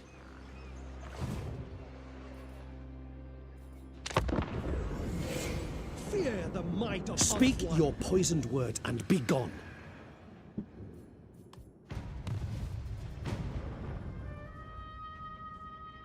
Oh, I forgot to do the millions of things. Sorry, please hold. I forgot to do the millions of gold thing. So yes, I'm thinking like we need to have a military alliance with we need to have a military alliance with Teclis, so we can see exactly what's going on with all these armies and figure out if he's got any of his legendary heroes yet and stuff. Because if he's got none of his legendary heroes, and then there's not really any reason to confederate him, because that's the main reason we want to get him. The only thing is that we get +2 mage capacity from him, but I feel like mage capacity is not that important right now because we want to save our influence at the moment for confederations.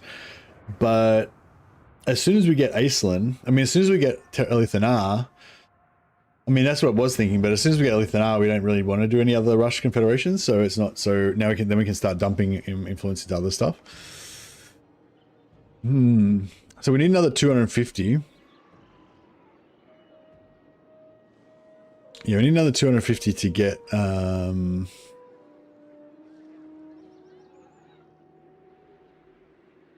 need another 250 to get Elithanar. We're gonna probably gonna get 120 from there, and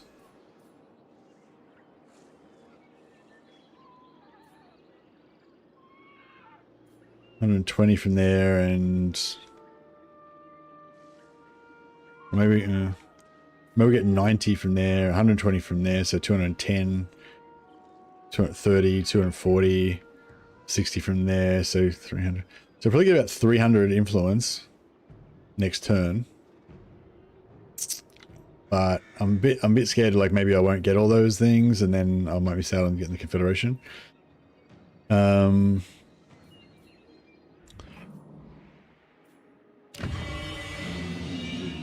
State your case quickly, for countless Asur lives. So yeah, we'll steal a heap of money off TYRION.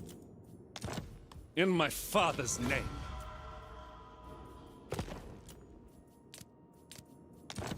And I'll use that to buff up Teclis so that he can have a bit of an advantage. Tor Ivres. Because if we can pump Teclis so that he becomes really strong, then hopefully he'll recruit all of his mages, and it is necessary. Life will be good. For the fallen.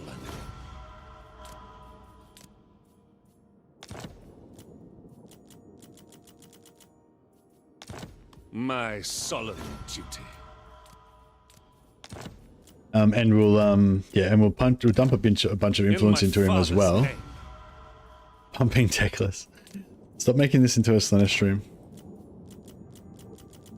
Oh yeah, I was thinking I might actually do a we might actually have a late night stream today as well. So I'm probably going to wrap this up in, I don't know, maybe like an hour or so. We're going to play more of this campaign for sure. Going to get all the confederations, build a huge maritime empire and all that stuff. Well, we'll at least get all the confederations for starters. And I want to build some cool armies and shit. But yeah,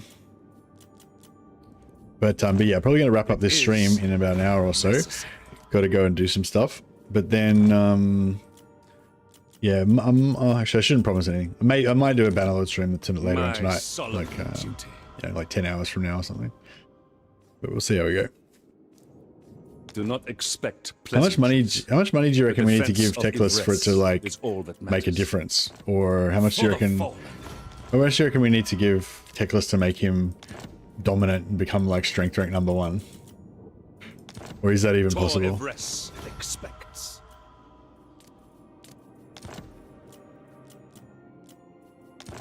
In my father's name.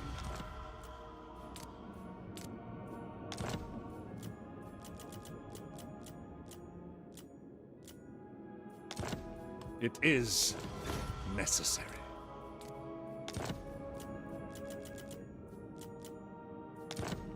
My solemn duty. See, I'm doing this not for myself, but for Teclis. So just don't judge me. I'm not greedy. I'm giving all this away to charity. They're people, these elves, these southern elves are people just like us. They just live in a terrible place far away. And they need all of our money.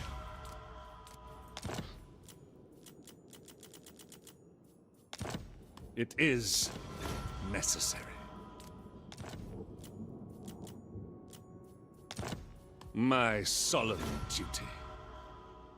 Not sure he would even use the gold if you gave it to him because he's a man of books, not gold. People say that they're men of books, that they only care about aesthetic things, but in my experience, give them enough gold, they go for it. For the fallen. It's for a good cause, Altharian, indeed. There you go, Hoods. Alright. Let's look at poor Altharian. He hasn't had a turn of having enough money to get replenishment for a while. Every now and again I forget to rob him for a turn, and then he no, he doesn't have infinite money, but you can it's an exploit you can do with diplomacy where you can just always ask for money up to 2,000 gold or 3,000 or I can't remember what the next level is, depending on how much gold they had at the start of the turn, I think. Teclis will give it to Altharian to boost relations. Lol. Alright, so we got 34,000 gold. Let's give that to Teclis and see if that makes any difference.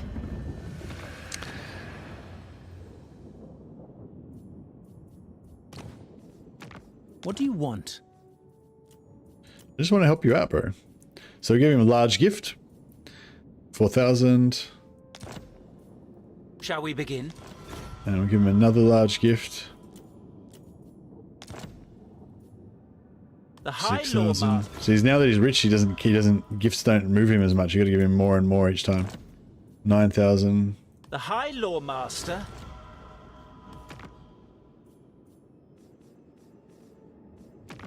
You do well to seek me out. 14,000. Yes, this will. So he could take non-aggression pact, but I don't. The point of this is not to get him to like me. It's just to make him rich. What's the next level up? Oh, I think it caps out at 20,000. Okay, so I might give him. Should I give him another 20,000? I'll give him another 20,000. How much do I need? 20. So I need 4,000 to keep myself going. I need about 28,000. Or is that too much? Can you guys sit here while I cheese another 28,000 gold?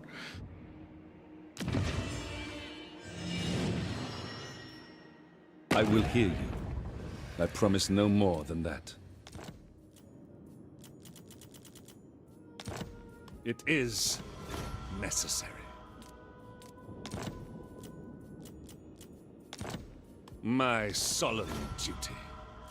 Trying to do it like really fast now.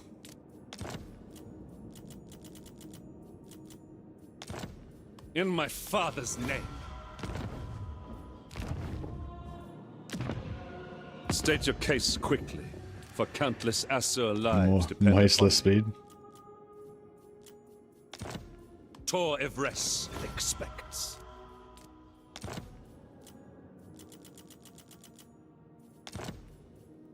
For the fallen. Fuck, this is gonna take a while. My solemn duty. That's right. We're like a third of the way there. In my father's name. It's funny. Again, it kind of reminds me, it's funny how like, I don't like the changeling because he can do all this bullshit that, you know, you shouldn't be able to do. But then like, I just use all these exploits that allows me to do bullshit that you shouldn't be able to do anyway. So yeah, it's just a matter of taste, I guess. For the fallen. Whatever you find fun.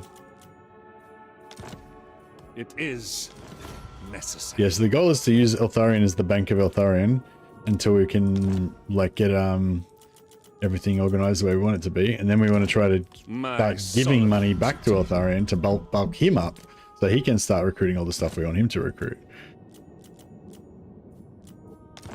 In my father's name.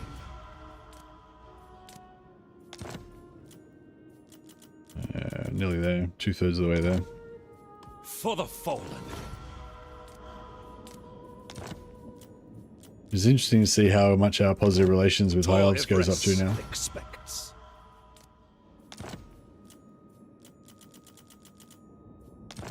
It is necessary. Well, I'm getting RSI.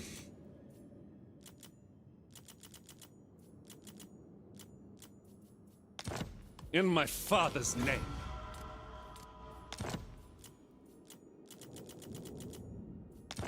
For the fallen. Alright, nearly there. Tor Evres expects.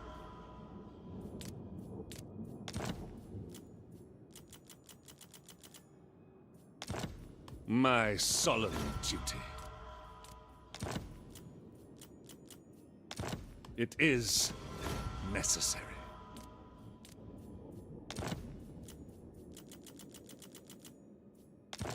In my father's name.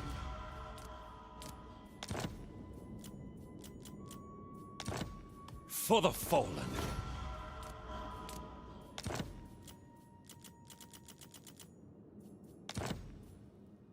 Tor Everest expects. Alright, so now I'm pretty sure diplomacy caps out at 20,000 for large You gifts. do well to seek me out.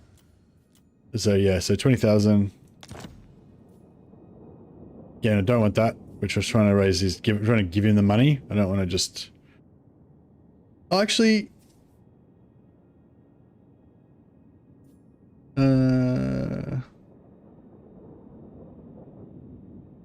So I'm trying to. Will that give us? I think the plus 40 from the gift will actually give us more relations than the non-aggression pact will. So you better.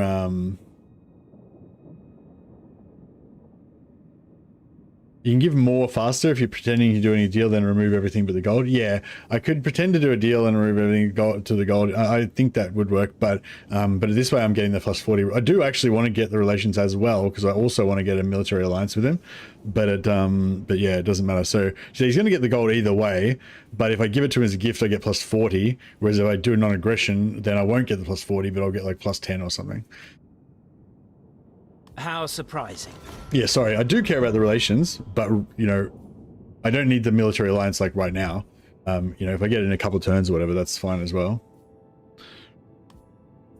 Okay, so that was, the main purpose of that was to give him money, but it also is going to pump up his relations. So he's heading towards plus 200 now. But we'll get him to head up a bit higher as well. And we'll give him...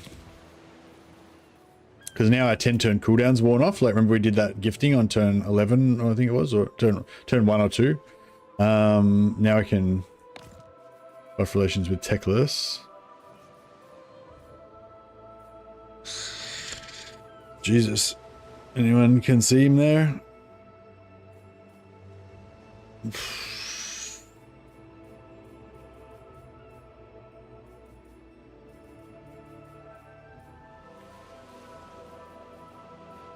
There he is. Thanks. Thanks, yeah. Alright, see, it's reset bound down to 5 again because it was up to like 15 or something before. So yeah, we can just chuck a bit of relations into him.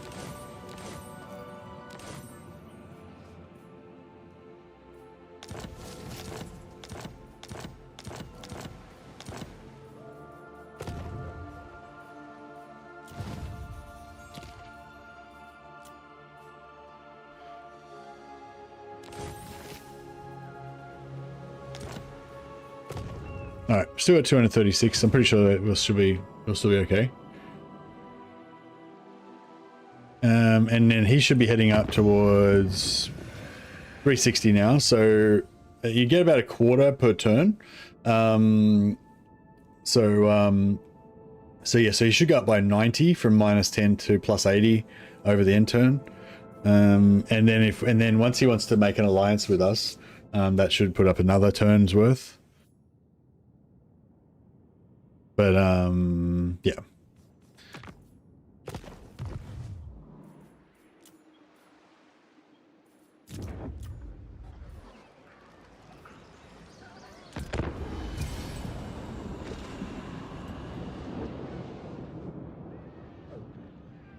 If what you seek is for the greater good, my sword is yours.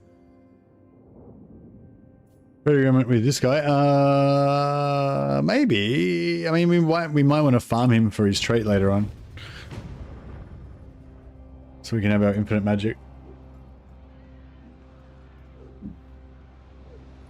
Yeah, no. The primary objective, well, both objectives. So the two objectives are, one, to get vision on him, so that we know if he's about to lose his unique mages, we can rescue him, and so we need a military alliance. And the other thing is to give him money, so that we don't need to rescue him because it makes him really strong. That was what I was aiming for. All right, so we need a bit of.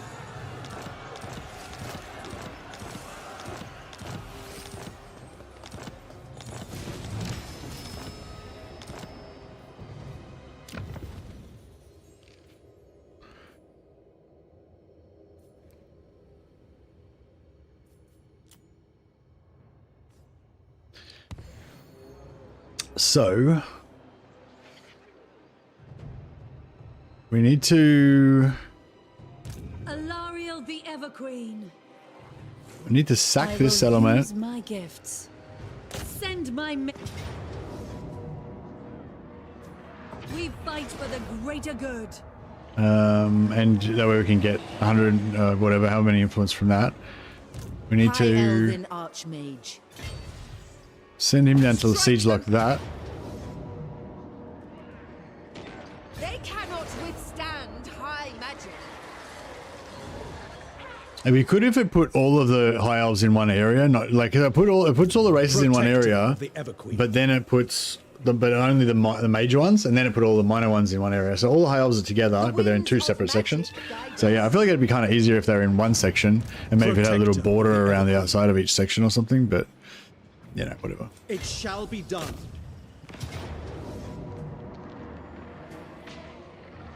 I am ready to fight. Okay, so that's cool. You can get that.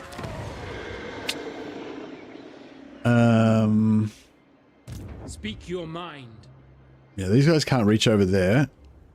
So we'll just I'll fight this manually.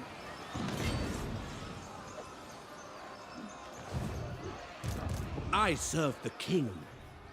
Let's hear it. On to adventure. I serve the king. Lethal grace given form. What trait she got? Master of high magic. Peaky. She doesn't. It's not really one of my preferred. Ready yourselves. A wise plan. Protector of Elfwan. This guy's observant. Oh yeah, he's like a kind of like a trainer. Ready to kind serve. of dude. I go. Speak. So I wouldn't mind him getting some extra XPs. Infused by Hoet's wisdom. Ridiculed life is better, yeah. So we'll let her get the XP.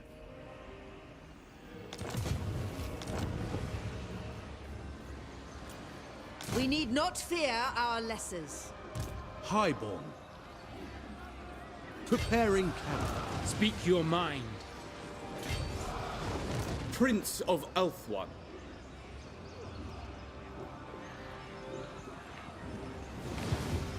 High Elven Archmage. Send Louis. Alright, so I want them to retreat so we can get a second battle out of this.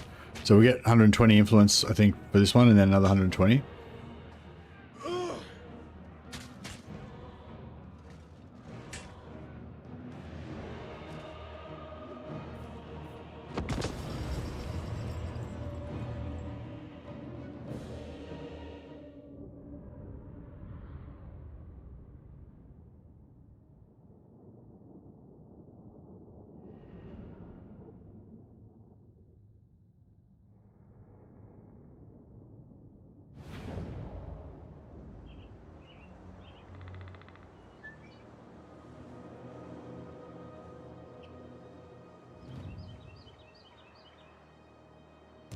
Prince of Elf-One!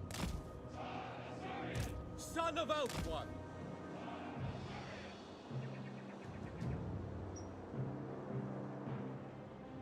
New Dreadnought units can stay underground permanently, yeah. Yeah, they can stay underground permanently, or they can stay above ground permanently. But if they're above ground, they're stationary though. But they can dive every like 30 seconds or something. They can dive to a new location within a radius. But they pop back up again, and then you can switch. You can either switch them up to above or below ground every now and again with a cooldown as well.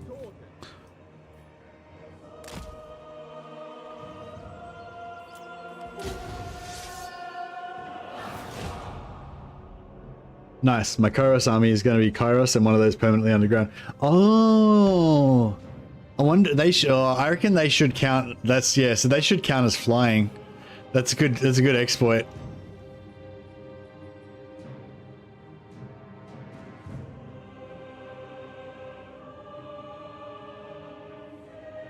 Yeah, I mean that's an exploit that needs to be fixed. But I won't report it. I'll let you enjoy that. Send me the save and I can make a video out of it.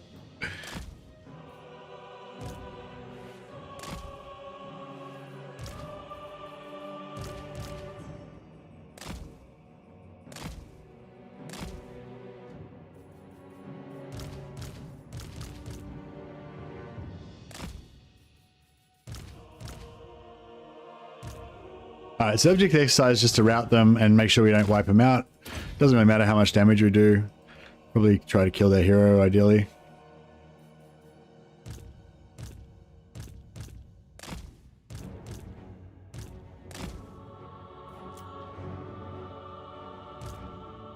It's a range.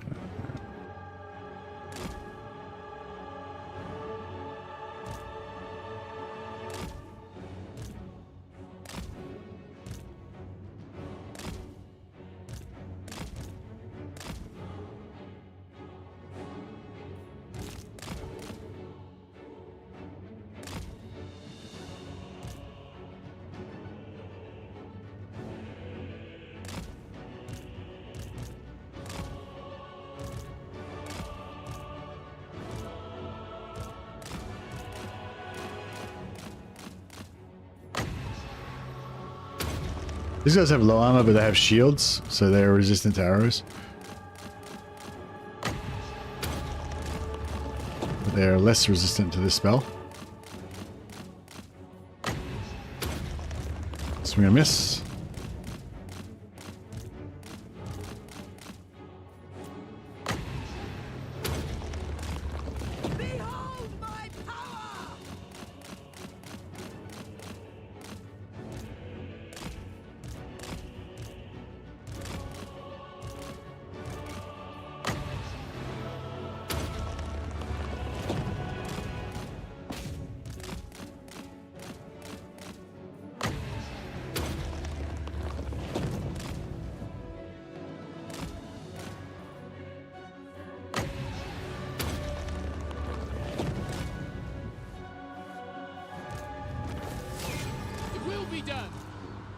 It is fated!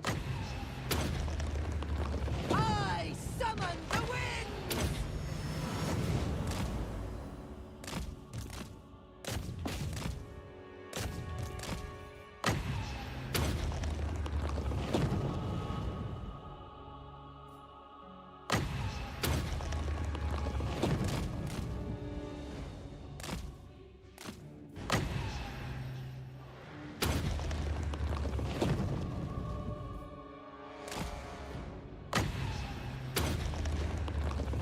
Right.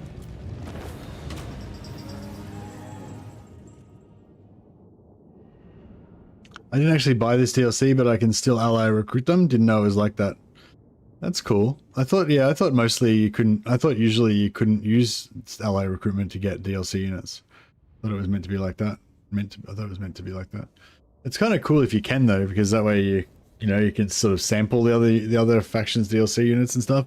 And for some people, like, they would get a real kick out of being like, oh, I didn't buy it, but I can get it for free and shit, And like For the people who like that appeals to them more, that'll let them do that. And for other people, they'll be like, oh, those units are really cool. I might actually buy them as well, so I can have them in my use them in other armies or whatever. You know, it's kind of, yeah, I don't know. I feel like it's just like a bit of free advertising, you know.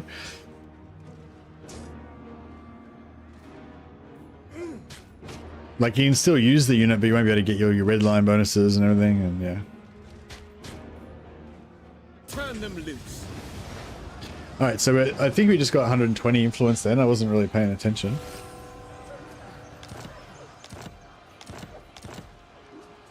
Guardian of the Phoenix Crown. Carried by magic. Moving off. I await your orders. With purpose. Can I offer assistance? I second this. The Asura need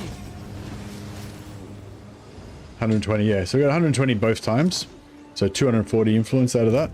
You called? And now we don't really need... Oh, he took out Tyrionok. What a bitch. You are restless. Poor old Tyrionok.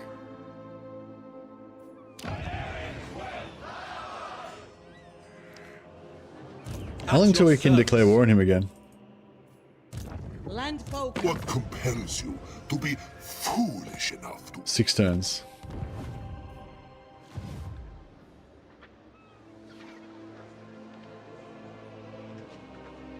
Don't know if you meant to, but a bunch of those low HP archers died. Oh, that's okay. Yeah, I'm probably going to disband this whole thing. I was thinking about bringing... Your bidding. Marching out, pausing briefly. Oh yeah, I suppose he can use... He can be there for the Sac City. High Elven Archmage.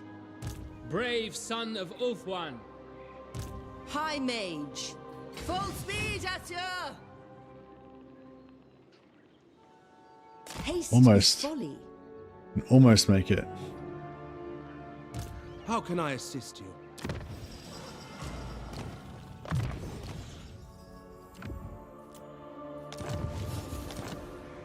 Light my path. This one's got 1 turn left, but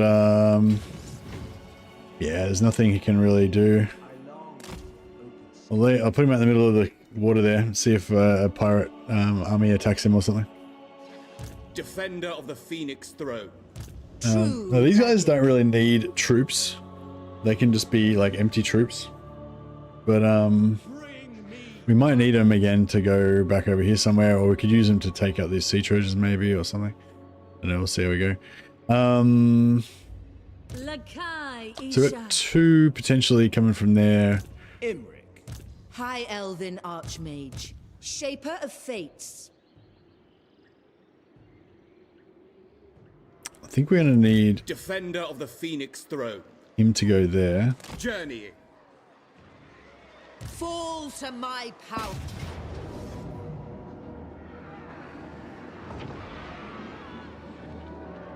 They cannot withstand high magic.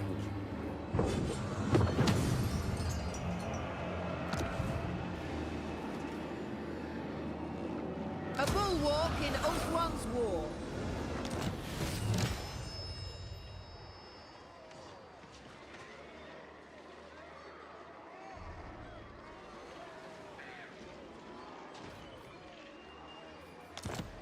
Oh, actually, I can't Sac City it because I need the settlement in order to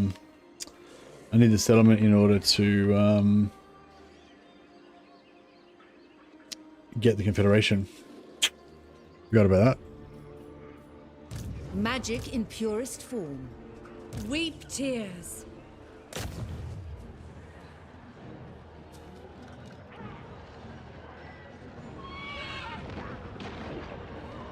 Need the speed trait on Alistair.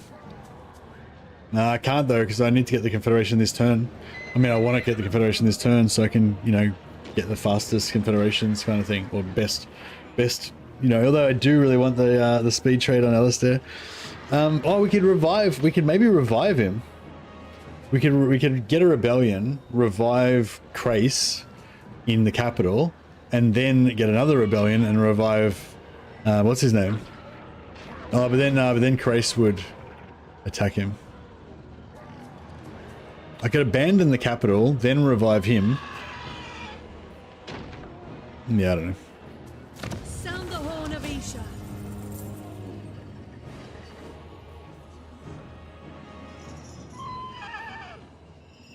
Order rules here.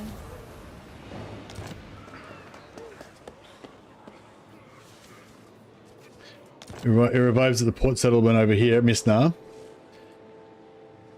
Oh yeah, well I could revive. Maybe I don't want to revive Krace, and I can revive Kothik instead. And then we could bring him back here. Hey, Pt.2 Total War just rated us on YouTube. Thanks a lot, Pt.2. You're awesome, man. Appreciate it. Thanks so much for the host again. We know lots of hosts from everybody. Really appreciate it. Yeah, I hope you guys are having a good time with Pt.2. We're just playing a bit of high elf action over here. Yeah, so we can get the Confederation now. So we'll do that. So we'll make so we just have to put him up to tier 3 to get the 2 slots so we can get a Lithanar.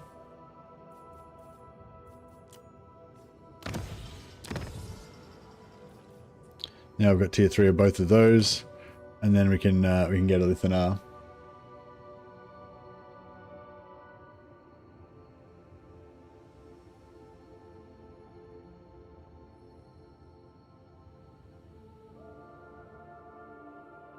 It's Mercy's birthday every day this year. Yeah, that's right. That is correct. So yeah, so we've got Nagaroth and Krace. Now we can just confederate a Lithanar. So we'll get that out of the way. Trained by the white. And actually, before we go on, I just want to switch it. So this one's Krace. It gives 50% charge bonus to White Lions in the Lord's army, as well as devastating flanker for War Lions. As well as plus 40% weapon strength when in own or allied territory, and plus 50% for reinforcement range. So yes, I'm going to give that one to Alistair, obviously, so he can be the mighty Lord of the White Lions.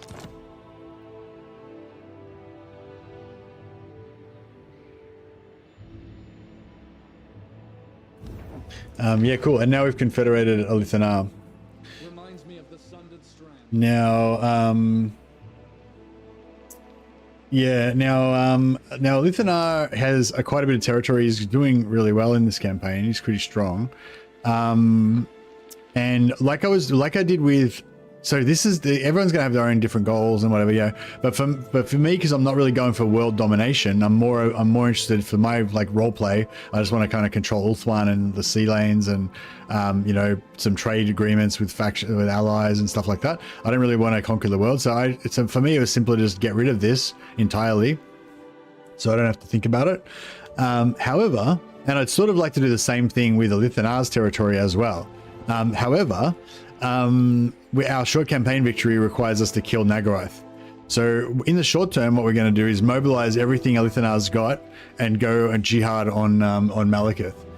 Get that short campaign victory, and then we can get +3 hero capacity for all of our different types of heroes, and then we can just start, you know, industrial hero farming. And because we got so much influence, we can just get as many heroes as we want. You know, just pump up, just grind through them all, get the best traits, and make our ultimate, you know, god armies with all of our hero stacking and stuff like that. So yeah, so that's the goal for up there. I think it's going to be a good idea to keep this as a sack city, because we get double influence for battles that are on Ulthuan. So if we have 4 lords sack citying this, we can get 120 influence per turn.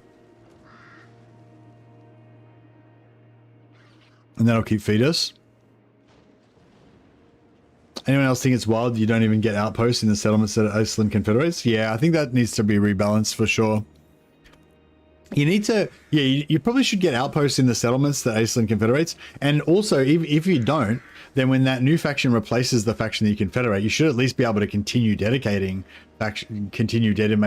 settlements to the new faction, because they should replace the old faction on your list, you know? Because otherwise, once you confederate everybody, you don't even have any, there's no factions that you can actually donate stuff. Won't you lose favor for sacking on Ulthuan? Yeah, but it doesn't matter because we'll be getting, because we like, because our, look at this, we get a diplomatic, oh yeah, so the diplomatic relations thing kind of resets when you get to the top. So yeah, I noticed that before. So before we were getting like 80 per turn or something like that, but as soon as you hit max, then it like resets or something, and we lose it all. So that's weird. So now we're only getting plus 11 per turn. But yeah, but what I was going to say is, yeah, so I could sack something once per turn and lose 10 or 20 favor per turn or whatever, but it doesn't really matter because I'm going to keep gaining new diplomatic from this. But the other thing about it is that you only need the favor to get the positions and get the confederations in the first place. Once every single one of these regions is owned by me, like every single one of these patrons is me at level 3, so they can't take it off me. I've confederated everybody, then it doesn't really matter, right? Like, yeah, like you only lose 10 or 20 for the sack, and we're going to be able to gain it back pretty fast. Oh yeah, we get 14 because of all our positions. So 3, 6, 9, 12, 13. We get 13 per turn. By that time, we'll have even more of these. You know what I mean? So we'll probably be getting at least 30 per turn base, no matter what. So we can always sack for once a turn. You know, won't worry us. We'll still be maxed out, even if we have fight no other battles on anywhere. Defender of the Everqueen. So no, I mean yes, we will lose favor, but it doesn't matter. Prince won't be noticeable. The most gifted. All right, so I'm just going to finish what we're doing over here first. Led by the winds. Witness my stride. For my queen. Archmage. I lust. Yeah, like once you get the relation, once you start doing the Bank of Eltharion thing and you're just getting like shitloads of favor every turn, no matter what, you don't have to worry even anymore. You just sack whatever you want because you're going to get enough favor to overcome it anyway. We only need like level 8 or something to confederate all the lords we're trying to confederate right now. High Elven Archmage.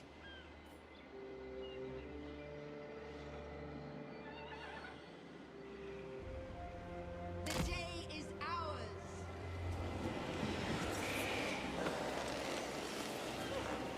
True magic guides me toward power.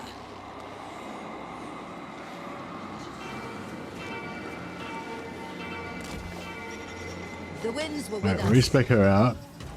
Mismage resistant trait is bugged, not working. Anyone know if it's bugged for all heroes? Hey yo, was it you that was telling me about that yesterday? Or was that somebody else? I think somebody was telling me about it yesterday, and I think they did say another hero was, yeah, I think they did say that there was another hero that was bugged as well.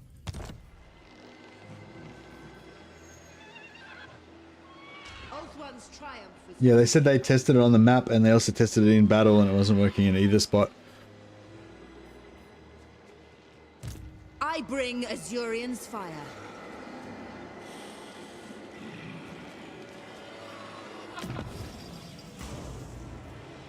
Resistant Lawmaster is also bugged. You can't even get resistant Lawmasters, can you?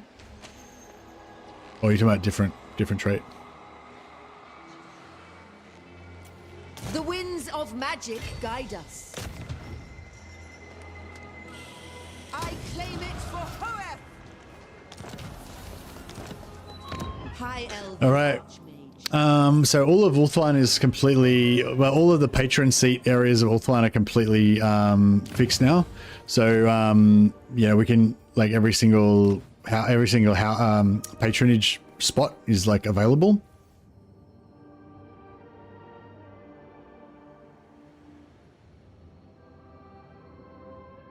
So basically we can confederate, if we had enough influence and we had all of the things, if we had enough influence basically, yeah, we could confederate everybody except for Aislinn now. Best trait and it's currently bugged, wasted 40 influence on that. Oh yeah, I've got like 7 resistant handmaid, I've got like 7 resistant characters at least in my other Tyrion campaign. I've got like 2 Miss Mages with resistant, 2 or 3 handmaidens with resistant. I've got a shitload of mages with resistant. So yeah, I didn't know that none of them were working.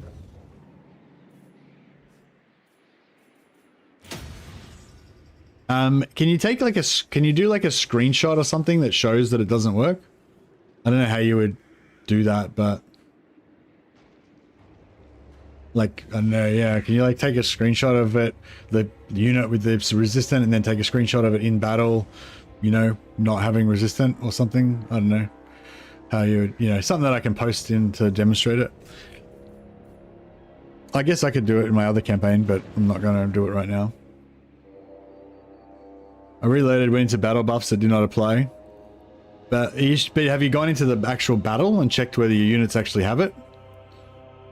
Like in the battle, like, you know, like look at your units, like that, how much resistance they've got, and then go into the battle and look on their buffs and see if they've got the resistance, melee resist, missile resist. I mean, yeah, I guess that's what I need, like a screenshot. Yeah, in the battle. Yeah, that's right. In the battle. So you just go in the battle and you just go like the mouse over and you look how much missile resistance your units have got. And if it's more than their base missile resistance, then you'll know it's working. If it's the same, then you know it's not.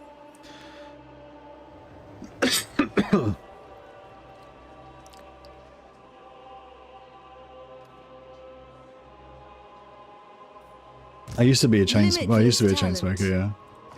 Not anymore though. Prince.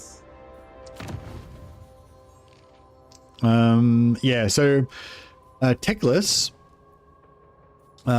we probably want to kind of get him as well. So we need 280 or 290 for that one and 280 for that one. So what's that, 570 influence? As it was meant to be.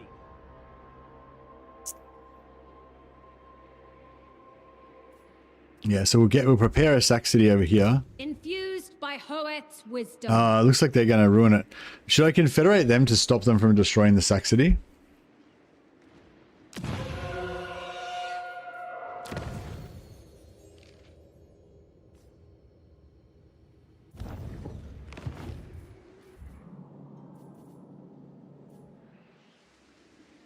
I serve the Phoenix King.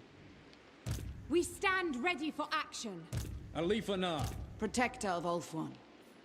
No, I'm just going to save it for a second. And then I'm not going to end the turn. I'm just going to save it and then continue on.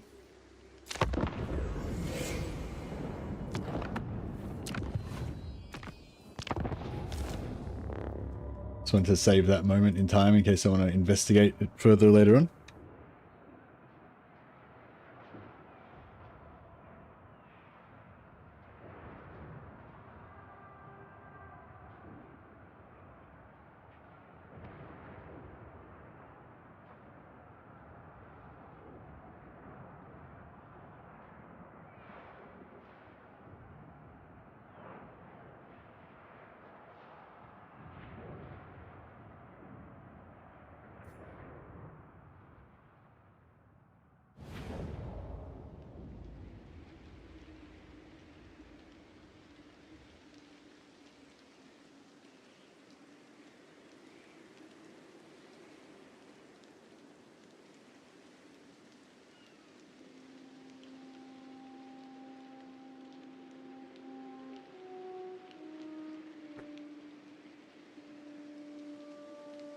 You deleted the save already? Ah, okay.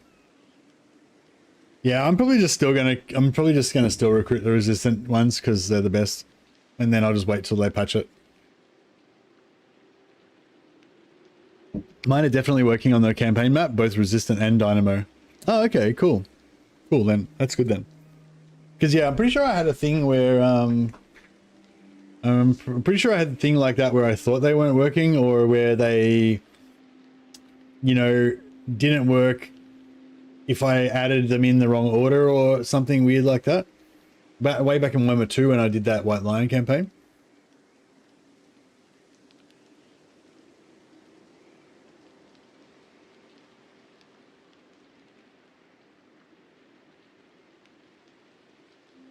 Cool. All right. That's good. I'm happy here now. But yeah, I think there used to be some kind of weird thing where it used to not apply if you added it in the wrong order or something. I can't remember how it worked now. All right. So,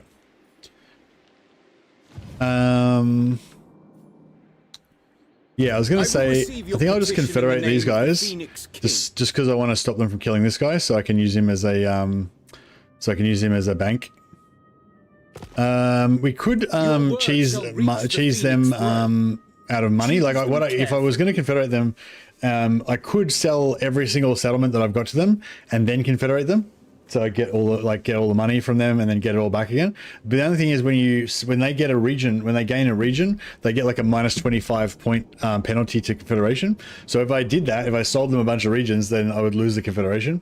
But if the confederation was like 20 plus 27 instead of 12, then I could sell them every region I've got. It would go down to 2, and then I could still do the confederation and get all the shit back again. So yeah. Seems like if you trade the heroes between armies without taking them out of the army, it doesn't apply. No embed action or buffs. Nice. Yeah, that sounds right. Yeah, it was something like that. I knew it was something like that. All right. So if that for everyone who was having that problem, there you go. Thanks, Anthony. Good work. You've saved resistant handmaidens for everybody.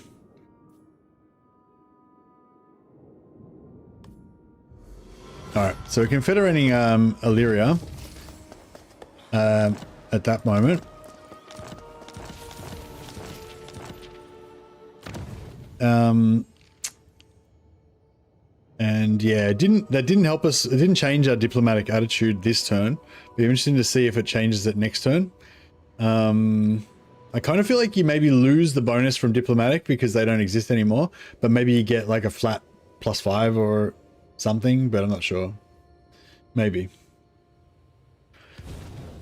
I'm nearly at the farming stage now, actually, because I'm just waiting. Now I'm just sort of waiting for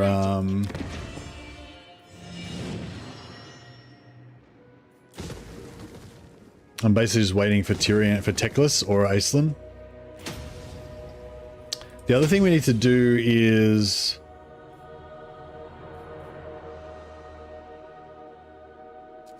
that's kind of good. The other thing we need to do is should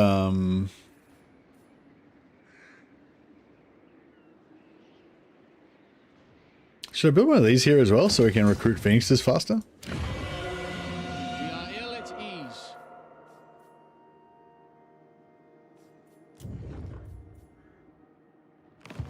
Oh, how's Alariel? Is she 12 yet? Boom. Alright, we can get a bunch more handmaidens now. Speaking of farming handmaidens.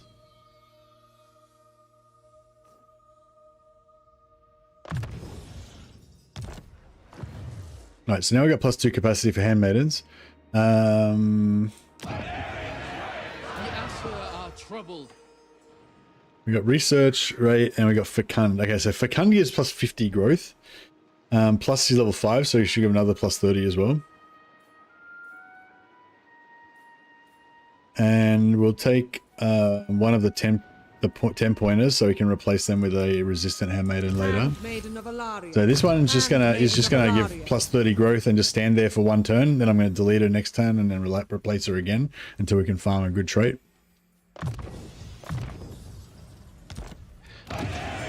And this one's gonna stay a little bit longer. Handmaiden of the Evergreen. Because she can give +30 growth there, and then also another +50 growth.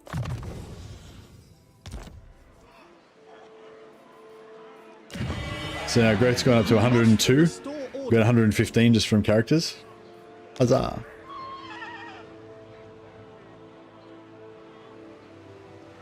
So if you already have a mage and you trade another mage in, then that mage doesn't apply anything. But if you didn't have a mage, it does apply. Ah. So the trading does work, but only if there wasn't already the same hero type in the army that you're trading into. Yeah, nice. Yeah, it's weird.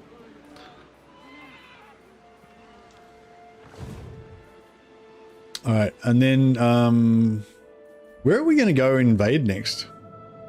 I think Lithanar can operate independently up there, and I might end up actually selling all this territory to the Wood Elves at some point, so I don't have to bother about it.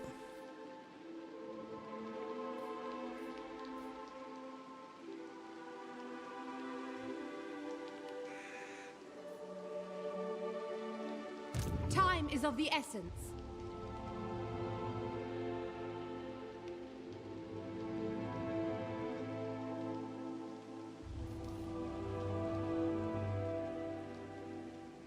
Pull the hero out of the army and put him back in. That should apply, right?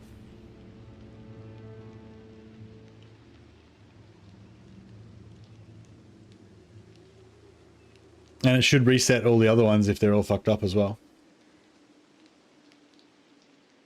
If I think.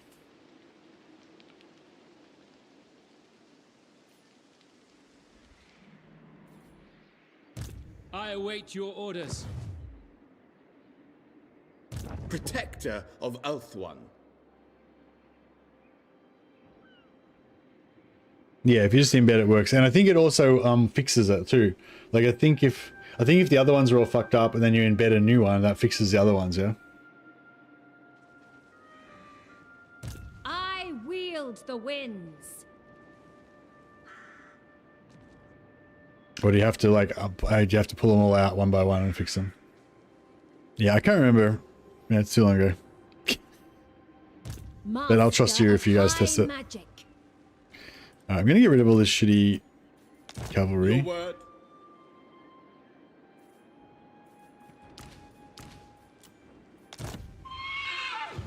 Defender of the Everqueen. Actually, I'll probably just get rid of these armies entirely. Unless I want to invade. It is the cold that makes you shiver. Unless I want to invade a Stankia. Which I kind of do. So we've got 6 turns till we can deal with this guy. I see the winds. Asor Sorcerer. High Elven Archmage. Purest Sorcery. Infused by Hoet's wisdom. Guardian of the Phoenix Crown. Your orders are reasonable. Prince of Ulthuan. Scholar Supreme.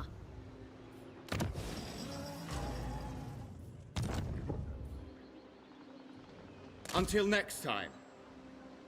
Boundless wisdom. Command me. Honor calls. The vortex calls. Oh, protected. Nice. 800 barrier on the Heaven's Mage. That's pretty good. Guardian, our journey is not over. Need the Golden Knight for the Glorious White Lion stack. What does that give? Glorious Charge or something? Prince of Ulthuan. Alright, so we don't need the Sack City, so we don't need these guys anymore. High Elven Archmage. I'm ready. Mistress of the Alariel. Undying Forest. Lyra needs to merge with Defender of the Phoenix Throne. that army so she can get the tree spirits in her army finally. Protector of Ulthuan.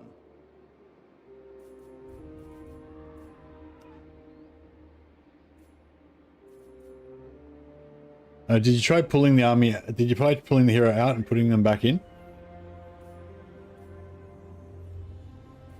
Yeah, don't swap between armies. Pull the hero out onto the campaign map and then put him back in. Where to?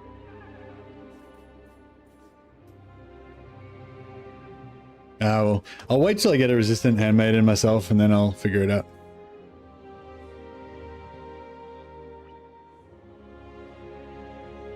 I didn't purchase the DLC. Maybe something there is making the difference, like the new lords. Oh, maybe, yeah.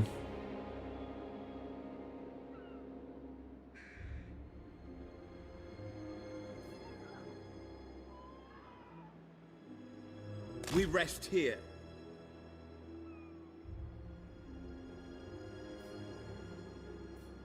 Alariel, Everqueen. What's that? What level's the oh, it's tier 4. What the fuck? What's the point of having a tier 4 fucking white lion? Like, fuck. What the fuck? Fucking white lions are a tier 3 unit. That should be a tier 2 unit.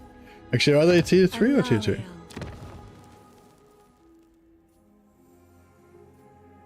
Yeah, White Lions are a tier 3 unit. So why have I got a tier 4 landmark for White Lions? Yeah, I have to put the... I'm going to put the growth in Lothern though. I'm not going to put it in here.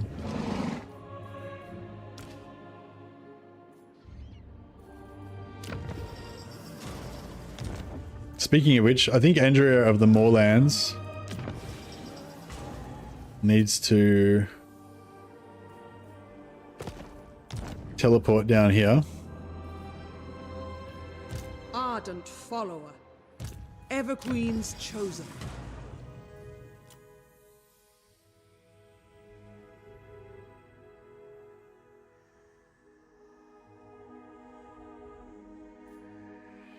Not working, I have the DLC. Bummer. Yeah, maybe it's because of the DLC. Alright, well that sucks.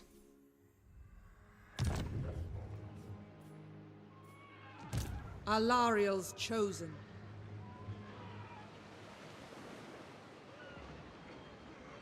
Proud to serve. Is that you? No, it's Andrew Morland, clearly.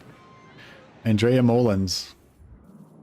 Alright. Yeah, and I want to pump this growth on. I want Lothern to get to tier 4 as fast as possible. Oh yeah, I just remembered. I just forgot. We actually got missed mages like fucking 3 turns ago, but I forgot to about them because I was too focused on the Confederations.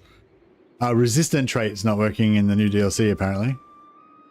I can go no further. Alright, so Andrew of the Moorlands has been respec down to the bottom. Not respec, sorry, disband. So we've made a new Andrew Moorlands down the bottom. Zoom, down here. And that means we can pop out another hero. Let's check this one. They're just going to sit there temporarily to give another 30 growth to the region. We can keep cycling them through.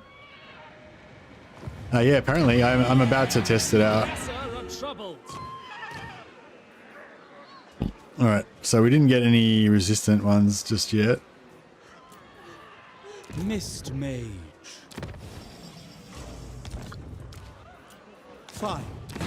You will not see me. Because I'm pretty sure you can get resistant Mist Mages, so I'm farmed for one of those. Protected. Oh, should we get a protected Mist Mage? It would be good to get a protected one just for Tyrion's campaign, maybe. Well, not for Tyrion, for somebody.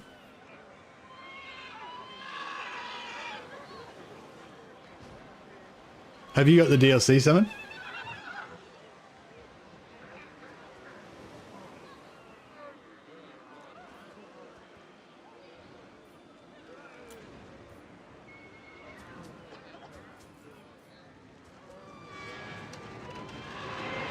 Yeah, Salmon's got the DLC and he's confirming that he's getting his 5% missile resistance for the whole army. Mist Mage.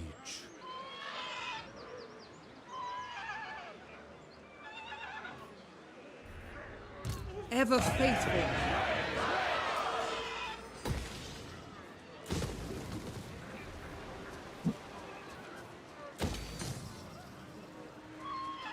Oh yeah, maybe it's just Aisling. Yeah, have you chested it? Were you playing Aisling 7 or a different lord? Salmon confirmed he's getting it. He's got the DLC. He's getting it, and he's stacked it as well. You're playing as Eltharion. He's playing as Eltharion. Yeah, maybe it's Aisling. Order must be maintained.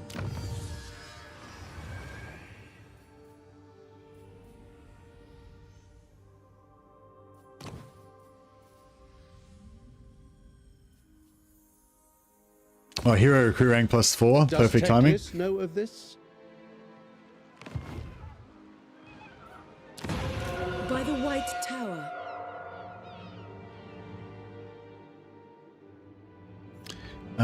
Yeah, so I'm trying to take him. It says that way you're going to be there. So green will get us to there. I feel like green here is better.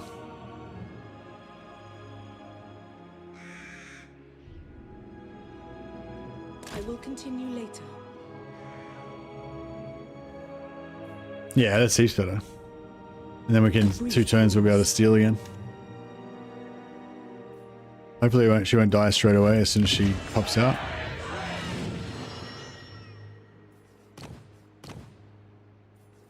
Alright, farm and traits. Inner strength matters more. Don't be mean, Ava. He's frustrated. His dreams of a glorious white lion army, protected by the power of the resistant handmaidens, has been crushed. Doesn't need your foolish taunts.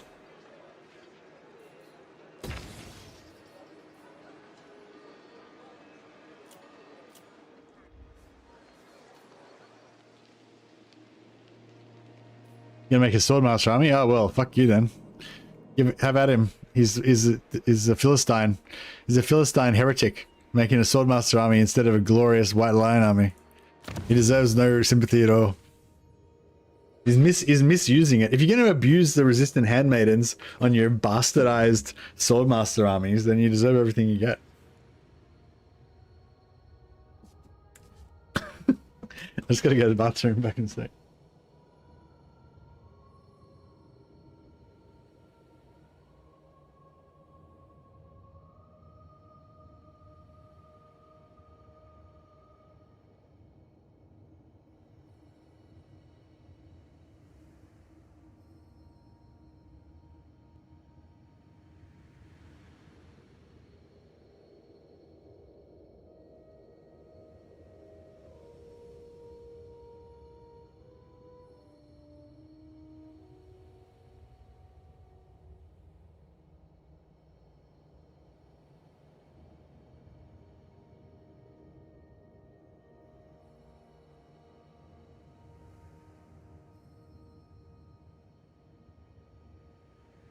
Ugh.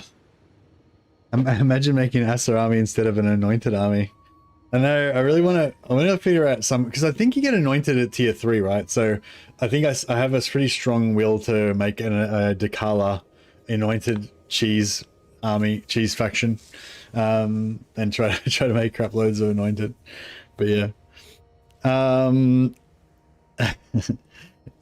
So yeah, sorry guys, I might have to leave it there. Like I said, I got to kind of wrap it up a little bit early because I've got some other stuff to do. I'm just gonna yeah, just auto save again. Is an end turn there. But yeah, I think we made some good progress. We scienced out the some more confederations. So we got yeah, we got Alariel on turn 6. Imric on turn 9. Yeah, Alariel on turn 6, Imric on turn 9, and Alithanar on turn 13 or something like that. And yeah, I feel like this system is pretty much my ideal way of doing it, at least at the moment. I don't know, maybe I'll change and have a new attitude in a few weeks or whatever. But I think this is my ideal way of doing it. And I think if you didn't already know all the stuff that I've learned during this stream, hopefully now you have a really good understanding of how it all works. And, I said, for me, going Alariel first is the best idea. But for you, maybe you might think you want to go Imric first, But whether you go Imric, Alariel, or Alithanar first, probably most people would agree those 3 are the best ones to get first. Whereas, Acelin, you probably want to go last, or you want to at least wait till he's got a couple of dragon ships because you can't recruit him, but he can, and Teclis, you might want to go earlier, blah, blah, you get the gist. But the point thing is now you know how to do it. If you didn't know before, now you know how to do it fast. And then you can choose whether you want to do it fast or you want to wait and just, because you can unlock all the confederations, have them all sitting there, and then just, if it's like, oh no, Alariel's going to die, I'll quick, boom, confederate. Now she's my army. I can do whatever I want with her, So that's probably something you could even, so this is my strategic confederations, but you could probably even use tactical confederations, if a faction's about to get wrecked or something, or they're about to take over, or they're going near a faction that you want to declare war on, you can just, boom, confederate them and then turn all their armies around and attack something else that you want to attack instead, So yeah, anyway, I'm really enjoying this. I'm about to, I've got to make a Phoenix. Actually, I've got to make a Phoenix stack now so I can confederate, so I can get Caradrian going. But yeah, I feel like the Tyrion campaign's nice now because it's I don't know, the first 10, 15 turns, you're going to be getting your early confederations. Then the first like 30 turns, you're going to be getting your like short, or 20 to 30 turns, you're going to be killing Malekith, get your short campaign victory, maybe getting the rest of your confederations. And then you've got, and then you, but then even then you're sort of conquering everything. But then you've got your whole like farming all your traits and like getting all your perfect themed armies going and putting all your different patrons in charge of everything. I don't know. It's pretty, I think it's like a cool, yeah, it's cool. I don't know. I'm enjoying it anyway. But yeah, I'll be back hopefully tomorrow. If I get the energy to do a bit of streaming after work, I'll try and do a little short session tomorrow. It'll be at a weird time though. Like it'll be like about 3 hours later than now, probably, or more, even more later than that, sometime after work. But yeah. Anyway, hang around for that if you want, guys. I might jump on later on for a bit of Bannerlord. We'll see how we go. And I'll try and put together a little video explaining my thoughts about this campaign, like the stuff that I've been talking through in the stream, but you know, in like a 5-minute video instead of like, you know, 20 hours, for those of you who that'll help out. So keep an eye out for that, and I will catch you all next time. I'll see if I can chuck a host over to somebody before I go too. And oh yeah, if anyone wants to post me any more information about that bug or anything, just message me on Discord. Just, you know, chuck it in my Discord and write at most of the mad so it pings me, and I'll check it out at some point. Dame Offensive is streaming again. We'll chuck another host over to Dame Offensive. And I don't know if there's any new people that haven't seen Dame Offensive before. I'm sure there's lots of older people that definitely are happy that she's back. But if you haven't checked her out before, go and check her out. And I will catch you all later. I might jump into Dame Offensive stream later on and say hello. Not right now, but I'm going to go do some stuff. But I might, you know, if I'm still around in a couple of hours, I might pop in later or whatever if any of you guys are still there. But yeah, all right, go say hi to Dame Offensive for me. Catch you guys later.